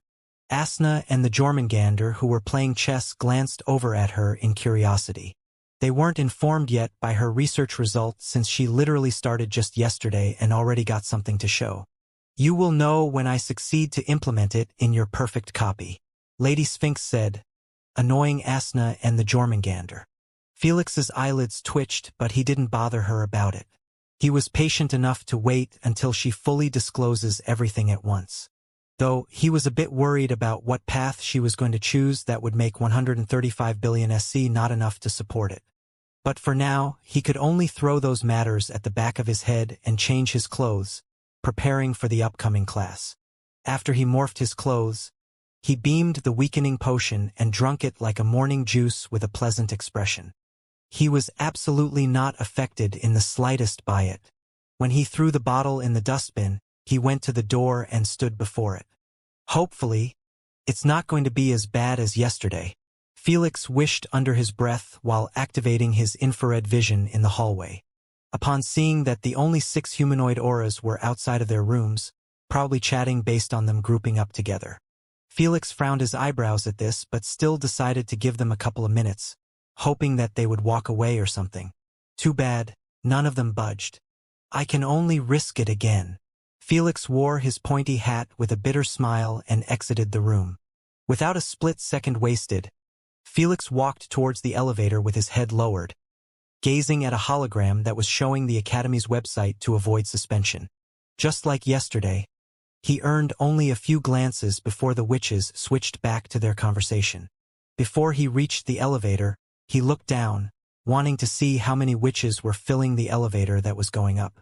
The moment he saw that it was semi-packed, Felix switched his path, heading to the staircase. He could see that only a witch or two was using them. Felix knew that was quite a miracle since witches were known for lacking in the physical fitness department. Heck, if it wasn't for the constant potions they keep drinking, they wouldn't even be able to walk a kilometer before dropping dead tired. That's why there was a P class in the faculty that was being taught by a few hardcore witches that were exceptions to that shitty fitness most witches had.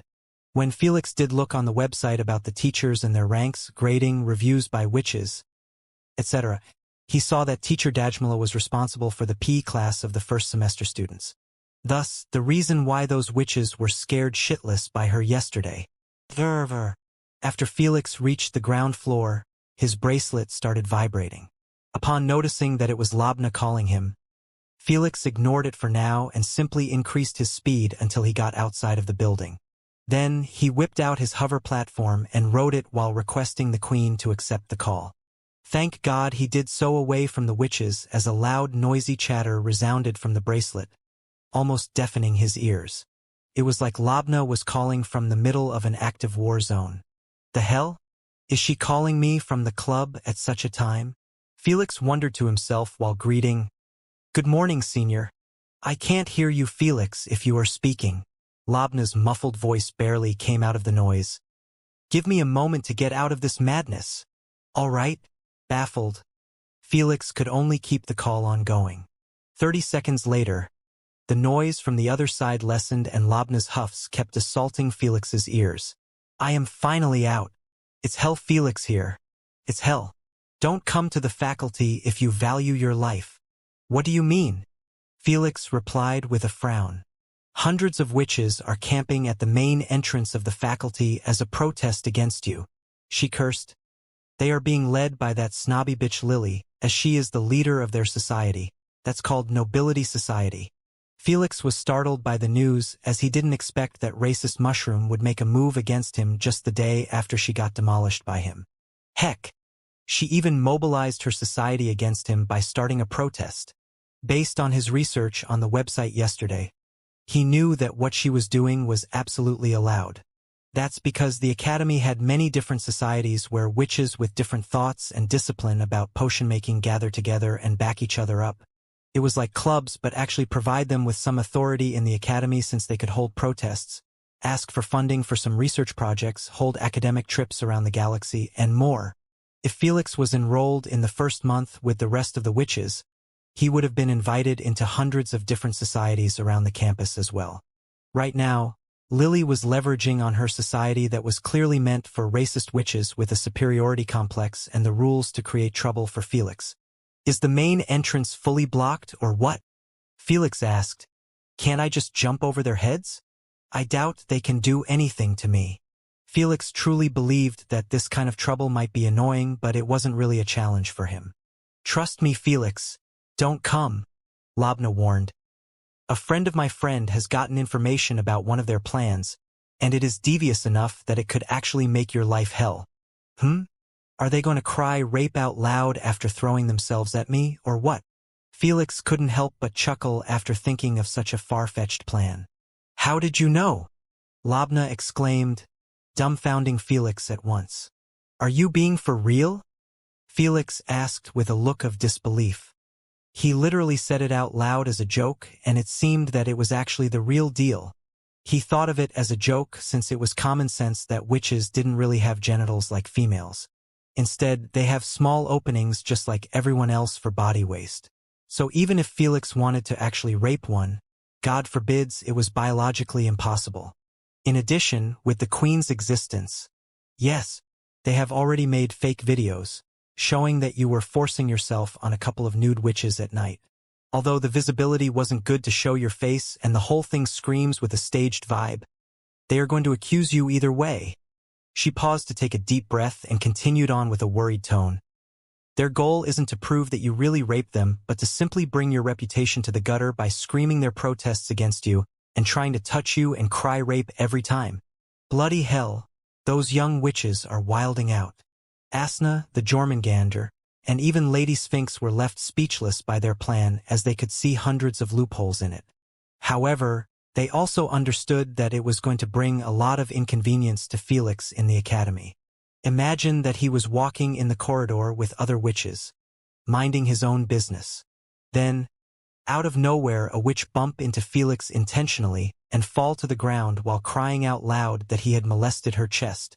Naturally, Felix could easily prove his innocence by showing recordings that she was the one bumping into him, just like he could show recordings of what he was doing last night. But that's Lily's aim, forcing Felix to play with them like this to bring him as much inconvenience as possible in the academy. After all, how could he head to classes when he would be forced to be taken to the disciplinary department to deal with those accusations? The worst part, when he proves his innocence and the witch apologize, she would merely fake cry that she thoroughly thought that he molested her due to the rumors ongoing or some fake excuse. That would net her a small CP fine and be sent back to the academy like nothing ever happened. When Felix entered the academy again, another witch would pull similar shit since the fucking nobility society had hundreds of witches willing to go all out to ruin his experience in the academy. Racism in the universe was 100 times worse than on planet Earth. This was merely a small taste of what those witches would be willing to go through due to their hatred and disgust of Felix joining the same academy as them. Felix had concluded all of this in the span of merely 2 seconds due to his enhanced processing power. Yet, this wasn't the time to brag about it, as he could see that it wasn't going to be pretty for him if those racist witches pulled off their plan. So please, Felix, just stay home for the day or tomorrow, Labna advised with good intentions. They can't protest forever, since they also have classes to catch. Labna, it's not about the protest. Felix shook his head. The problem is what's going to happen after the news of me raping witches spread like wildfire. Rumors would fly around and they would be getting exaggerated every time they passed to another witch. By the time the entire academy heard of this, I wouldn't be just a rapist but a vile person to associate with. He added, even if I proved that everything is bullshit, the damage would have been already done and the image of me being a vile person would register in most witches' minds. That would definitely ruin my stay in the academy. Never underestimate the power of rumors, Felix said grimly. Rumors might start harmless, but could end up causing misfortune to the targeted person, especially if his mind wasn't tough. So, what are you going to do? Labna asked. Are you going to seek help from teachers or the headmistress? No, Felix replied bluntly. The last thing Felix wanted to do was show everyone that he needed to be saved by the headmistress or the teachers like some hopeless victim. The moment he decided to join the academy, he knew that being discriminated against was going to happen one way or another. Neither the headmistress nor Lady Sphinx begged him to come here, or they had claimed that they would ensure his protection against everyone. He still came while knowing so. This meant he made his own choice to deal with this crap, and he needs to live up to it instead of just requesting to have his hand held for the next 3 years. Senior, thank you for the heads up. I own you one, Felix said with an appreciative tone before hanging up.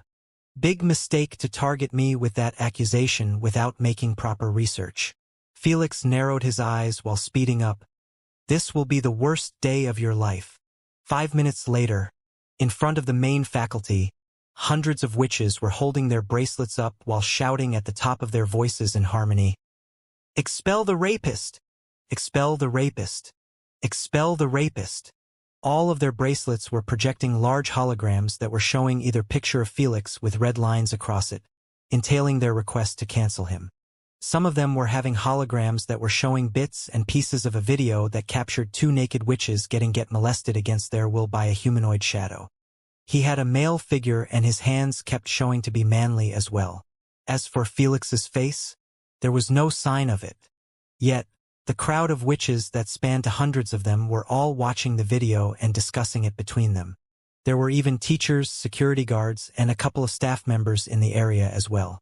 The teachers didn't feel like this was their business to stick their heads into since there was no benefits to them. The security guards were here just to keep a look at the protest and check if those witches didn't break the rules. Labna, Ishtar, and a couple of other senior witches were also watching this farce while conversing about it. Seriously, you think that Felix will pull a stupid move like this right after the day he got accepted in the academy? Plus, it's impossible for him to molest a witch while everyone is wearing a bracelet. It's very clear that this is a nasty counterattack by that bitch. A delegate which scoffed while glaring at Lily, who was standing on a stool in front of the protest, clearly leading it. Labna and the rest who were standing next to her all showed different responses to her claim. Well, it does seem like a deliberate move to ruin that human's reputation. But a Foxy which arched her eyebrows and said, I read in the network that humans are known for being extremely lusty and can mate with anything that has a hole. The other witches who heard their conversation felt a slight shiver in their nether area at the sound of that. Where the hell did you read that? Cough. In the comment section of the mating websites. The Foxy which answered with an embarrassed tone, making her friends giggle together. They didn't seem like they were judging her for visiting those sites since witches had a great curiosity about sex. Some of them even pay millions of coins in the UVR to switch their race to humans or other races to get a taste of how other races have sex. But not a lot of witches proclaim that they were doing so in public since there was a kind of stigma to it in the witch society. After all, those witches were willingly changing their own race to have Gentiles' sexual desires, etc. For a race that was part of the top 10 ruling power, this wasn't something to brag about. First, didn't I tell you to stop watching those videos without me? Labna scolded. Second, why the hell are you believing the comments section of those sites? They are filled with a bunch of weirdos who post all types of unrelated comments. Just saying. The Foxy which shrugged her shoulders. Humans do have high sexual desires when compared to most races. Still, it is controllable and they don't have a mating season that makes them lose control like some RAC. Before Labna could finish her sentence, loud exclamations of witches resounded in the area while pointing their fingers at an incoming hover platform. That's him. He actually came. Didn't he check the news posted about the protest? He shouldn't be here for his own safety. This idiot! Labna scolded while looking at Felix, who was approaching the protest rapidly. Everyone could guess that it was him since he wasn't wearing the hat and his hair was giving him away. By the time he stopped, he was already standing 10 meters away from Lily and her army of protesters. Filthy rapist, you finally decided to appear. Lily's high-pitched voice boomed in the area as she was speaking through her bracelet, adding more volume to her voice. Filthy rapist. Filthy rapist. Filthy rapist. The witches behind her started chanting immediately, wanting to add pressure on Felix and also call him a rapist as much as possible. That's their goal, calling him so many times like that under the public eye until the term would get associated automatically with Felix in the witches' unconsciousness. Just like in high school, where students call each other mean names and get spread and stuck in the students' minds for eternity. Heck, 20 years later, students could remember those nasty nicknames, but not the actual name of the person they were making his life hell. This shit is as real as it could get. Filthy rapist. Filthy rapist. Filthy rapist. The chants kept on going for at least 10 seconds until Lily closed her tiny fist in the air. Silence descended in the area instantly.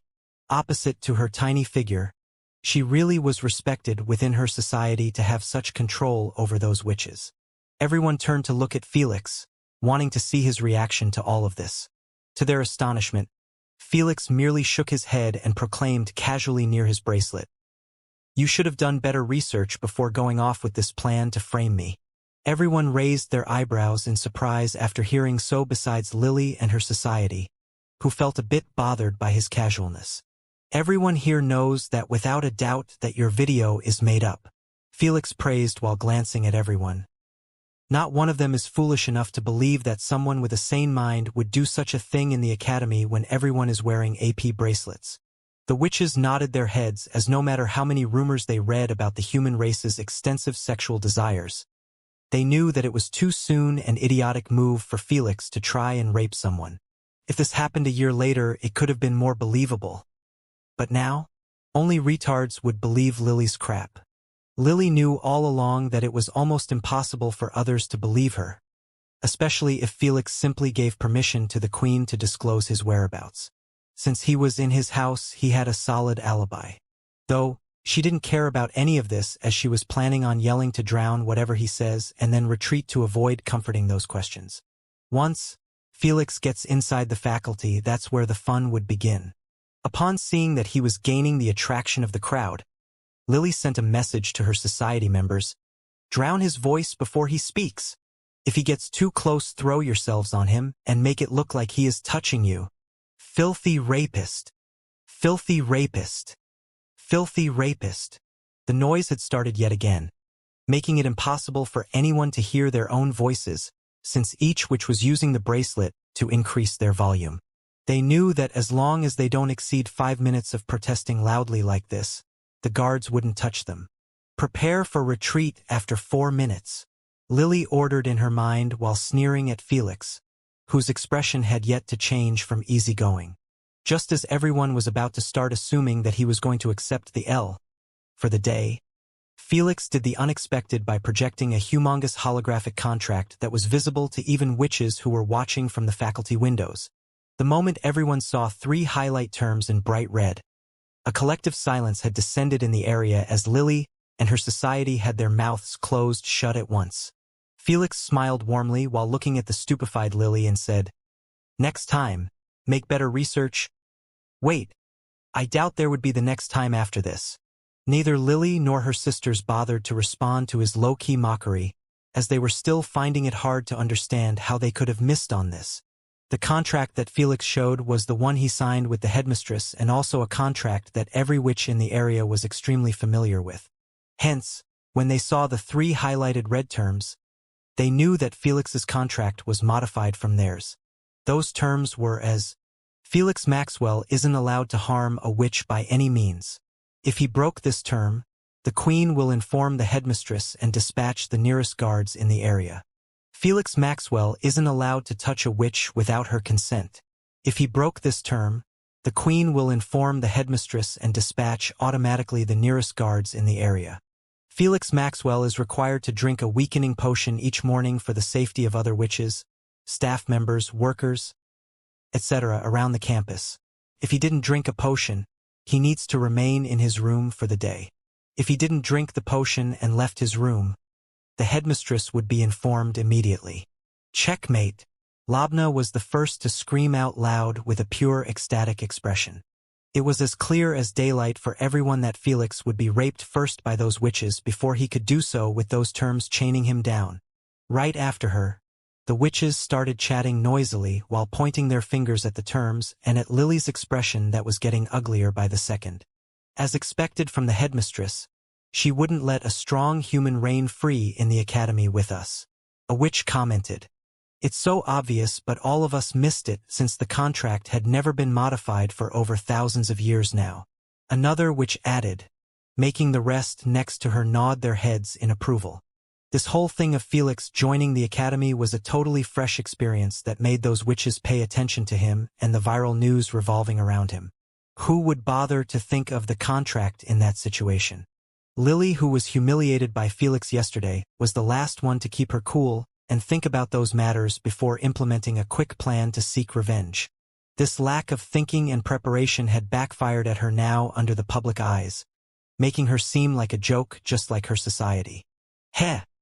I already knew that she was bullshitting, but I never thought that she would be exposed this brutally. Naima snickered while watching with the rest of Felix's classmates in the crowd. That bitch deserve it, her friend said with a hateful tone.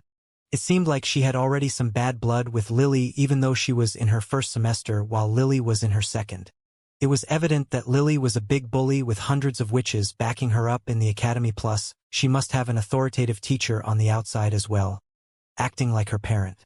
After all, those witches wouldn't fear her if she didn't have something like that to lean on. However, in this embarrassing situation, even God couldn't save her. Upon seeing that the contract's exposure had done its job perfectly, Felix removed it and requested out loud for everyone to hear. Queen AI, I have been explicitly framed in public and I have the evidence to prove it. I know that the framers wouldn't be punished heavily, but I want to request a 10 meters restriction order on them. The moment his voice resounded in the area, everyone's eyes were left wide open in awe by his swift counterattack. They understood that the Queen wouldn't take even a second before granting him his request after using the recording of what happened here as evidence. The queen would process everything and conclude just like the rest that Felix was being framed. Since he wasn't hurt or lost anything in the process, the punishment Lily and the rest would go through was merely a slap in their backhand. He knew that if he took this to the disciplinary office, he could get more by making them cough up at least 1,000 CP each. But Felix decided to give up on that by requesting simply a restriction order that would keep all of those toxic racist abominations away from him during his stay in the academy. Hence, removing at the same time the possibility of being harassed by them constantly, making his learning experience hell. By the time those thoughts coursed past Lily's mind and saw that her revenge chances were slipping by, the queen had already confirmed everything in a few seconds and approved on his request. A second later, Lily and her society's members all received a warning from the queen, entailing that if they entered the 10 meters radius from Felix, they would be losing 200 CP every 5 seconds. Naturally, the queen would supervise if Felix was abusing this punishment by getting closer to them on his own or such. "I guess we are done here?" Felix smiled warmly to Lily and informed, "Now, if you don't want to lose your points, I advise you to get the fuck out of my way." "Got it." He then jumped back on his hover platform and hovered in their direction, completely ignoring their nasty glares they were showering him. However, they still moved out of the way since they were blocking the entrance, and if Felix decided to stop 5 meters away from them, they would be losing points. Under the watch of the witches and teachers, Felix hovered casually through their protest and reached the faculty stairs. Without turning his head, Felix beamed the hover platform in his spatial card and sprinted towards the main entrance like his life depends on it. The hell? At first, the witches were left confused by his sudden escape, but soon, it clicked in their minds. The fucker was running from them so he wouldn't be collapsed on by the crowd. I wanted to talk to him all day long. Damn it! Why is he so fast? A witch complained while staring at Felix, who had disappeared through the main entrance, leaving everyone behind. "Labna, can you introduce us to him?" The foxy witch said. "Anyone who humiliates that snobbish bitch not once but twice is a friend of mine." She said so while laughing in ridicule at Lily and her society, retreating away on their hover platforms like defeated dogs. "Maybe later," Labna waved her hand and said. "I doubt he would be willing to hang out in those days with how heated the situation currently." "That's unfortunate. All right, let's head back to class." Labna and her friends joined the crowd and entered the main entrance after the drama was over. Naima, Lara, and the rest of Felix's classmates all went to the class and found that Felix was nowhere to be seen in the lecture hall. They assumed that he was hiding by using the invisibility potion, but in fact, Felix was currently chilling in the restroom, sitting on a toilet stall. Since there wasn't a restroom for him he could only listen to the gossip of the witches who were entering and leaving the restroom. The main subject of their gossip was naturally about the fresh drama that had just happened. "This feels wrong on so many levels." Felix scratched his chin and thought, "Should I propose to have a small bathroom made just for me, or should I ask for the key to use the staff bathroom?" Naturally, orcs and other races working in the faculty need their own bathrooms and private spaces to eat and gather. "It's better if I ask for the staff area keys, so I can hang out with them before the classes begin." Felix thought that this was a great idea since students weren't allowed in those private spaces at all. But he needed to check with the headmistress first and the staff themselves if they accepted having him around. Even if they didn't feel comfortable with him, Felix wasn't planning on hanging out with them when they were off duty, but just head there when it's empty. After deciding to do so, Felix glanced at the time and saw that only 5 minutes were left before the class's official start. Thus, he quickly checked the coast with his infrared vision and exited only after seeing that No witch was standing outside of his stall. Before exiting the restroom, he drank the invisibility potion and went to class. As usual, Felix saw that some witches were waiting in front of the door. Instead of getting closer, he just stood in his place until the teacher arrived and sent them away. It was actually Teacher Sana from yesterday who gave Felix the impression of a shy lamp that could be pushed over quite easily by the students. Yet, all of those witches respected her request and went away instead of making a scene. Felix didn't think about it too much and just entered the class after the coast was clear. Then, He went to the back and deactivated his invisibility after taking his seat. Fucking hell, it's truly a chore to just enter the class. When will the situation cool down? Felix complained in his mind, unbothered by the surprised exclamations of the witches near him. Cluck. The classroom door closed shut automatically after everyone was registered to be in class. Teacher Sana smiled gently towards everyone and said, "Please close your eyes and use this link to enter the UVR." Without further ado, Felix copied the holographic link and placed his head on the table. Then, he closed his eyes shut and requested the Queen to log him in. After he opened them again, he saw that he was in front of two tables, one for materials and the other for glassware. This class was about teaching the witches how to extract the essence of materials to use them as a catalyst in the concoction, plus techniques on how to prepare materials perfectly as the recipe requires. This meant, each class there would be something new to teach almost irrelevant to the past classes. Hence, Teacher Sana didn't address Felix about his absence in the past month. She simply snapped her finger and the holographic screen behind her had brightened up, displaying a potion, recipe, and lastly materials. This is the Flask of Intellect, a rank 1 potion. Teacher Sana disclosed with a soothing tone, it a quite niche potion that rarely gets concocted due to its poor sales. Felix nodded his head in understanding as he knew that the potion was being sold at 50 KSC and its effects weren't really that useful in most cases. It simply provides the drinker with increased cognitive skills for 10 seconds before losing effect. What's worse, it leaves the user with a nasty headache as a side effect. The reason I chose it as today's class wasn't to concoct it in the future, but to learn the method to prepare its catalyst since its process is quite complicated. In addition, this catalyst process is recurring in many catalysts for rank 2 potions. Teacher Sana explained. Then, she highlighted a weird-shaped black ear that was extremely hairy. Its name was written underneath it, making Felix murmured it, "Tengu's ear? Is that a beast's ear or some weird species? Does anyone knows what this is?" she asked. Few witches raised their hands and unsurprisingly, Lara was one of them. Teacher Sana ignored Lara and picked another which since she knew that Lara never failed to answer a question. It's the ear of a creature called Tengu that resides in planets in the outskirts of the Magellanic Cloud Galaxy. The witch answered with a content smile. The information about this creature was the same as an Earthling student knowing about rare aquarium fish like wolf cichlid and flowerhorn cichlid. Great! Teacher Sana praised and inquired, "Anyone wants to add something else?" This time only Lara raised her hand. Teacher Sana pointed at her and Lara said calmly, "The Tengu creature is a creophagus-based life form that feasts on its kids since it produces thousands of them each 3 months. Its preferred habitat is underground and swamps. It has multiple predators but few prey choices." Lara just kept going and going like a robot reading off a Wikipedia page, making Felix admire her knowledge. Knowing that she was Delilia's student simply implied that she was drinking photographic memory potions since her birth. Imagine how many books and information she consumed on daily basis to this point in time. Tonight, I will drink my own photographic memory potion and can be just like her in the future with some efforts. Felix thought with a pleased grin. I believe that should be the most important information about the Tengu creatures.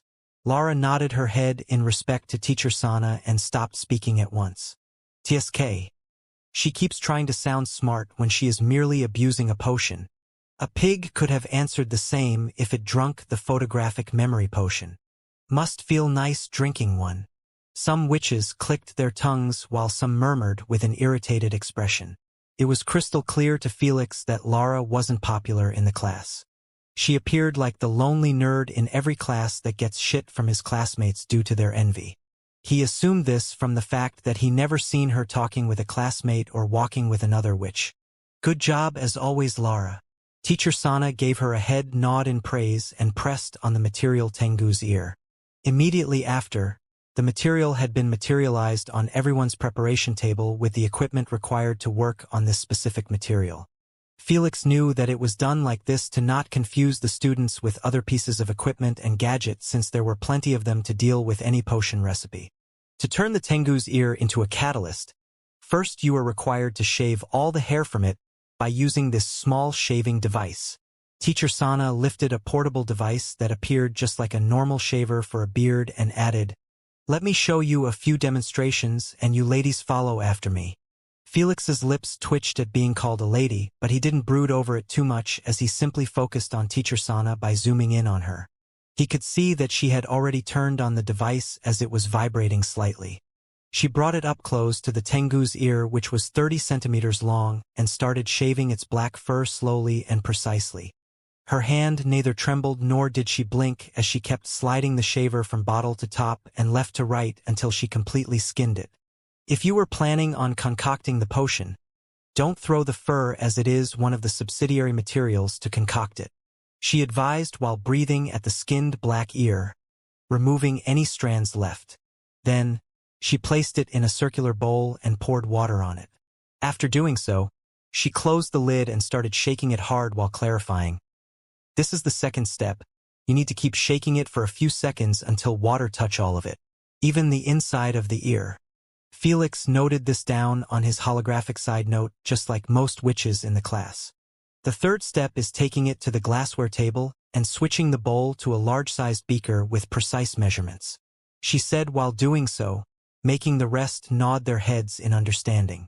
Then, she lifted the beaker and placed it on a burner while attaching it to a ring stand so it wouldn't fall off. Next, she poured 3 drops of a purplish liquid on the ear and swiftly turned on the burner. The liquid I poured is called satyr extract. It is capable of turning the ear softer and less resistant to heat, she clarified while enlarging the beaker in the screen to allow them to see what's going on. Felix ignored the screen and zoomed even closer, making him raise one eyebrow in astonishment after seeing that the ear was melting like it was a marshmallow.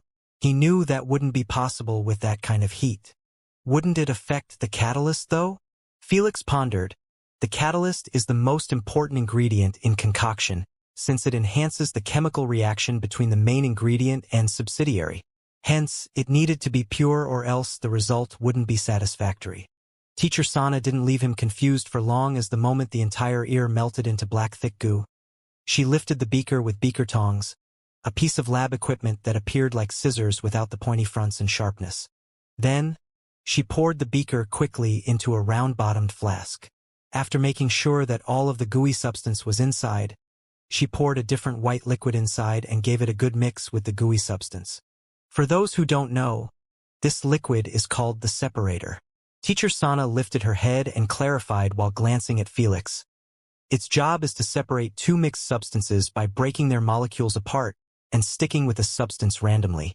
She pointed at the gooey gray substance that was beginning to lose its shape and said, "If it got stuck to the satyr extract, we can easily filter those materials later on. However, if it was the other way around, we can only get rid of the materials and try again since there is no other substance that could split apart your material with the separator liquid. No wonder the potion is expensive. Even creating the catalyst, there is 50% of failing and trying again, wasting time and materials in the process," Felix reasoned. Although he wasn't fully clear about the separator liquid, he understood that Teacher Sana would have told them another method to extract the essence of the Tengu's ear if there was one. If there were any improvements to be done, other witches would have already done it to the recipe since it was merely a rank 1 potion. Thankfully, it seemed like the process had turned successful as Teacher Sana had displayed a delighted pretty smile while looking at the flask. When Felix switched his vision to it, he noticed that there were 2 substances inside that refused to merge like water and oil. Since the separator had attached itself to the satyr extract, we can now get rid of it since it had become a useless substance, Teacher Sana said while pouring the newly created gooey gray liquid into a different container and leaving the other inside the flask. Since they couldn't merge, it was extremely easy to separate them. Now to the final last step, we need to pour the Tengu's ear substance into a piece of equipment called an oppressor. She went in front of the equipment that appeared like a funnel drip but with a metal rod inside of it that was placed on a thin paper filter. So what we do is we pour it inside this long side tube and let it fill the spaced area of the oppressor. After doing so, you simply clutch the end of the metal rod from the outside and start pushing the gooey substance into the thin paper filter like this. She processed to demonstrate it by hammering down the metal rod on the gooey substance time after time until black liquid started dripping from the thin paper filter and into a test tube that was placed underneath it. This usually takes around 15 minutes before you extract the liquids inside the gooey substance. Teacher Sana stopped hammering down and said with a smile, "That liquid is the catalyst for the potion of intellect. Any questions?" No one raised their hands as the demonstration was beyond informative and perfect, making them appreciate Teacher Sana for amazing teaching standards. Even Felix felt the same. "I am glad that all of you understood the gist of it."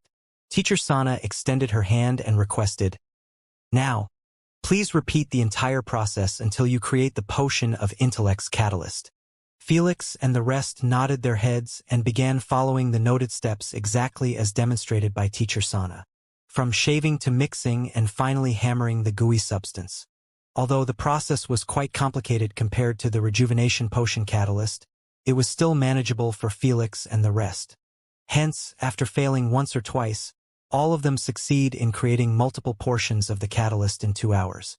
After checking on everyone's results and seeing that none of them seemed to struggle, Teacher Sana nodded her head in approval and mentioned, "This method of extraction is usable for most flesh-based catalyst materials. That's why it's highly recommended to learn it and master it." Upon seeing that all of them had nodded their heads, Teacher Sana informed them, "Practice it more in your free time. Class dismissed." The moment she waved her hand, Felix and the witches all logged out from the UVR and saw that Teacher Sana was walking towards the entrance. Felix cracked his neck and stood up, planning to leave as well even though there was still another class in the afternoon. He wanted to ditch it since it was an elective class about the history of potioneers. Too bad. Naima and her friends collapsed on him the moment he stood up, showering him with bewitching smiles and hidden glints. "You heading to the next class, Felix?" Naima asked. "No, I have some stuff to deal with," Felix replied. "That's unfortunate." Naima pressed a finger on her lips and inquired, "Want to hang out tonight with me and the girls? We can teach you the courses that you missed for an hour or two, then head to the club." Felix thought about it for a second and said, "I am down for it if we are doing the whole thing in the UVR." Felix knew that he needed to bond with his classmates and he wouldn't be able to do so if he rejected their invitations over and over again due to the ongoing situation. If reality wasn't plausible in those 2 weeks, there was always the UVR. "It's a date then." Naima clapped her hands in elation and said, "I will invite you at 2100 hours to my UVR's room to study, and then we will head to the club." "All right." Felix nodded his head in agreement. Then, he excused himself by going to the window and jumping outside. When the witches looked through the window, they noticed him going further and further away on his hover platform. "Ladies, we got a date," Naima said, smiling playfully. Back in his room, Felix laid on his bed and opened up his inbox to see if he received a reply from the Galactical Army and the Bardot royal family. Sure enough, he saw them highlighted at the top of his inbox. He clicked on one of them and read it quickly with his eyes. Then, he moved to the next one and closed them both after finishing it. It turned out, both of them expressed their desire to make a meeting to discuss his offer first. If the meeting wasn't going to be distant and held in the UVR, he wouldn't dare accept the meeting since he knew that he would be facing 2 Origin Realm bloodliners, the heads of those 2 behemoth backgrounds in the galaxy. Those old fogies had lived for tens of thousands of years. He wasn't that confident in himself to bullshit in front of those old geezers who saw through shit he couldn't fathom. Thankfully, this was the UVR and Felix could remove all of those subtle body hints that could give him away by simply paying few coins. Alright, now I just need to keep the subject revolving around the offer and also end it in less than 2 minutes. Felix nodded his head and sent a reply, entailing that he would be ready to meet them in 3 days. He didn't want to accept instantly like he was excited to talk to them. 8 hours later, Felix had just finished his daily poison manipulation training after he dealt with Teacher Hala's homework and the 2 hours mental energy control exercise. He started to see a major improvement in that department as now he could successfully eliminate 15% of the microorganisms with his mental energy. He knew that it would be easier to improve now, but the higher percentage he reached, the higher the difficulty would increase. Still, based on Lady Sphinx's comments, he was doing much better than witches in their childhood. It might not be a fair comparison, but Felix had just entered the whole potion world in less than 2 months. So his pace was extremely fast. Soon, it is going to increase even further after he drinks the photographic memory potion. 24 hours had gone by and he stopped training just to drink it. He quickly beamed it in his hand and took a deep breath to prepare himself for its nasty taste. Then, he gulped its entire content in one go and swallowed it with some difficulty. Realizing that he might vomit it out, he covered his mouth with his hands, waiting for the potion's effect to start. He already asked Lady Sphinx and she replied that the effect wouldn't be as bad as drinking Narration enhancement potion, but he would still end up fainting. A few moments later, thud. He fell face first on the pillow and with eyes rolled at the back of his head. He remained in this state for over 5 minutes before waking up on his own, feeling like his front head was getting hammered while the back wasn't affected in the slightest. Without further ado, Felix beamed a rejuvenation potion and drank it to ease the pain.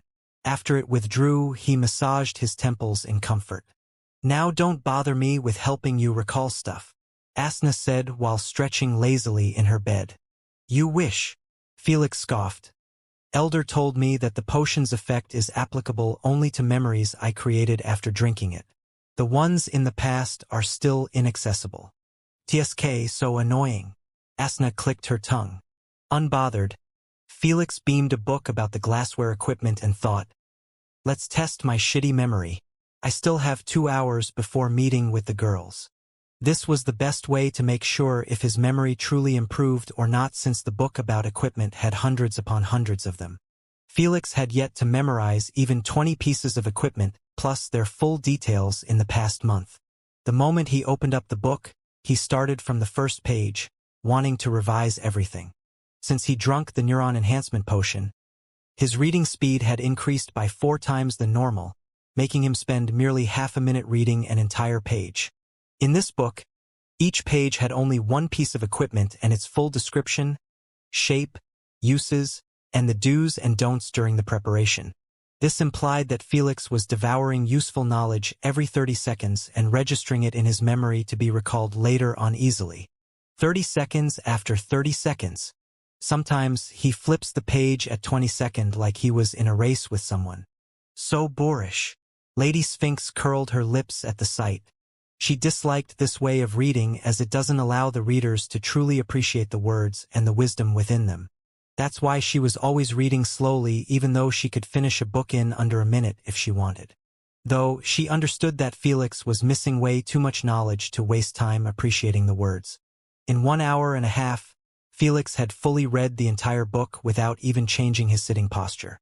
Only after he closed it shut did he break out of the zone. "I finished it?" Felix murmured. "I lost track of time.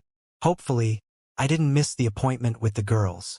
When he glanced at the time and saw that he actually still had half an hour to spare, he raised his eyebrows in astonishment. Yet, what amazed him even more was the fact that he could actually recall even the tiniest word if he wanted to remember it. It was like the entire book opened up in his mind and let him read it again.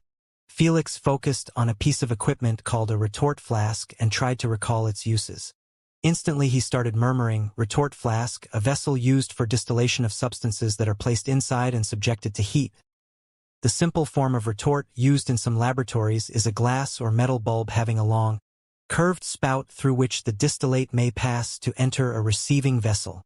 Instead of pausing, he kept going and going until he realized that he just recited the entire page. A wide, elated grin emerged on his lips as he thought, "This combination of potions is truly worth every dime for it." "Then, you better start studying and take advantage of them instead of hitting the club." Lady Sphinx scolded without glancing at him. "Give him a break," the Jormungandr said gently while writing something on a piece of paper. "He is already doing his best, and it wouldn't hurt for him to have fun from time to time. Whatever, all I know is that he needs to become one of the top 3 scorers in the first semester." Lady Sphinx said casually, making Felix remove that grin and beam another book to read. There was still some time before he heads out, and he would rather use it to read another book or at least half of it. Now, He had everything in his hands to turn into a great potioneer. If he failed, then he truly deserves to get tortured by Lady Sphinx. Half an hour later, Felix's bracelet started vibrating, breaking him out of his focus state. When he glanced at it, he noticed that it was from Naima sending him an invitation link to her UVR's room. Since it wasn't accompanied by a contract, it entailed that it was completely safe for Felix to enter and leave any time he wanted. After all, the UVR's rooms were private spaces for the users and they could do whatever they wanted in it and to whomever they invited. That's why a contract to warn the guests exists in those situations. Hopefully, I will learn something from them, Felix wished while closing his eyes, logging in to the UVR. Then, he accepted the invitation and got teleported straight away.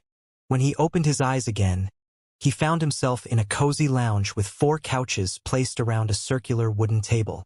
Naima and 4 of her friends were sitting around the table that had multiple books placed on it. Some were wide open while some were closed and left in the corner. Upon seeing Felix, their chatter stopped at once while their eyes brightened up. "You came just in time." Naima stood up and gave him a quick hug as a greeting before gesturing with her hand for him to take a seat next to them. Felix nodded his head at his classmates and chose to sit on Naima's couch since it wasn't crowded. "All right, you said that you have skipped a month of classes. Since we have 8 mandatory classes per week, this meant you actually missed 32 classes. This without mentioning the elective classes." Surprisingly, Naima's playful expression had been swapped to a stern and serious one the moment she started speaking about the studies. Felix could only nod his head in agreement. "We only have 2 hours before we hit the club, so let's start with the subject that you have the most difficulty in." A graceful beauty with a mole next to her violet eyes proposed while showing Felix a hologram that had the names of the classes that he missed. Felix glanced at the hologram and read the classes' names one by one while trying to remember which subject gave him the most trouble. Soon, he spotted at least 5 of them. When he chose one of them, the 5 witches all nodded their heads at once. Naima picked one and suggested, "Let's begin with how to figure out beforehand that your potion will fail." "I have no problem with that." Felix whipped out his holographic notebook and looked at her with a serious expression. He knew that he didn't need the notebook, but he preferred to avoid having them asking why he wasn't noting down their explanations. "Carrie, you take care of this subject," Naima said, gesturing with her finger at the graceful witch. Carrie smiled charmingly to Felix and started summarizing the entire subject and mentioning only the key points that were a must-learn. Her teaching method was indeed effective as Felix's doubts and confusion about the matter were getting cleared once at a time. When she was done a half-hour later, Felix was left with only gratitude as he now completely understood the tips to avoid wasting more resources in a concoction when it was bound to fail. You will rarely bother with those tips in rank 1 potions, but they will come in handy at the later ranks. Kenny said one last time before leaning back on her couch. "Got it." Felix nodded his head in appreciation. After they were done with this subject, they moved on to another and then to another until 2 hours had passed by. Right now, Felix had understood 4 subjects. The best part was the fact that he could totally remember everything that was taught. "Ladies, you have truly been of great help today," Felix said while closing the holographic notepad. "Our pleasure." Naima smiled. "How about we do this tomorrow so we can cover the rest? I don't want to waste too much of your time." Felix shook his head, rejecting her proposal politely. "Don't worry. It will give us more time to know each other," Naima insisted, followed by Carrie and the rest who supported her claim. Upon seeing that all of them were okay with revising with him, Felix agreed at once and said, "I will be under your care. No need for formalities." Naima giggled while standing up. "Let's continue our conversation on the way to the club. Which one are we going to?" Felix asked since he had no idea about the establishments and their addresses in the UVR's version of Vamdarome. He wanted to know since he needed to teleport from Androxa to Vamdarome and then meet up with them in the club. "This one." Naima showed him a hologram that was displaying a castle made out of greystones and said, "Dreamy Field. It's a mixed club in Vamdarome where all races are allowed to hang out if they had enough reputation or fame. Since we are students in the Royal Academy, We are allowed to enter it straight away, Carrie added. Neat, Felix said casually. He doubted that he would be stopped in front of the gate with his current popularity. Let's meet at the front gate in 30 minutes? Naima said with a questioning tone. Works for me, Felix replied. Upon finalizing the meeting, the witches waved their hands at Felix and broke off into light particles. Felix snapped his finger and followed after, emptying the room. When he unlocked his eyes in his Androxa house, he took the keys of his car and drove over to the teleportation company. Then, he climbed up to the 10th stage and exited the elevator. Good evening, sir, the receptionist greeted and asked, May I know what is your destination? Vamdarom, Felix replied while standing in front of her. The ticket price is 2 million SC, and you need to have an authorized ID to enter the city, the receptionist said politely. Felix straightaway placed his wrist in the scanning device and the receptionist's eyes widened in shock after seeing his full name. She looked up at Felix's face and exclaimed with a joyous expression, You are truly landlord. I thought you were disguising him for fame like some of the people I met before. Damn. They are copying my face shamelessly without paying me for copyrights, Felix thought in disgruntlement. He totally forgot that the more famous he got, the higher the chances of having his face getting copied and utilized as a means for fake fame, scam, and all kind of funny stuff. Heck, if a female was a die-hard fan of his, she wouldn't hesitate to pay a man to copy Felix's exterior and make him nail her to get somewhat of the satisfaction of doing it with her idol. Or just do it with a dummy AI that looked exactly like Felix. So much weird shit like this was being done in the UVR, and Felix had no idea how his face was currently being abused. Literally. Queen, I want my face to be copyrighted right away, and anyone who wants to use it for a single day must pay 1,000 SC. Felix informed while smiling charmingly to the receptionist, who was clearly his fan. It's done. The queen replied instantly. Can I get a selfie with you? She asked, a bit abashed. Make it quick. Felix nodded his head and went behind the desk.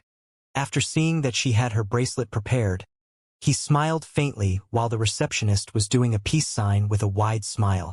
Click. Thank you. The receptionist tightened her fists with a joyous expression after seeing that the picture came out perfectly. Felix gave her a slight nod and asked, Is my destination set? Oh, yes. You all checked up. The receptionist broke out of her happiness and nodded her head quickly.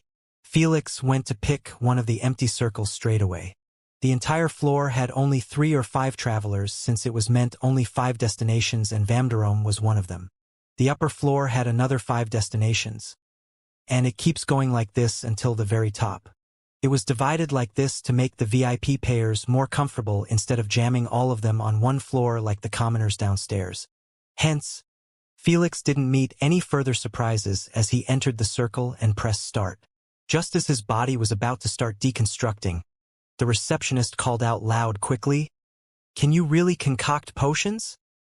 You already know the answer, Felix said, showing one last smile before he teleported to Vamdarom, the UVR which Empire's greatest city. Upon hearing so, the receptionist thought about it for a second before slapping her forehead. He is teleporting to Vamdarom and he has access to it. It only meant that the rumors spreading in the kingdom are the truth. Concoct potions or not, I don't care. I have a selfie with him and those bitches in my media page would sure envy me to death. The receptionist opened up the selfie and stared at it with a love-struck expression, not bothering to deal with the newest client on the floor. Miss. Meanwhile, Felix had already gotten outside of the teleportation circle on the other side and was currently in the elevator specified for VIP customers. After he reached the ground floor, he walked through a path that wasn't leading to the main gate where hundreds of people were gathering. In short while, he emerged outside of the building and into a side street that was semi-packed with pedestrians from hundreds of different races, making anyone feel overwhelmed by the sheer differences in shapes, figures, sizes, colors, etc. Still, the witches were the majority of them, and since Felix wasn't in the academy, those witches were all wearing their own fancy clothes, making them appear like models on a runway. Meanwhile, the building's architecture was somewhat the same as Vamdarom in real life, castles representing companies, establishments, etc., while other Victorian-like houses were for shops and residency. Felix stopped at the sidewalk and ordered a cab with his bracelet. A couple of minutes later, his cab arrived and he straightway told the driver his destination after getting inside. The driver was a dog species halfling, as Felix could see that he had furry ears above his head and a dog-like nose. He appeared quite gloomy as kept driving silently without bothering to chat with Felix to pass time as most taxi drivers do. Felix didn't give a crap about the hardships of this driver as he kept looking from the window, taking in the beautiful view of pink trees spreading in every street, making the city appear lively and refreshing. In 15 minutes, Felix got out of the cab after paying him his fare. He was placed right in front of Dreamy Field nightclub. Right of the bat, he could see a long-ass queue stretching to the end of the street, ranging from different handsome males and females of different races. In front of the queue, there was a giant brownish orc standing stiffly with his hands folded in front of his nether region and wearing black glasses. He appeared quite intimidating. "Felix, you made it just in time." Felix turned around after hearing Naima's crisp voice. The moment he did so, his eyebrows were raised slightly in surprise after seeing that all of the study group witches were appearing as glamorous as the other. They were wearing somewhat revealing dresses that reached up to their thighs and also exposed a little bit of their cleavage. Meanwhile, Felix wasn't too shabby either, as he was wearing a black shirt rolled up to his sleeves and black pants with casual unbranded white shoes. If his brand was up and running, he would have been wearing only them to advertise it, but sadly Emma was having trouble launching it due to the paperwork taking forever. Felix was always to date with his venture businesses, since they were his golden goose that would keep laying eggs constantly if pulled off right. While Mr. Igris was on the right track, Emma was a bit in a tough spot due to Felix's identity exposure. After all, just a bribe here and there and his paperwork could take up to half a year to proceed. That's because Emma made the brand as a company. Felix left the situation for Emma to handle, completely washing his hands off it. "Beauties, lead the way please." Felix smiled while gesturing with his hand for them to walk in front. "Aren't you a gentleman?" Naima laughed softly.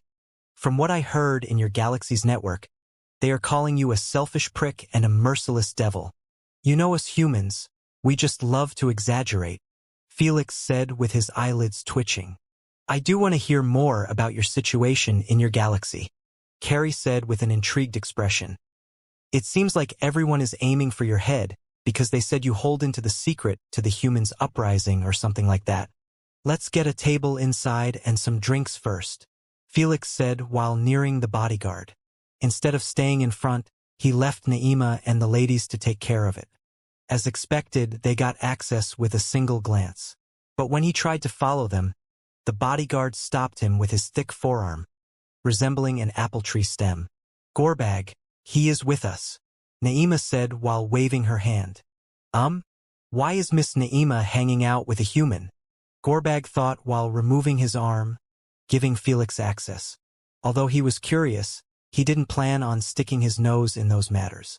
He was merely a gatekeeper. Shortly after, Felix regrouped with the girls and they had all went past a couple of doors that were named as such: Club N1 Rock Music, Club N2 Com Music, Club N3 Classic Music, etc. Those doors were opening up from time to time, showing different styled club floors and atmosphere. Let's go with soothing music in the background at first. A cute witch with a braided orange hairstyle and an oval face suggested while pointing at the second gate. All of them nodded their heads and entered at once. The moment their foot stepped inside, space got enlarged immensely while the atmosphere had changed completely as they had just stepped into a different dimension. Felix fixed his sleeves and gestured with his head to go sit at an empty table that was near them.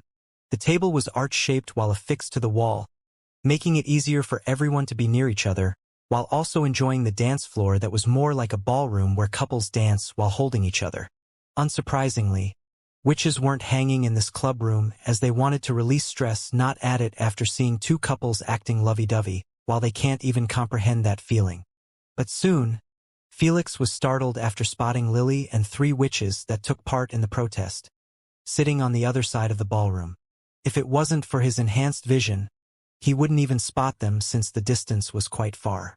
To meet with her twice, what an unlucky-ass day. Felix cursed while switching his vision to Naima and the rest.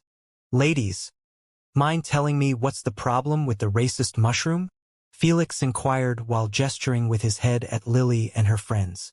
Naima and the girls were forced to pull out their tails' eye to spot Lily and her friends since they were at the other side of the ballroom. That snobbish bitch is here? Naima curled her lips in disgust.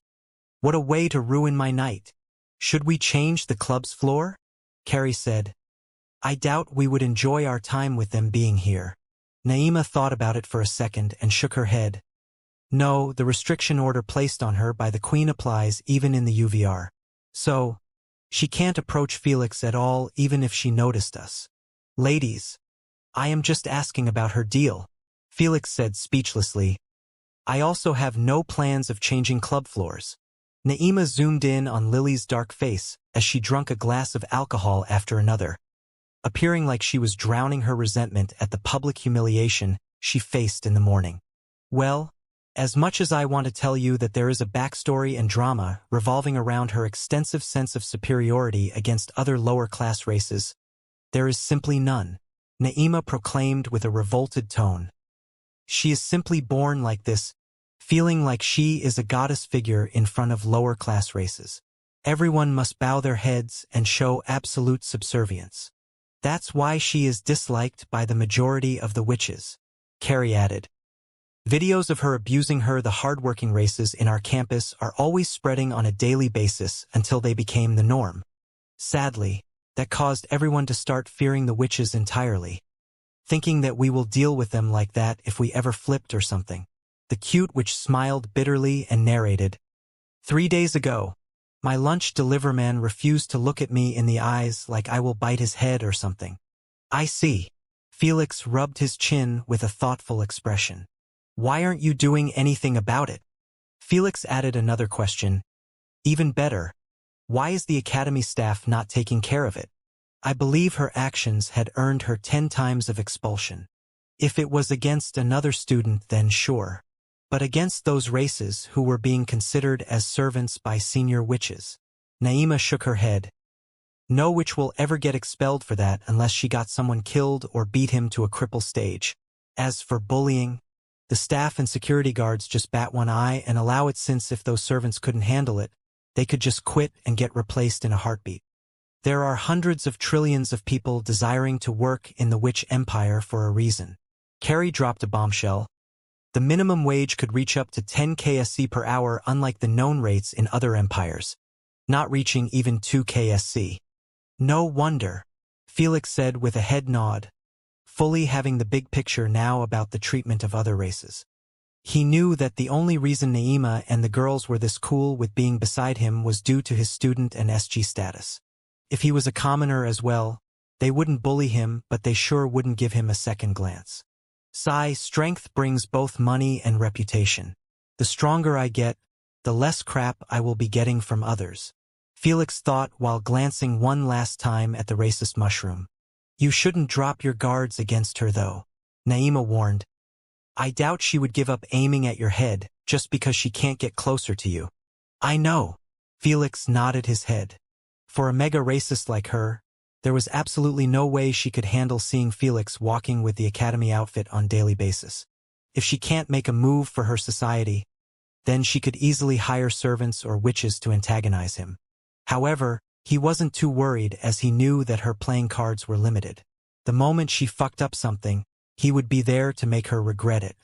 While the servants couldn't fight back and make her pay for the bullying, Felix could totally do so since he was a student. All right. Stop giving that snobbish bitch this much attention.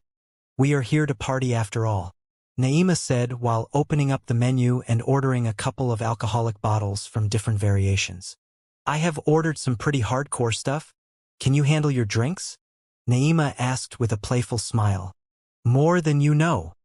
Felix sighed without elaborating about his poison immunity. Poison immunity made it impossible for Felix to enjoy alcohol in real life. Thankfully, he was in the UVR, making it possible to tone it down so he could at least get somewhat drunk. After the bottles and glasses were brought, Felix picked one and removed its lid. Then he poured half a glass for all of them. Should we make a toast for Felix? Carrie proposed. Definitely. This should be a celebratory party for his enrollment. Naima agreed at once and raised her glass. To Felix, the first non-witch potioneer. Cheers. Cluck. After the toast and a couple more drinks, the mood got less formal and more chummy as the girls had let go of themselves and just spoke what was in their minds. Since Felix had lowered his alcohol resistance, he was also starting to get a bit drunk, but nothing major that make him say shit he shouldn't have. He just enjoyed the feeling of intoxication with a company, a feeling he almost forgot about it due to his friendless life. The only friend he had was Olivia, and he didn't want to drink with her, since she was still a bit childish. Felix tells us how you feel about meeting with the Witch Queen the day after tomorrow. Naomi, the cute oval-faced witch, asked with flushed cheeks. You are truly in luck, Naima said enviously. It's really rare to see the queen even in the network don't even mention face-to-face. Oh? Well, besides the info I collected in the UVR, I don't know much about her. So, besides being honored to be invited and receive the citizenship, I don't know what else to feel. Felix admitted. Ah! The Witch Queen is a legendary figure in the Empire, Carrie narrated in admiration. She is the youngest witch to ever reach sage rank at the age of 24. In addition, she is a highly acclaimed politician, as she had helped our race get better deals in the SG Alliance over the years. Those are just a few of her achievements over the years of her ruling. Naomi murmured with her head leaning over Naima's shoulder. I see, Felix said to them while conversing with Lady Sphinx telepathically. Elder, didn't you say that the queen is worst compared to the previous queen that you taught? So how could she be the first ever sage? Lady Sphinx, who was bullying Jormungandr in chess, glanced upward and said calmly. Getting a sage license is nothing compared to the world of potion-making after it. The current queen is too engrossed in politics and also a tad playful. This made her improvement slow down immensely, unlike my previous students. No wonder, Felix thought. So other queens didn't perform as stellar as the current queen in bringing the empire the most benefits. But they were better potioneers. Sigh. Time is truly too limited to do everything at once. Felix glanced at the alcohol glass in his hand and decided, I should probably head home after this glass and do something productive. He already spent an hour in the club and he believed that should be enough playtime for the day. Ladies, I will make sure to see if I can take a picture or two of the queen up close for you. Felix stood up while gulping down a half-filled glass and said, For now, I will be heading home to practice what you taught me, since I am still missing too much in my fundamentals. Naima immediately clasped his arm and gave him a puppy look. It's so soon. Can't you stay another hour with us? We still haven't even played some drinking games. The others all gave him the same look that would sure soften anyone if it was released from those four beauties. Too bad. Felix was already immune to beauty and puppy looks from Asna after getting tricked once or twice at the start to do her bidding. Hence, he gave them a quick hug and said, Another time, ladies, another time. Immediately after, he turned around and left through the door, going back to the main street where he took a cab and went to one of the real estate companies. Naturally, he didn't want to teleport back to Androxa City since he would be spending a lot of time here. Since he didn't have a house yet, he needed to pick one and a car. Thankfully, in the UVR that process doesn't take more than an hour unless one was too picky about his choices. Felix simply paid for a double standard house and a casual classy hovercar in under 30 minutes. Then, he entered his new house that was modified on the inside to have a modern style, unlike the outside. After getting comfortable in it, Felix immediately brought out the same book from before and continued reading from where he left. As long as they don't stop hunting him for his things, he would not stop grinding. Tomorrow morning, Felix had been awake for 4 hours now as he had straightaway integrated 5% of Thor's essence, pushing him to 16%. That allowed him to unlock 2 lightning-based passives and replace 2 sand passives. Those passives were lightning immunity and lightning quick reflexes. They replaced absolute sand defense and sand hardening. Felix was pleased with both of them as lightning immunity was a must-have passive to utilize his element, while lightning quick reflexes was an ability that he didn't know he needed until he read what it does. It allowed him to react normally while boosting his speed with lightning. Since his element had multiple speed-based abilities, this passive was godsent as he would be able to bring their utmost potential. Before in the measurement center when he was running around in the track by using his absorbed lightning, he was fast alright but he wasn't truly able to see his surrendering clearly. If he actually used his speed to escape or such, he might not be able to react fast enough when a tree appears in front of him or such. Though, with his enhanced reaction and senses from integration and neuron enhancement potion, this was quite unlikely to happen. Still, with the addition of this passive, now Felix could actually utilize his monstrous mobility even in battles. The only downside was the fact that he was lacking a defensive ability like absolute sand defense. If I am fast enough to dodge their attacks, I won't be using defensive abilities either way. Felix reasoned while changing his clothes preparing for Teacher Hala's afternoon class. He already finished her homework in less than an hour due to his photographic memory.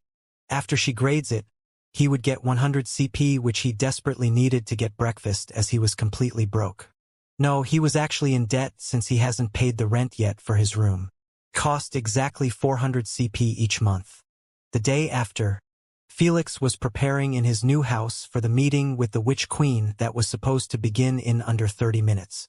Unfortunately for Felix, this was planned to be a public bestowal where multiple authoritative figures from all over the galaxy would be invited to spectate it. Even the media was allowed to stream it in the network of each galaxy.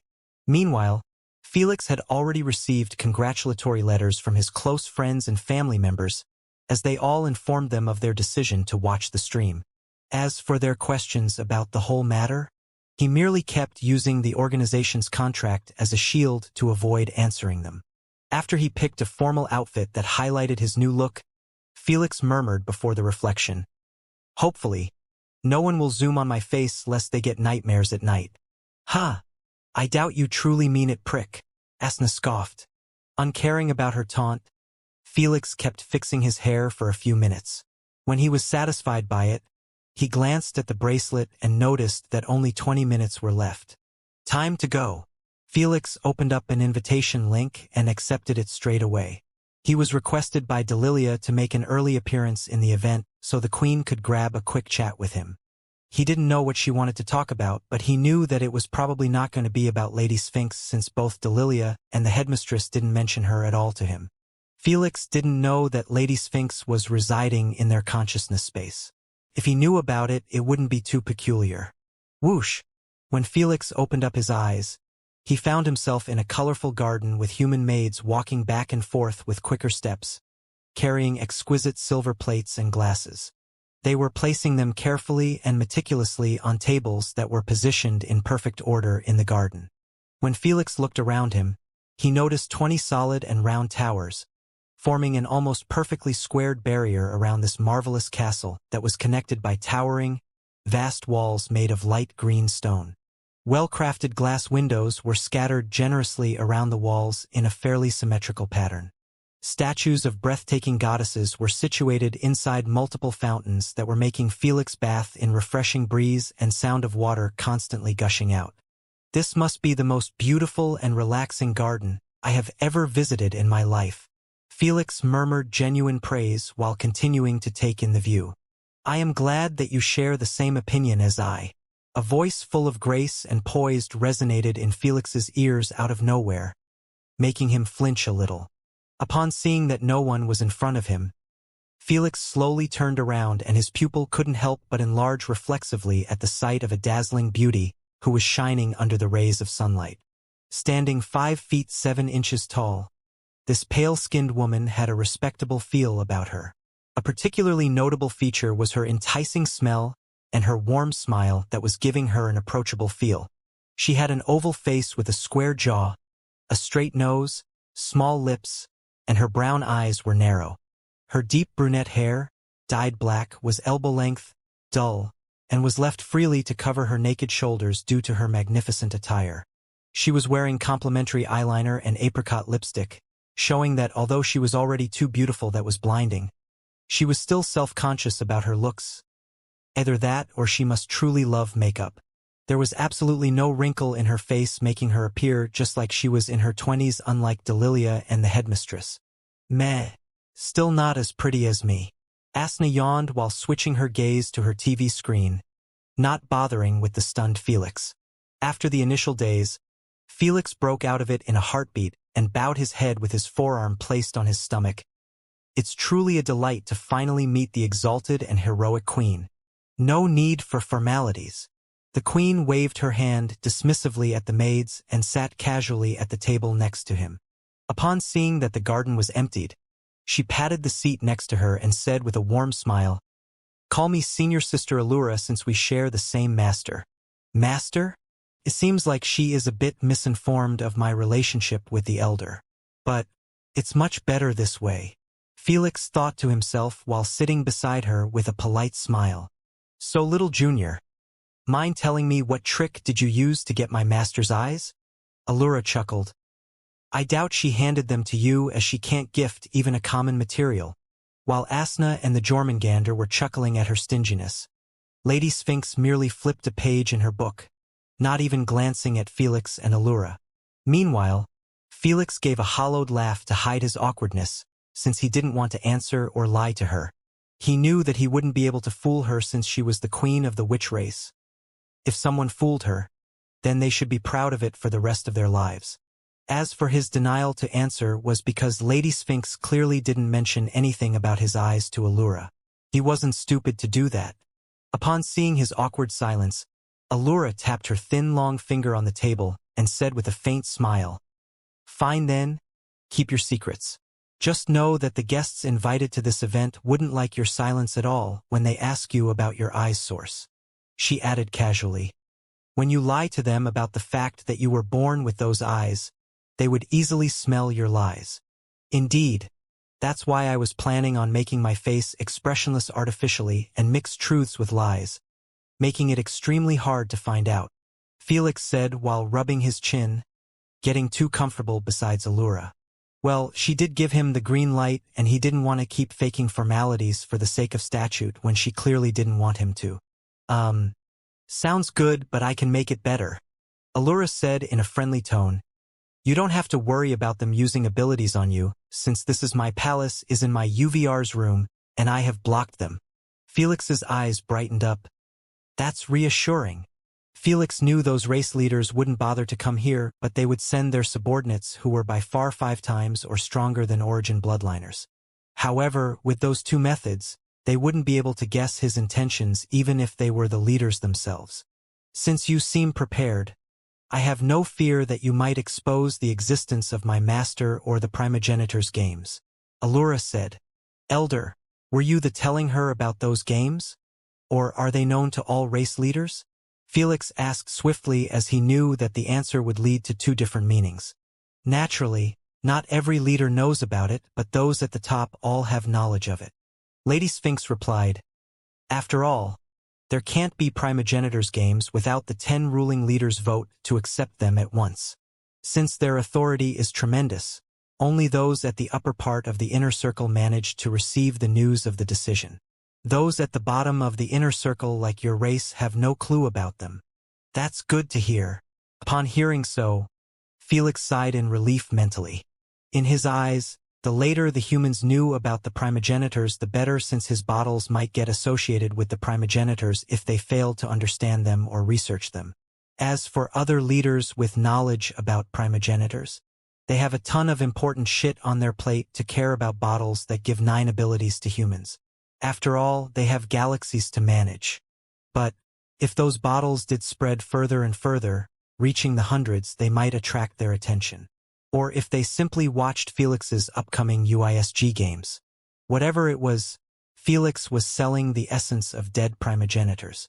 Hence, the alive primogenitors wouldn't come after him for spreading their essence and utilizing it without their consent. At that point, neither Lady Sphinx nor the Jormungandr could protect him, since he was indeed in the wrong. Since Phoenix was known for being asleep all the time, he wasn't too worried about her. "Senior sister, may I know what did Master tell you about me?" Felix asked politely.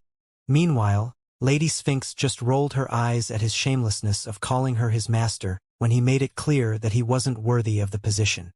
"Well, She told me that she chose you as her champion, which is quite odd considering that you humans are a bit on the weaker side against other races. But I know that Master's mind is wired differently than us mortals. Allura leaned closer to Felix while inspecting his face, trying to see what was the secret ingredient that would make Felix a great champion and win bets for Lady Sphinx. Alas, she looked and looked. The only thing she managed to see was Felix's easygoing smile. I was quite busy, so I didn't check on your fights in the games, but are you that good to move my master? Allura leaned back on her chair while continuing to speak. I don't know if she mentioned this or not, but she had already lost many champions in the games, causing her a massive loss of materials and a key to one separated dimension. So, those games are truly not just games. One dimension? Felix drew a cold breath in disbelief, as he never expected that the bets would have such monstrous stakes. If a champion lost a bet with a stake like this, Felix didn't know if the primogenitors were going to be cool with it or get rid of the champion and replace it with another. Naturally, he gets replaced if he survived the battle. Lady Sphinx said casually, "Why do you think we call them champions? Their only option was to win and win. Cough. Elders, you are not going to kill me or something if I lost, right?" Felix asked with a forced laugh. Lady Sphinx and the Jormungand shared a hidden playful glint and said at the same time, "Naturally we won't kill you." Before Felix could smile warmly, chills coursed on his spike after hearing them following with, "But we will make sure to beat you up to plump for 3 days straight." After Felix's chat with the Allura was over, he remained seated in the garden, waiting to get teleported into the palace hall's entrance, where the bestowal would be held. All of the attendants would be seated there as well. Seeing that he would be doing nothing for the next 15 minutes, Felix opened the stream of the event that was spread universal-wide. Just because it was streamed at such a size, it didn't mean that everyone was watching, as the commoners couldn't care less about the existence of a human potioneer. Hence, the stream numbers were modest, reaching up to 9.9 trillion concurrent viewers. Naturally, most of them were humans.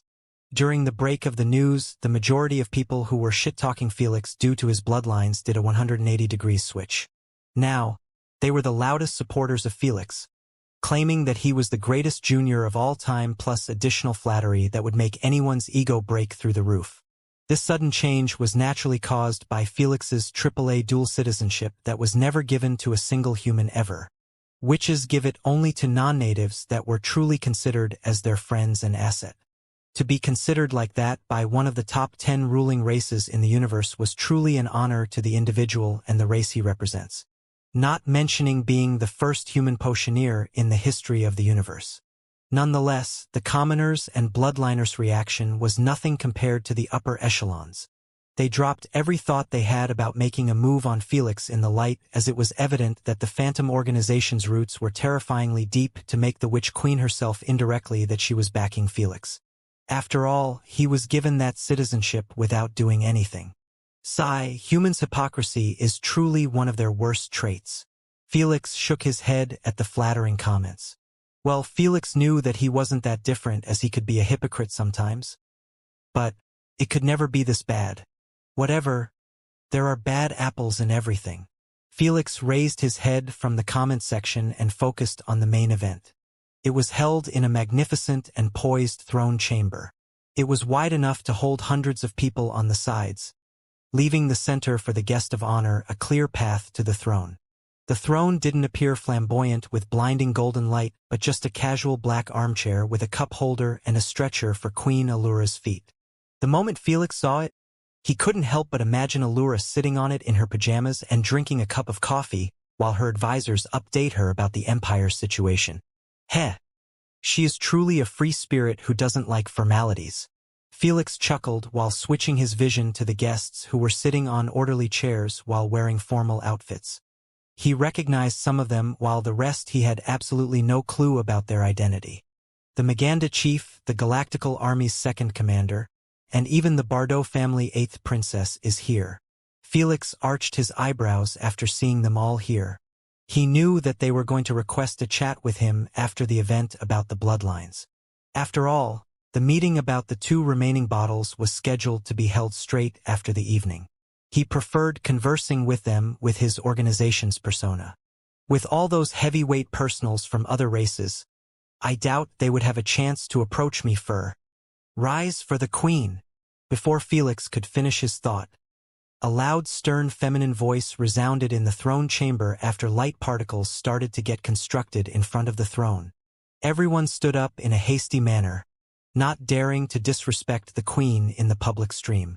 They knew that many eyes were on them and a tiny mistake could potentially ruin their careers. Whoosh! With a small light explosion, the breathtaking Allura had been fully manifested before all, showing to the entire universe her unmatched beauty that ranks her at the very top compared to the rest. This time, she was wearing an actual red gown and a crown, adding to her prestigious aura. Bless the queen! Bless the queen! Bless the queen! Everyone in the chamber yelled 3 times in a row, almost harmoniously due to them being on many occasions like those. This made them adapt to the formalities of multiple races. Please get comfortable. Aluna waved her hand downward, suggesting for them to take a seat. Upon seeing that all of them were seated, she placed her leg above the other, making her advisors sigh in dejection. All of them were old traditional witches who abhorred her casual antics, Delilia included. Too bad she was called the queen for a reason. Friends from all parts of the universe, I am incredibly honored and pleased to have you as the Empire's guests on this wonderful day that would mark the birth of the first AAA dual citizenship human, the queen announced with a warm smile while eyeing them. Clap, clap, clap. Heartful applause engulfed the chamber after Allura had finished speaking. Even the stream chat was loaded with hands clapping emojis. When it died down, Allura extended her hand at the throne chamber's entrance and said, "Without further ado, please welcome Felix Maxwell, the witch race newest member to the family." Wait, what? Felix, who was watching the stream, was dumbfounded when he heard so and found himself breaking into light particles against his will. This was not part of the script. Felix cursed in his mind one last time before opening his eyes to find himself at the receiving end of thunderous applause while facing hundreds of people. Who could blame him? He was told by Madame Delilia in the email about the entire procedures of the bestowal occasion. In it, she clearly stated that Queen Allura was going to give off a 10-minute speech. Unbeknownst to him, Delilia and the advisors were currently on the verge of pulling their hair out at Allura, who ditched the speech that was prepared with their blood and sweat. Meanwhile, Felix had gotten his shit together swiftly and followed the procedures given to him down to the last detail. He was bowing his head left and right with a polite smile while walking forward with slow steps as a rain of applause kept raining on him. Felix didn't feel appreciative at all by their applause, as he had done nothing to warrant it. Plus, they were doing so merely as formalities. As he reached 4 meters away from Queen Allura, Felix bowed his head slightly and proclaimed in respect, "Felix Maxwell greets the Queen." "Raise!" Queen Allura commanded, sounding more like a request with her warm voice. Felix lifted his head and came eye to eye with Queen Allura while his face remained composed. The camera zoomed in on him, allowing Robert, Olivia, and the rest of the Earthling viewers to all clap at once with excited expressions. Soon, his cousins started to recall the time he was practicing in the gym with them, a mere commoner that could be stepped on quite easily in this new era. While they moved only an inch further, Felix had already traveled hundreds of kilometers, reaching heights no other human had ever reached. At least, no human was conferred personally by the Witch Queen herself at the age of 20. This made them somewhat bitter and envious, but at the same time happy to share the same last name as him and blood. They knew that the Maxwells were going to ride on his coattails whether he wanted to help them personally or not. As long as he kept going at this monstrous pace, people would try to help them out on their own for a chance to gain some goodwill. Sigh. This makes me feel like tens of years had passed by, but in reality, only 3 had gone by. Abraham let out a long exhale with a pensive expression. We only see the results and fruits of his labor and think that he had it easy and quickly. Charlotte drank a sip of her tea and said in admiration, "However, none of us could have done the same if we were given the same opportunity by that phantom organization." "I disagree." Robert slammed the table and boasted with a smug grin. "No one is capable of achieving what my grandson did. Not just us. He is built differently. All right, easy now. Albert waved at Robert and gestured with his head at the stream that was showing Queen Allura presenting a floating white glittering paper. AAA citizenship, my protective cocoon. Felix smiled charmingly and thought, unbeknownst to anyone but the tenants in his mind, with it, this will be a fruitful 3 years. Felix Maxwell, do you accept being a citizen of the Forsythia Witch Empire, an upright and valuable member of the society, and promise to always uphold the Empire's standards? Without a hint of hesitation, Felix proclaimed loud and clear, I do. Immediately after his voice resounded in the chamber, the contract exploded into colorful light particles, leaving behind one sentence that would be etched in the history of the Witch Empire. Citizen Felix Maxwell, welcome to the Forsythia Witch Empire. Phew phew, boom boom. Splendid fireworks were released above the royal's palace, showing their memorizing beauty to the stream viewers and also those within the chambers from the windows. The Maganda chief looked at the fireworks, then at Felix and thought, is it too late to matchmake him with my daughter? However, upon seeing how Felix was perceived by other guests in the chamber, he removed that thought from his mind as he knew that Felix was currently a trouble magnet. He had no intentions of making his daughter associate with him, lest she ends up getting targeted to lure out Felix from the campus or something. For those two eyes, everything was possible. After 15 minutes, everyone was sent to the back garden to socialize and dine. Felix was currently sitting at a table with random guests he never saw before. They were all low-key grilling him with casual questions and jokes about his eyes and personal life. From time to time, they seep in his grandfather and his family in the conversation as non-direct threatening attempts. Alas, Felix was fending off everything left and right with an expressionless face, making it impossible to see if their words had taken effect on him or he was bullshitting everything. Sigh. There is still another hour of this half-assed interrogation. Felix sighed in his mind while nodding his head to their replies expressionlessly. 2 months had quickly passed by after the bestowal of the AAA citizenship. A lot of things had gone by in it, but at the same time it went somewhat in a routine manner. The academy had gone back to its original calmness by now, as it became somewhat the norm to see Felix walking on the corridors while accompanied by Naima, Carrie, and Naomi, the 3 witches he hit it off with at the start.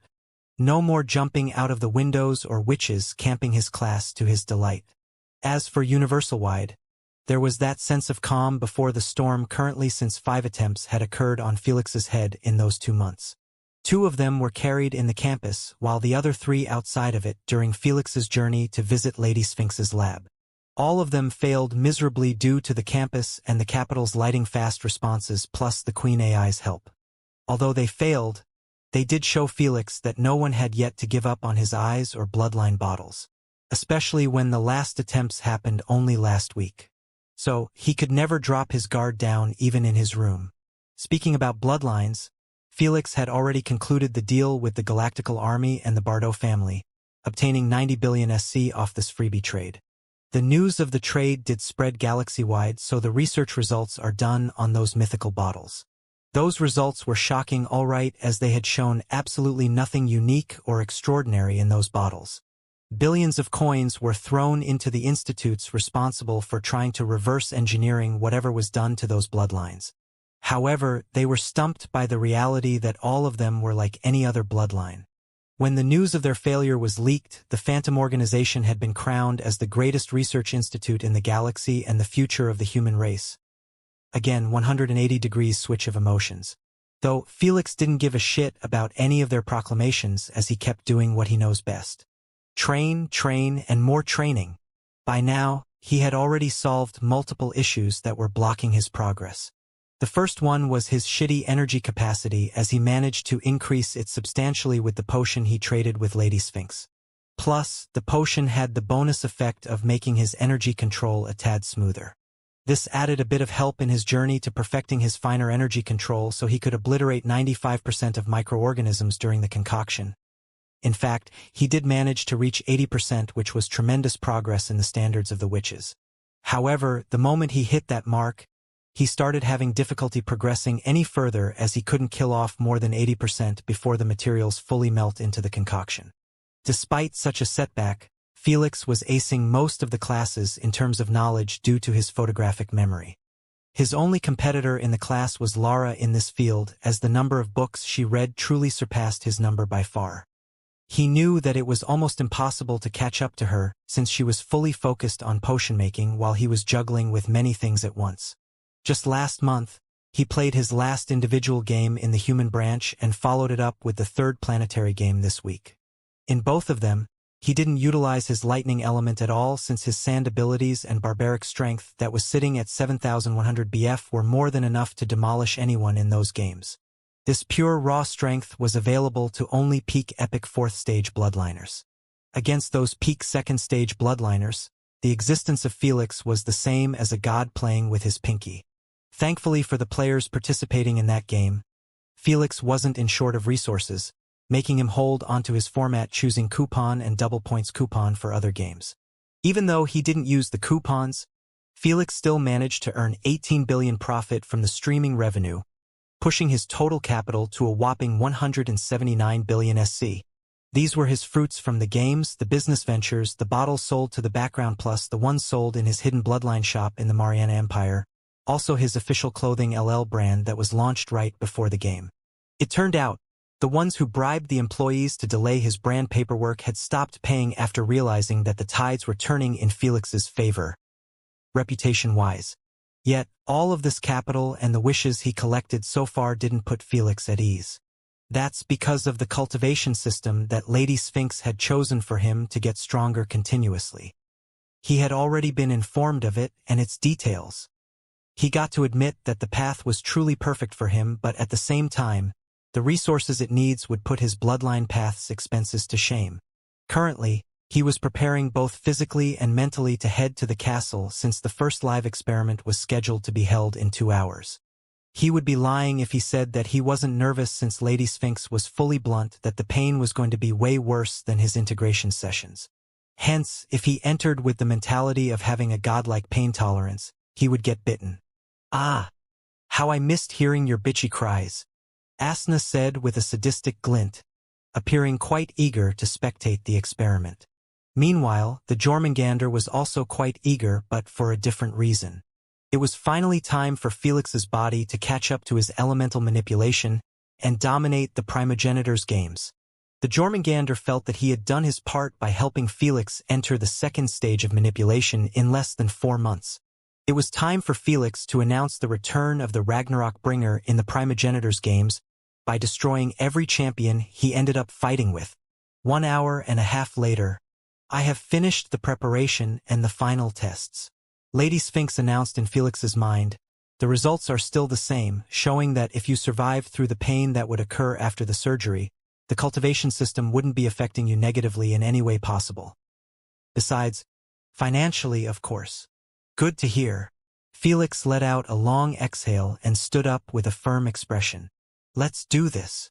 15 minutes later, Felix made it safely to Lady Sphinx's castle by taking his own hovercar. He didn't go to the lab in the underground, but to another lab that was in this dimension. After all, the surgery might last for a long time and Felix couldn't stay disconnected from the Queen for more than 2 hours. When he reached the area of the lab, Lady Sphinx said telepathically, "Come in." Felix pushed the door and was greeted with the sight of Lady Sphinx in her humanoid furry form playing with some long needles. "Get fully nude and lay down on one of the tables," Lady Sphinx said without looking at him. Felix was already past the embarrassment point. Hence, he quickly removed his nanosuit and laid fully nude with his eyes closed shut. As Lady Sphinx had informed him, he was going to be unconscious through the entire surgery that could potentially last over 19 hours. He wouldn't be feeling a thing throughout the whole surgery, which was a bonus. After waking up, that's when things start to get ugly. Count down from 10 to 0. Lady Sphinx wore gloves and placed an anesthesia mask on his mouth and nose. This was a modified version of anesthesia that could work even on Felix, since it wasn't extracted by poisonous materials but from beneficial ones. Felix did as he was told while breathing through the mask. The moment he reached number 5, his eyelids were starting to feel heavy as well as his body. After he reached 3, his voice was barely undeniable. At 1. He stopped moving at once, entering a deep slumber. Silence engulfed Felix's consciousness space as the only sound resounding in the area was Asna's chewing popcorn on a couch next to the Jormungandr. They could see that Lady Sphinx was taking this extremely seriously since she had transferred her real senses to the copy that was about to operate on Felix. Let's begin. Lady Sphinx snapped her finger, manifesting 2 copies of her that would act as her assistants in the surgery. Immediately after getting constructed, one of them went to the counter where a mini fridge with a glass door was placed on it. She opened it slowly, causing chilling steam to emit outside and hide the content. Without waiting for the steam to go away, she put her hand inside and brought outside a blue glass container. Inside of it, there was a beating medium-sized pitch-black ball, appearing like a heart. The heart of a newborn devourer. Jormungandr murmured to himself. The heart of a newborn devourer. Jormungandr thought. A treasure that would be sought after even by the primogenitors. Jormungandr knew that Lady Sphinx was investing this much in Felix not just because that the project seemed a worthwhile experience, but also so she could bet on him during the games. Jormungandr was already filled in by all of the details about the primogenitors' games, ranging from their rules to the way of entry. There wasn't a rule that forbids 2 or 3 primogenitors from choosing the same champion and betting on him. However, to combat abuse, they initiated that both primogenitors would require to bet a treasure each on their champion while their opponents require to bet only once. This made the primogenitors ignore the option. However, in the case of the Jormungandr and Lady Sphinx, they were special. The Jormungandr was already dead and merely a tiny of his consciousness still lingering around. Hence, he didn't give a crap about the treasures he was placing as bets or the ones he would be winning, since his entire goal was simply to put his enemies back in their place. This made it possible for Lady Sphinx to bet on Felix as well and end up getting treasures that would be immensely useful in her research projects. So they made a perfect team. What Felix would get from all of this? Wasn't he already being paid in advance by opening for him a path to the peak of the universe that no human could even dream of? Just this heart of the newborn devourer was a treasure that couldn't be sold by coins, since its value far surpassed what coins could ever purchase. Yet, Lady Sphinx didn't hesitate to bring it out from the container and start surgically modifying Felix's body to fit it perfectly. Due to all the experiments on Felix's copy, whether they failed or succeeded, Lady Sphinx had gained enough experience to make this surgery flow like art in the eyes of Asna and Jormungandr. With the help of her competent clone assistants, everything seemed perfect and in order. Hours went by just like this, making Asna yawn lazily as it wasn't that fun to watch a 19 hours long silent surgery. Thankfully, it was already in its last stretch as Lady Sphinx had successfully integrated the small devourer's heart besides Felix's heart. If anyone saw through the chest opening, they would be left in absolute disbelief, as the devourer's heart was now connected artificially with Felix's heart. Adding to other modifications allowed the blood to not pump back to the body after reaching his heart, but actually go through the devourer's heart first before returning to the body. Hence, Felix would be having 2 hearts and both of them would be beating almost at the same time. Since Lady Sphinx went with this route, it only meant that it was going to work and wouldn't cause heart problems to Felix every single day. Though it was debatable what would happen if one of his hearts got destroyed. A few hours later, Lady Sphinx removed her bloody gloves after successfully stitching the chest opening. Then, she checked on Felix's vitals and nodded her head when she saw that he was stable. Next, she snapped her fingers, destroying her 2 copies, and sat in a chair while staring at Felix up close. He will wake up in under 10 minutes. Let's see how he will feel.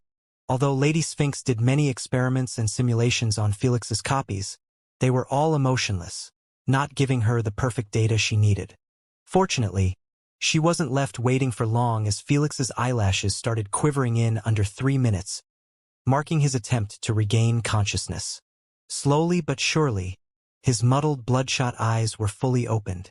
Just like every patient who was under anesthesia for such a long time, Felix felt confused, chilly, nauseated, alarmed, hungry, and lastly pain.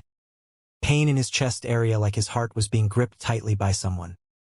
His expression deformed immediately, making Lady Sphinx glance at his vitals and then at his beating hearts that were accelerating by the second.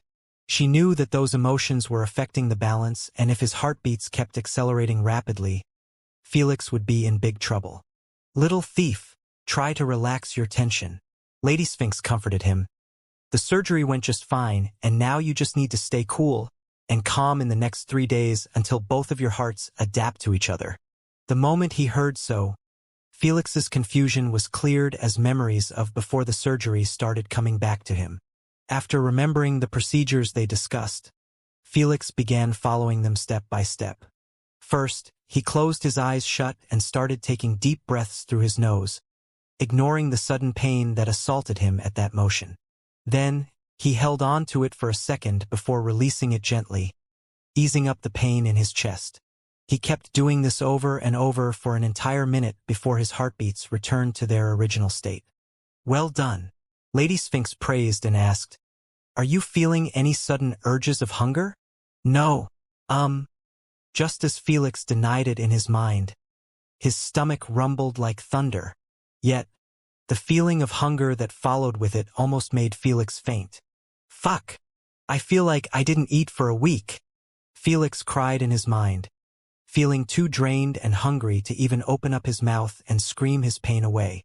"Unfortunately for you, the only way to sate that hunger of yours is by devouring a natural treasure," Lady Sphinx proclaimed. "You can't do that right after the surgery since your hearts haven't been adapted to each other. Since emotions are detrimental to them as well, you better keep your calm and control your hunger in the next 3 days." Felix almost fainted at the sound of that. Lady Sphinx always preached that the pain after the surgery was going to be too much for him to stomach, but he didn't expect that the pain would be revolved around his hunger instead of being physical. Honesty, he would rather feel physical pain every day than feel this hunger for 3 goddamn days. It was like a hungry and thirsty traveler in a desolate desert finally reached an oasis after 7 days of not eating a thing. Yet, it turned out to be a mirage, and he needed to continue walking for additional 3 days to get to the next one. That experience you wouldn't wish even to your worst enemy. Your body is receiving nutrition from tubes, so you only need to fight off this illusionary feeling of hunger that was caused by your devourer's heart. "There is nothing illusionary about it," Felix said telepathically with a rapt expression. Immediately after he said so, he felt the same hellish pain in his chest, making his eyes reddened and watery. "You better keep calm at all times lest you ruin my efforts," Lady Sphinx warned after seeing his raising heartbeats. "Kid, think of other matters to ignore the hunger," Jormungandr advised. "As long as you fight off the hunger, your emotions will be under control, which would help you avoid feeling pain." Without thinking twice about it, Felix began breathing deeply while visiting memories of the time Lady Sphinx had informed him about the devourer race that she chose for him. This race was known to live at the outskirts of the universe, 100 million light-years away from any populated galaxy. As for their appearance, they looked like humanoid devils with a gaping mouth that could stretch to swallow objects 2 times their original mouth size. Meanwhile, their numbers weren't worth mentioning as they could barely reach 100K in each generation. However, even though their numbers were pitiful compared to most races, the SG Alliance still had invited them at least 3 times based on the rumors that Felix found in the network. Yet, the race still wasn't included in the Alliance members list, which simply entailed that they had refused all of the invitations. If it was any other race, the SG Alliance wouldn't bother to even send them a single letter since such a behemoth didn't need to beg others to join them. It was always the other way around.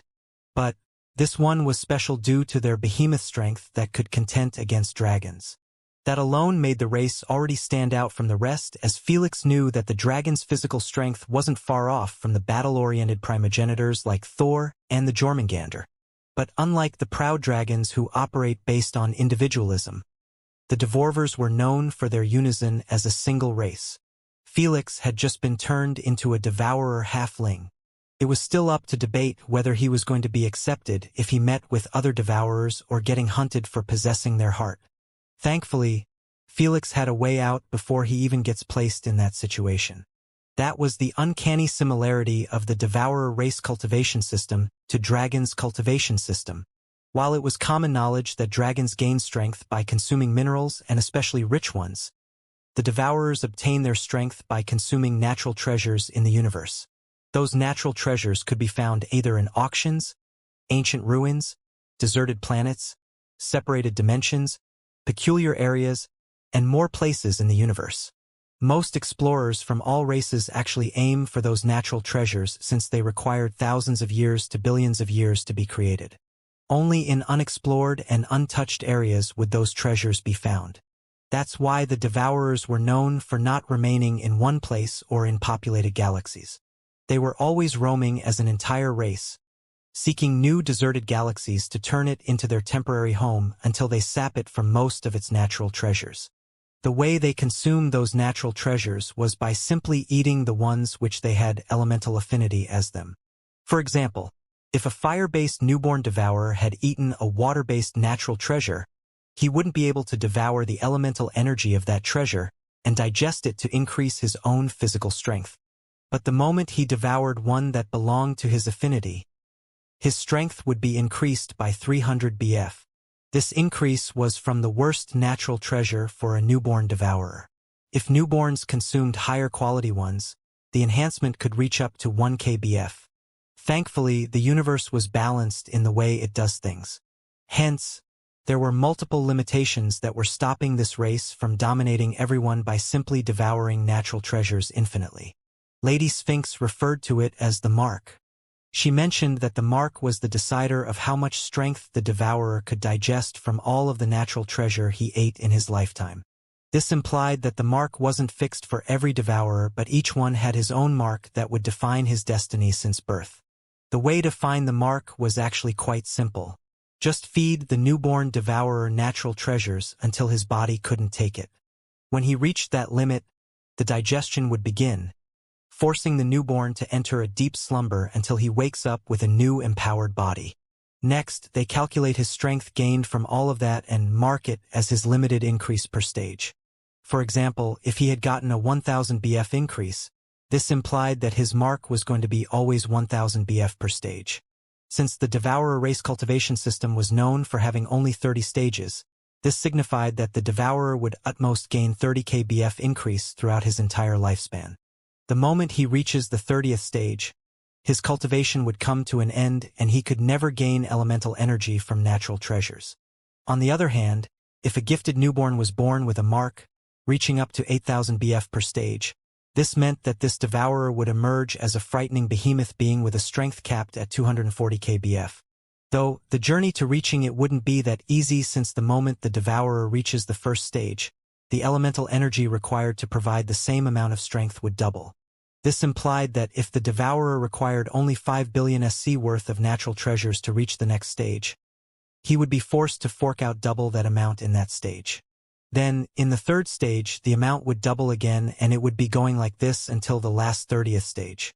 Basic maths would lead that for that devourer to reach his peak cultivation, he would need at a minimum of 5 quintillion SC worth of natural treasures. And this was if he even could find this many of them and buy them. In reality, they were called treasures for a reason. The cheapest natural treasure currently in the market was worth 100 million SC. They weren't like cabbages on the sidewalk. Hence, the difficulty would increase by tenfold. However, if he managed to pull it off, he would be deserving of that kind of strength. Unfortunately for Felix, this calculation was based on devourers. Since he wasn't purebred, Lady Sphinx explicitly stated that he would be absorbing only 50% of each natural treasure, while the other 50% would end up as waste. Thus, the reason why she told him that his capital was peanut if he was going to utilize this system. Upon being reminded of the amounts he would be spending, a sudden chest tightness assaulted Felix out of nowhere, breaking him out of his memory line. Immediately after, an unbearable hunger wave flooded him like a tide, making him bellow loudly in his mind. "I can't take it anymore. I need to eat." "Yes. Scream louder. Louder." Asna laughed sadistically while shoving popcorn in her mouth. "It's only for few days." The Jormungandr cheered him on. "Pull through this and a new dawn would open up to you." Upon being reminded that he would be in this situation for 2 more days, Felix's heartbeats ended up accelerating instead of declining as Jormungandr expected. Good job. Lady Sphinx gave him an annoyed look and encouraged Felix by saying, I have been told by my source that your devourer's heart has a good mark due to his incredible genetics. I don't know how much exactly, but it would take you quite far in your cultivation. When he heard so, Felix's mind focused on it, doing his utmost best to ignore his rumbling stomach. It's just 3 days and I will have a path to gain enough strength to protect myself from those vultures. Even if I got the shittest mark, it is still enough to go above and beyond any human. I just need to pull through this. Felix's expression hardened as he kept breathing deeply, making himself forcefully drown in his own thoughts. Upon seeing that he started to get absent-minded, Lady Sphinx and the rest didn't speak lest they break him out of his daze and ruin his effort. They didn't know such a feeling of hunger since it was almost impossible for them to starve for a single day due to their ability to consume their own elemental energy, turning it into food. But they knew that what Felix was going through was too hard for most hardcore individuals. The notion of starving for an entire week yet having not the ability to even express it was too dreadful. A day later, Felix had yet to break out of his absent-mindedness as he was now reading out loud in his mind an entire book about the theory of potion-making. Asna and the Jormungandr had already bailed out by muting him as they couldn't listen to him talking for 24 hours straight. Meanwhile, Lady Sphinx didn't care as she simply kept reading a book while monitoring his vitals and checking if there were any irregular heartbeat. This was the reason she didn't put Felix to sleep, as she wanted to see how his hearts would work under stressful situations like those. So far so good. Another day went by and Felix had already jumped to another book, making sure that his thought process never gets interrupted. It was the only thing separating him from going mad at the hunger he was feeling. Before long, the third day arrived and his strategy was finally showing signs of cracking as his thought process was constantly breaking from sudden hunger waves assaulting him like a truck. The only thing Felix could do was grit his teeth and fight through them by reminding himself that only a few hours were left. Just survive through those few hours and he would never feel this shit again. That's the only thing that was keeping him sane for hours and hours until Lady Sphinx stood up from her seat and said the holy words, I deem that your hearts are perfectly aligned and it's time to test consuming, digesting, and see how far your mark is going to get you. Not wanting to torture Felix any further, Lady Sphinx unshackled Felix from the table and beamed 4 different unique-looking plants in front of him. One was as thin as a stick and had lightning charges coursing through it, while another was a flower with 2 stems, one green and the other purple. The other 2 were exactly alike as both of them appeared like a dry brown slice of bacon. The moment they finished materializing, Felix threw himself on them and shoved them in his mouth all at once like a deranged animal who didn't eat for months. His bloodshot eyes and growl as he chewed on them made it obvious that he had already lost all of his reasoning and was simply operating on basic survival instinct. Is this the Devourer's heart doing?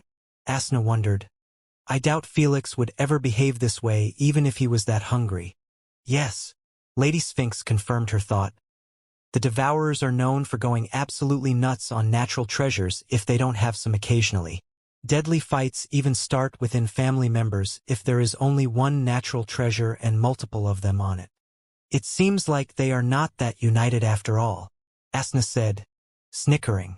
By the time she finished speaking, Felix also had finished chewing on all of those natural treasures and gulping them down with a blissful expression like he finally managed to scratch that impossible-to-get itching part in the back. However, he still wasn't full. He felt like he merely got rid of his illusionary hunger, but he could still go for more. Interesting. I have fed you 4 grade and natural treasures that cost each 10 billion SC, yet you haven't entered hibernation to digest them yet. Lady Sphinx inspected him with her quantum vision and said, It seems like your mark is even higher than I anticipated. Felix sat on the table while touching the right side of his chest, feeling the Devourer's heart beating rhythmically and regularly. Even the consumed natural treasures appeared like they had disappeared in his stomach without leaving a trace behind. However, at this point, he didn't care about any of that as he was merely content by passing through this ordeal without losing his mind. I'm never going anywhere without stocking tens of natural treasures and food, Felix made a firm decision to stock up as he absolutely never want to feel that hunger again. It was inhumane. Little thief, you own me now 40 billion SC. Lady Sphinx beamed additional 3 more natural treasures from different elements and said, if you consume these, you will own me 70 billion SC in total. SSSSSS. Felix drew a deep cold breath at the sound of such a steep debt that he was about to collect in merely 5 seconds. This was truly the first ever multi-billion price that he would spend without a chance to get it back. He always sells his filter bottles, giving him almost his capital back. But with those natural treasures, there was no such a thing. Don't think too much about it. Felix let out a long breath and said, the only reason I am getting money was to increase my strength, not to save it in my bank account. If it will cost hundreds of quintillions to get strong enough to have absolute freedom, then I am all in for it. Immediately after making such a firm decision, Felix picked another dry brownish bacon-like stick and placed it in his mouth. The moment it made contact with his mouth, his gag reflexes activated, letting him know that consuming this shit was a big no-no. Damn it, previously my hunger took over my mind and I could have eaten even stones, but now that I am not starving, I can't bring it in me to eat this stick. Felix brought it outside of his mouth and asked Lady Sphinx, what it is, by the way? That's the dried penis of a Solan desert camel. Lady Sphinx answered casually, it's a 20,000 years old natural treasure which is filled with sand elemental energy. Alas, Felix didn't hear the other part as his brain had short-circuited the moment he heard the term penis. Did I just consume 2 of those and put one in my mouth? Felix murmured with a dazed expression, having difficulty believing what had just transpired. Boa ha ha ha ha. Alas, Asna's explosive sadistic mocking laughter made it impossible to reject the notion of it not happening. Without an ounce of hesitation, Felix placed the dried camel's penis on the table and started spitting in the other direction with an aggrieved expression, feeling like he was being punished by Lady Sphinx. He didn't know if she's still low-key holding a grudge at him stealing her truth eyes, but he did know that she must have thousands and thousands of natural treasures to give him. Yet, she chose to give him 3 penises. Lady Sphinx merely shrugged her shoulders at his negative thoughts about her and said, don't you know that most grade and natural treasures are based on body parts of strong creatures who died years and years ago? I do know that. It still doesn't feel right to eat such a thing. Felix brushed his teeth with toothpaste while responding with foams in his mouth. He knew that Lady Sphinx didn't give a crap about what he consumes as long as the result is the same. But it's different for him. Since his palates were still human-based, this meant that he needed to choose natural treasures that he could consume properly lest he ends up vomiting them out and wasting such precious resources. Only when he was out of choices would he drop his preferences and eat whatever came in his line of sight. Elder, can I change that camel penis with plant-based natural treasure? Cough? Or anything that isn't a penis? Felix asked with a hopeful tone. I don't care as long as you pay for it. Lady Sphinx shrugged her shoulders and beamed a different material that resembled a dried brown pickle. This time, Felix was smart enough to ask first what it was. This is Webster's dried finger, a lobster species beast that lives in desert's oasis. Lady Sphinx ordered, now eat it fast. I don't have all day long. Upon hearing her stern tone, Felix closed his eyes shut and swallowed the finger in one gulp, avoiding tasting it at all cost. That caused it to slide right through his throat, almost choking him. Worth it, Felix said while coughing. Still not feeling fatigued? Lady Sphinx asked Felix. No, only some discomfort in my stomach.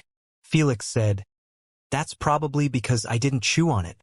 Continue eating until you start feeling tired. Lady Sphinx ordered while beaming in tens of natural treasures and placing them neatly in one line. So many. If I ate them all, I wonder if my capital would be in the negative? Felix murmured while picking up the first one. Upon inspecting it thoroughly, he ate it and moved to the next one. Meanwhile, the Jormungandr and Asna held their breaths in anticipation as they looked at him devouring one after the other without showing a single sign of tiredness. When he reached the 5th one, Even Lady Sphinx started to get agitated as she realized that she had been scammed out of an extraordinary newborn devourer's heart. Shit! I knew that it was going to have a good mark from the positives test I run on it, but I didn't think it will be this good. Lady Sphinx counted back all the natural treasures that Felix had consumed and realized that he had already reached 10 now. All of them were worth 10 billion SC plus. For an ungifted newborn devourer, only one of them would have been enough to hit the mark and enter hibernation. She decided to be generous with Felix since she knew that his body would be benefiting from only 50% of each natural treasure, but still. 10 consumed, still no limit? This was unheard of. This coming from the guardian of the truth and knowledge was a big deal. However, the party couldn't last forever as the moment Felix consumed the 12th natural treasure. He started to get drowsy while his eyelids began to feel as heavy as a mountain. He wanted to do nothing but just lie here and sleep for days. Phew, you finally reached your mark. Any more and I will start doubting my own researching skills. Lady Sphinx sighed in relief while beaming the rest of the materials. How long am I going to stay asleep? Felix murmured his question while yawning. Based on the amount you ate, I would say a month or two. Lady Sphinx replied while snapping her finger, turning the metal-like table into a comfy bed. That's a long a period. He wanted to stay awake, but his eyes refused to stay open and words kept getting softer and softer. Without further questions asked, Felix entered a deep slumber the moment his eyes were closed shut, losing contact with the world. Upon seeing so, Lady Sphinx peered into his body with her quantum vision, wanting to see the changes that were occurring in his body. Soon, she found out that Felix's original heart had its heartbeats lowered, while the devourer's heartbeats were accelerating. This should have created some problems in the pathing of the bloodstream, but Lady Sphinx had already predicted this issue and solved it in Felix's perfect copy. But she didn't focus too much on the heart but the mass of elemental energy that was revolving akin to a wormhole inside his stomach. It was mixed with 3 colors, white, green, and yellow. Those were the elemental energies correspondent to the sand, poison, lighting natural treasures that Felix consumed. After their emergence, they spread further inside Felix's body, reaching every corner and cranny. Then they disappear inside the muscles, appearing like they were being absorbed. Even Felix's brain wasn't spared from getting touched by those energies. So how much strength would he get from all of this? Asna asked. It's too soon to know. Lady Sphinx said calmly. The digestion period would last for over 2 months. Only after it ends could we test out the total he obtained and concluded from it his mark. I see.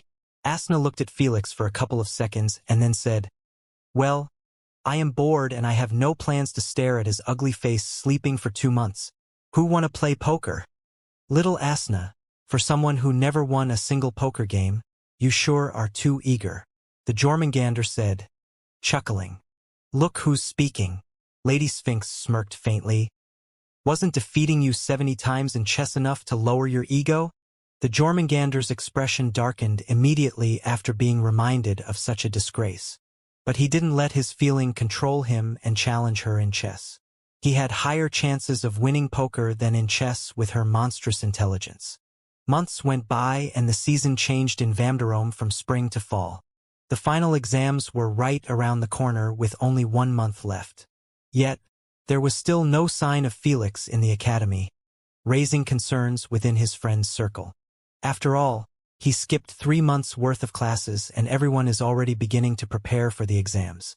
Lady Sphinx's prediction that Felix would emerge out of his hibernation in under 2 months was far from the mark. Till now, he was still peacefully asleep without a care in the world. All of his hygiene and food were taken care of by the maids while Lady Sphinx and the rest could only wait until he wakes up from his hibernation. Those 3 months of disappearance didn't affect Robert, Olivia, and the rest of the Earthling team since Felix had informed them that he might be away for a month or more depending on the situation. He already knew that he would enter hibernation, hence he read the entire first semester syllabus before he went through the surgery. Due to his photographic memory and enhanced reasoning, he was confident to ace the written exams. Though the practical exams were a different story. I believe he will wake up under a day or two based on his devourer's slow heartbeats and the energy coursing in his body. Lady Sphinx proclaimed while peeking at Felix. She was sitting at a table, playing Monopoly with Asna and the Jormungandr. Just drop it. All your predictions turned to be false. Jormungandr murmured while collecting a bunch of cards from the board. Asna nodded her head while placing a card down and saying, I want to buy this property. Oh? You have enough money for it. Jormungandr peeked at Asna's side of the table and said, Not bad at all. Just as she wanted to respond, an audible voice resounded in their ears, making them all glance above their heads at Felix. Upon seeing that he was yawning while trying to open his muddled eyes, Asna and the Jormungandr gave Lady Sphinx a mocking look. Didn't I say that he will wake up under 2 days? Lady Sphinx defended herself with a carefree tone. I am always right. Heh. Whatever you say to make yourself feel better. Jormungandr chuckled while standing up. Upon noticing that Felix was closing his eyes again, planning to return to the comfort of sleeping, black lines formed in his forehead. Instead of yelling, he simply glared at Felix. That was enough to send chills down Felix's spine and wake him up forcefully. What's going on? Felix rubbed his eyes while looking around him, feeling like his muscles were made of wood. Every slight movement causes them to crack. This was due to his prolonged lack of movement plus his newfound strength, as he was using more than he should in such gentle movements. A split second later, all of his memories came back to him, making him realize why he feels like he just came out of an ice tank. Welcome back, Sleeping Beauty. Asna laughed. You were out cold for 3 months straight, even your hair was about to cover your face. 3 months? I hope that such a change didn't cause any problems in my body.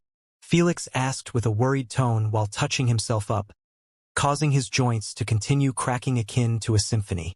Crack, crack. The sound was loud enough it would make anyone think that Felix had actually broken some of his bones. Besides your newfound strength, everything went smoothly. Lady Sphinx went to him and touched his naked chest with a thoughtful expression. It's hard to tell how much stronger did you become since my real body isn't here. So, go take a shower and eat something. We will carry the test in an hour. All right. Felix nodded his head while standing up on his feet. He almost fell due to his numbed legs. 3 months of inactiveness was a long period. However, after a minute or so, the numbness started to go away after Felix walked around his bed slowly. Then, he went straight for the bathroom that was on the other side of the lab. When he finished showering, he beamed a lunchbox and started wolfing it down. He finished it in less than a minute. Yet, he was still feeling hungry. Not as hungry as the last time, but it was still annoying. Maybe because I was being fed from a needle, Felix reasoned while beaming 3 more lunchboxes. Unfortunately, the feeling of hunger had yet to withdraw after eating them clean. What's wrong with me? Felix arched his eyebrows while touching his stomach that wasn't showing any signs of bulging a little. He felt like it was as empty as a desert. Where the hell does all the food I eat goes? Felix wondered. Maybe I have a better digestion system due to the devourer's heart? Or is it due to the elder's modification? It's the modifications. Lady Sphinx answered. I didn't just install the heart and left it, but did a full operation in your entire body to accommodate it. That required me to modify your digestion system extensively since the human version can't digest natural treasures fast enough. So the side effect of improving it is making all the normal food that I eat get almost instantly digested, correct? Felix reasoned. Correct. But that's only one factor. Lady Sphinx informed. Due to being a half-devourer now, your body wouldn't benefit much from normal food. What you need to eat only daily basis one natural treasure to give yourself the energy needed to carry on the day. In your case, eating normal healthy food is the same as a commoner eating junk food. Meanwhile, the natural treasures were the healthy food that you must take every day. She added. I see. Felix nodded his head in understanding. Although it might seem like it would cost him a lot of money to support his food intake, Felix understood that this didn't really change anything. He was already going to eat natural treasures to boost his strength. The only difference would be eating them separately each day and increasing his strength by small doses instead of going all out until he reaches the next mark. He knew that since he was eating only one natural treasure a day, He wouldn't enter long-term hibernation but simply digest it during the night when he is asleep. Elder, can I buy another natural treasure to pass the day? Felix requested while beaming the containers. He wasn't planning on adding any more, as he would simply send them away in the toilet. Catch! Lady Sphinx threw him a medium-sized chest and said, "It has 10 grade C natural treasures that could last you for 10 days. Each one cost 150 million SC. So, you own me in total 130 billion SC. Felix didn't even flinch at the sound of his debt. He already knew that it was going to break his heart and was prepared mentally to hear it. 130 billion. This will leave me with 50 billion SC. Felix smiled bitterly. If I required 120 billion to hit my first mark, then I will need 240 billion for the second mark. For the third mark, 480 billion SC. In the fourth one, Felix didn't dare to say the amount out loud as it was mentality crippling. Knowing that the Devourer cultivation system had 30 stages, he had absolutely no thought of calculating the amount he would need to reach it. All of this was merely the minimum calculation since Lady Sphinx was the one selling him those natural treasures at a market price. In reality, grade A natural treasures were sold only in auctions with a 20 billion SC plus price. That's double what Lady Sphinx was selling him. Don't have any thoughts about me supplying you any more natural treasures. Lady Sphinx destroyed his request before it manifested by saying, "Those grades and natural treasures are all useful in my research projects. I have no intentions of emptying my stock. I doubt that my stock would even be enough for your cultivation path." Understandable.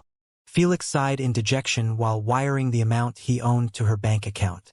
Then, he ate one natural treasure to sate his hunger and kept the rest for later. Should we enter the UVR's measurement center to test my strength? Felix asked as he didn't know if Lady Sphinx had measurement punching machines and such in the castle. Follow me, Lady Sphinx said while exiting the door. I prepared a room just for this. In a minute or two, Felix and Lady Sphinx entered a wide-spaced room with crystallized lamps in the ceiling. In the room, there were multiple machines plus sand-based warriors with unique weapons standing in a straight line. Oh, mini versions of the Guardians of the Temples, Felix said while focusing on the features of those warriors. They truly appeared like the 4 Guardians that he had. The only difference would be the multicolored array of sand they were made from. Test your strength in the machines and Jormi will help you train your combat against them. Lady Sphinx informed, the moment he deems you ready, you will start the promotion game that might have a primogenitor's champion. Let's not waste time then. Felix cracked his knuckles with a smirk and dashed towards the punching machine, reaching it with a mind-boggling speed. Then, he tightened his fist and smashed it into the soft pad with everything he got. Bomb! The machine shook while the room trembled. The soft pad was releasing smoke from the friction of Felix's fist against its fabric. Felix brought back his fist that was a bit reddened from the knuckles and glanced at the machine screen with Lady Sphinx. This was the moment of truth, the moment that would decide how far Felix would go in his cultivation path, the moment that would change his entire fate. Would he be needing another method to gain strength in the future, or this would be enough to take him to the peak?